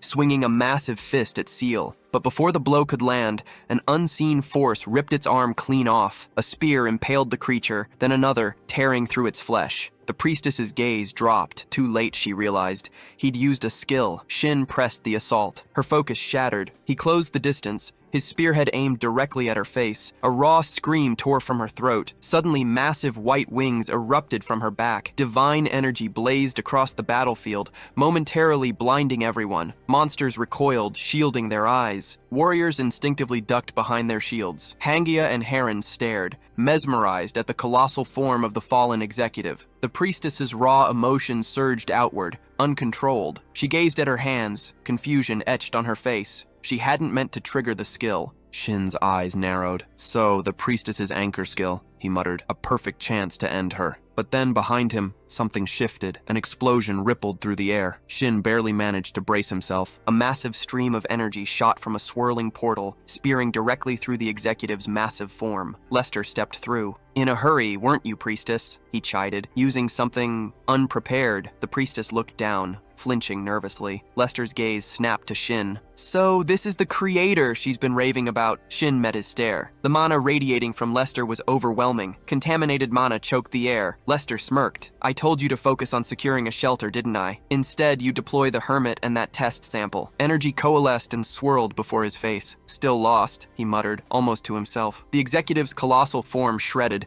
twisting into black threads that snaked back into the portal. Lester sighed, turning back to the priestess. So you unleashed a dog that didn't even recognize its owner? The priestess lowered her head in shame. The executive was gone, utterly. Lester's gaze swung back to Shin, a smirk playing on his lips. And it seems he hasn't even tapped into his contaminated mana yet. He tilted his head, a question in his voice. Just how much does he know about contaminated mana? Elsewhere, Donju leveled his machine gun. Why are these monsters acting so strangely? He barked. Hanjia shook her head. I don't know. Suddenly, a fresh wave of monsters surged towards them. Donju screamed, These ones are moving differently! He opened fire, tearing through their heads. Is that your ability? Heron shot, eyes wide. Donju shook his head. Squad leader's weapon! A system window flashed. Elemental enchantment. Explosive bullets. They detonated on impact. Hanjia grimaced. Sorry I got injured. Heron nodded, her gaze sweeping to Junyang. We need him to wake up. Donju let out a weary sigh. He'd hold the line, buy them time until the squad leader returned with Seal. Heron's eyes scoured the chaotic battlefield. Where did he go? Meanwhile, in the ruined space, Shin faced Lester. Shantae materialized, her expression instantly darkening. Where is she? Tell me now! Shin stretched his hand forward, revealing Seal, now surrounded by spears. Lester's gaze flickered to her, a cruel smirk spreading across his face.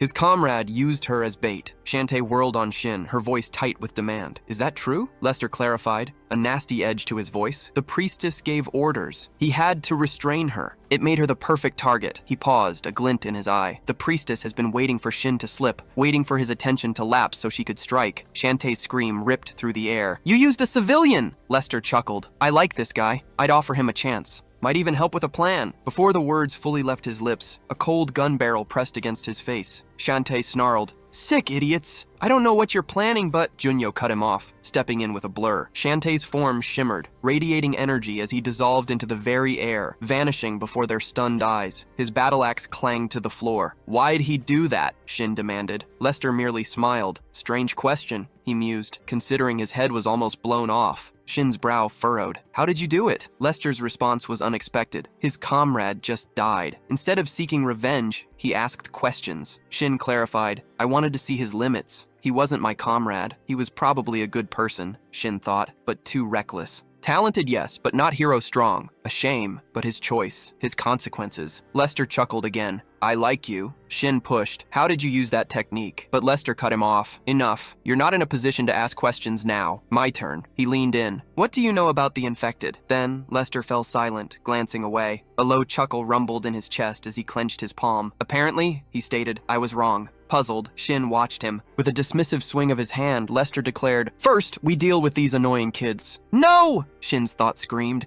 turning in dread just as Lester's sword flashed, a booming command of, "Down!" A massive surge of energy erupted, sweeping through the room, cleaving through monster bodies. "What did he say?" Dongju gasped, but Hanjia was already yanking him to the floor, even as more monsters continued to fall apart around them. A nearby warrior raised a shield, screaming defiance, just before a thunderous explosion rocked the space. A beat of stunned silence followed. "What just happened?" Hanjia finally whispered. Haran, eyes wide, pointed. "It flew out from Shin's side." He then spun, gasping at the sight of the warrior's body, cleanly bisected. "What the hell is going on?" Dongju demanded, scanning the chaos. Lester simply stretched out a hand. "I assembled this gate because I needed it," he stated. "But I can no longer control it. It's pointless now. Fighting is out of the question." Shin realized, a cold dread settling in. Could Lester do this even with contaminated mana? There's absolutely nothing I can do. He squeezed a flask, forcing himself to focus. Replenish mana, first priority. He emptied the bottle, noting it was his third. The potions were losing their punch. Addiction symptoms were already setting in. Lester's definitely got the priestess under his thumb, Shin deduced. "But I can't beat him just by calling to Han. I have to survive first. Outlive him." Shin spun around. It wasn't just about him anymore. He had to protect Hanjia and the others. True heroes. He gritted his teeth. The how, a burning question. Lester might be interested now,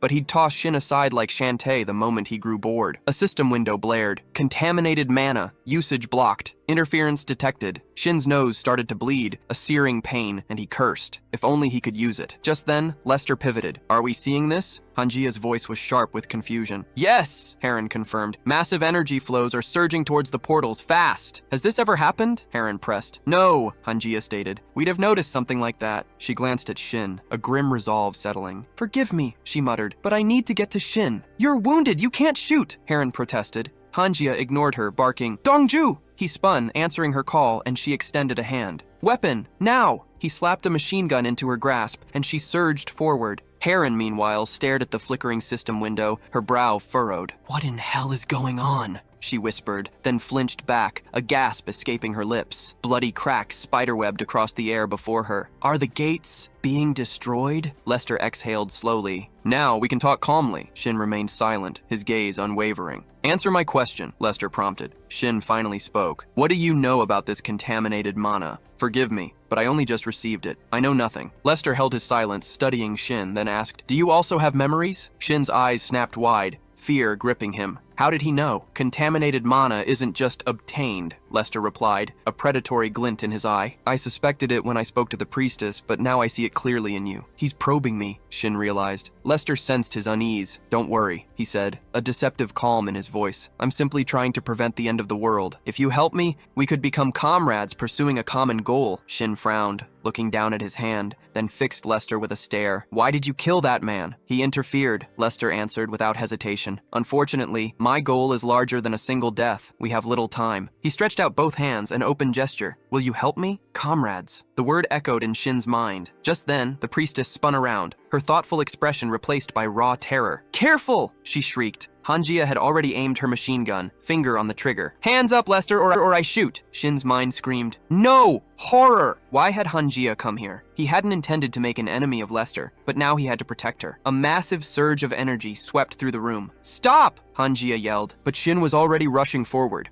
a blade manifesting in his hand. He had to thrust it, distract Lester, before that contaminated mana reached Hanjia. Hanjia dropped her machine gun, a choked scream tearing from her throat. Lester spun, fist clenched. "Too slow!" He struck, and Shin crumpled, a scream ripped from his own lungs. Lester stood over him, fists still balled. "You use skills, Shin, but you're utterly undeveloped physically." Shin gasped. "What are you talking about?" "You must know skills boost strength," Lester scoffed. "But it's not enough. You've gotten by on skills alone until now, but you lack true physical prowess. You'll hit your limit soon." Shin stared up in stunned surprise, freezing as Lester loomed over him. "Develop physically first," Lester advised, almost casually. "There are many ways, especially with the system active." "Why are you telling me this?" Shin choked out. Lester's gaze was sharp. "Because I've confirmed you have memories, and since I don't yet know if you're an enemy or an ally, I'm curious." Hanjia looked up, clutching the machine gun, fear etched on her face. Lester turned from Shin. "My offer still stands. You'll answer later." He glanced around, puzzled. "Where is the contaminated mana?" Just then, a huge rift tore open above them. Lester stretched out a hand, his expression grim. "This was a mistake. I didn't think she would go all the way." He pulled back his hood, revealing his face. "My name is Lester," he told Shin, his voice carrying an undeniable weight. "Remember my words. It's not a bad offer." Hanjia lunged forward, a desperate scream tearing Shin's name from her throat. She crouched beside him, demanding, "Are you okay? What's happening?" Shin simply lowered his head, confirming he was well, just as a system window materialized before Hanjia. She read it aloud, the words chilling. "Main task, protect the islands of the endless sky. Last wave, 910.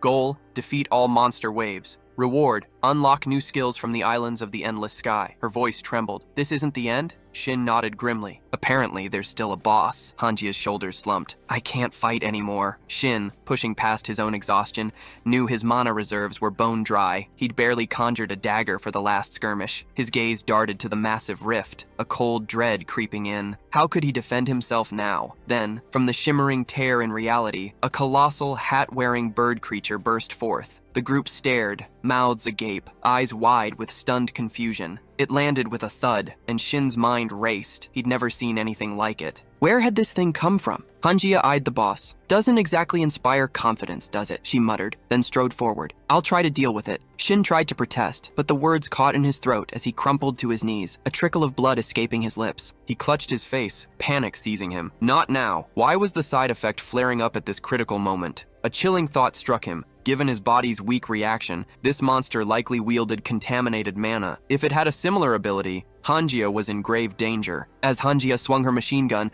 the monster abruptly spun, its voice a guttural command. "Found it!" Hanjia could only manage a terrified scream. "Give it back!" the bird ordered. Hanjia stared, bewildered, as the creature's gaze fixed on Shin. "This is his!" Shin's mind reeled. "It claims I took something, said I'd return it but didn't, and now it's time to pay up." Hanjia turned, confusion etched on her face. Shin, however, held out a hand, a sudden clarity dawning. He didn't know what it was, but this monster reacted to contaminated mana. As long as Hanjia didn't provoke it further, its focus would be on him. The true problem, though, was that this creature was directly linked to the very knowledge he sought, and he had no idea how to fight it. The monster tilted its head. "Are you listening?" Shin, despite his pain, registered the creature's relatively low contaminated mana signature, but he still couldn't attack. "Compensate me," it demanded. Shin stared, dumbfounded, as it drew closer. "You didn't listen when I asked for compensation. Now you tell me to compensate?" he scoffed. "No!" A thought flashed. Did Lester have this kind of contaminated mana? The monster leaned in,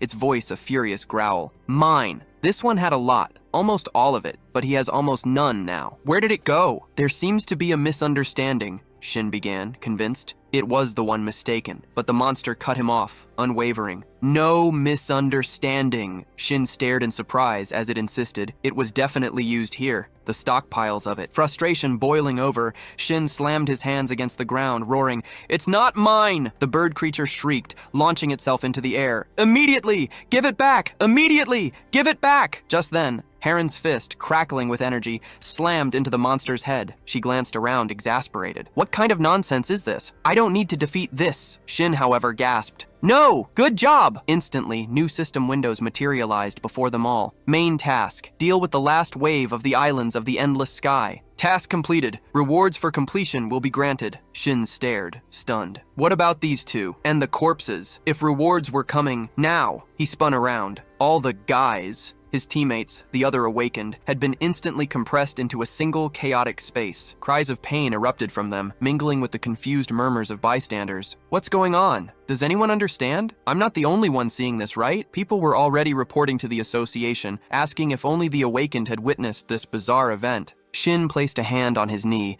a grim realization settling in. Instead of a reward, he murmured, we've been released. A police officer pointed frantically. People outside are reporting strange windows appearing to them too. A man scanned the chaos. The association's just as lost. Nobody understands this. Another officer asked, what was that? A robed figure calmly replied, my skills are written right here. Hanjia rushed over. What's happening? Shin shook his head. I don't know. As though the sudden system window and ensuing pandemonium made it clear something monumental was happening. Hanjia, hurrying past, apologized again, still demanding answers. Shin turned, wondering if even the unconscious had been transported. It seemed everyone had received a reward. He spotted Donju and Sale among the crowd. They were back too. Everyone returned, but not the dead. He could only hope the association would find a way to retrieve the bodies. Guards rushed towards Shin, offering profuse thanks to all who had returned alive from the isolated gate. The hall's initial confusion quickly gave way to a strange mix of relief and renewed responsibility. During the ensuing investigation, Shin learned critical details. The rift had shown a weak reaction moments before their return. The awakened had also experienced shared visions,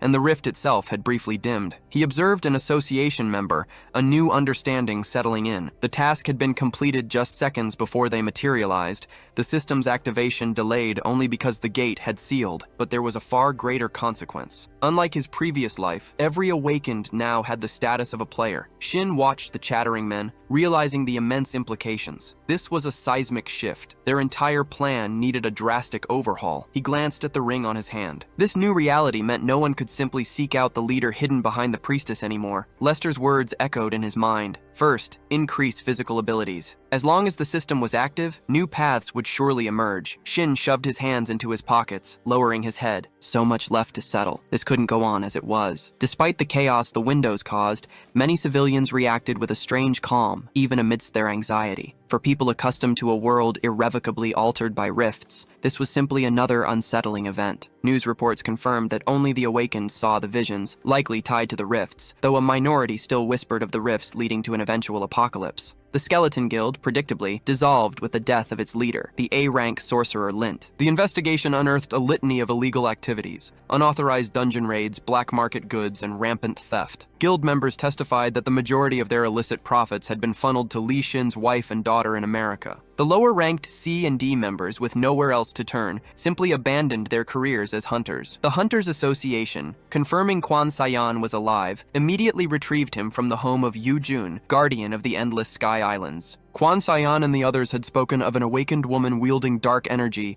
and the association was now actively hunting her down. With Guardian Yu Jun having no blood relatives, and her husband and family deceased years ago, the association began deliberations on who should receive her compensation. Donju settled into a chair facing Soil's bed. That's all we know for now, he stated simply. Soil offered a small smile. A quiet thank you. Donju studied her. Why share this data? So you remember something, Soil countered. Even if not everything. Donju nodded slowly. Right. But will you keep working? Soil stared at him, puzzled. What do you mean? The association is dangerous, Donju explained, his gaze serious. There's no guarantee this won't happen again. Soil scoffed. Is that what you're worried about? I have to continue. Who else will? Donju clicked his tongue, a soft admission. Unbelievable. Soil's smile widened. We manage hunter lists, classify ranks, provide rewards, take reports, write reports on abnormal dungeons. We do so much. We're the department of everything. Donju just turned away, a silent yes. And what everyone overlooks, Soil added, her voice dropping, is that we originally posed as an association to clean up the Endless Sky Islands. Donju's eyes narrowed, now fully focused. Soil continued. I'll look into it. Don't you think there's someone behind the villains? Gangsters, a megacorp,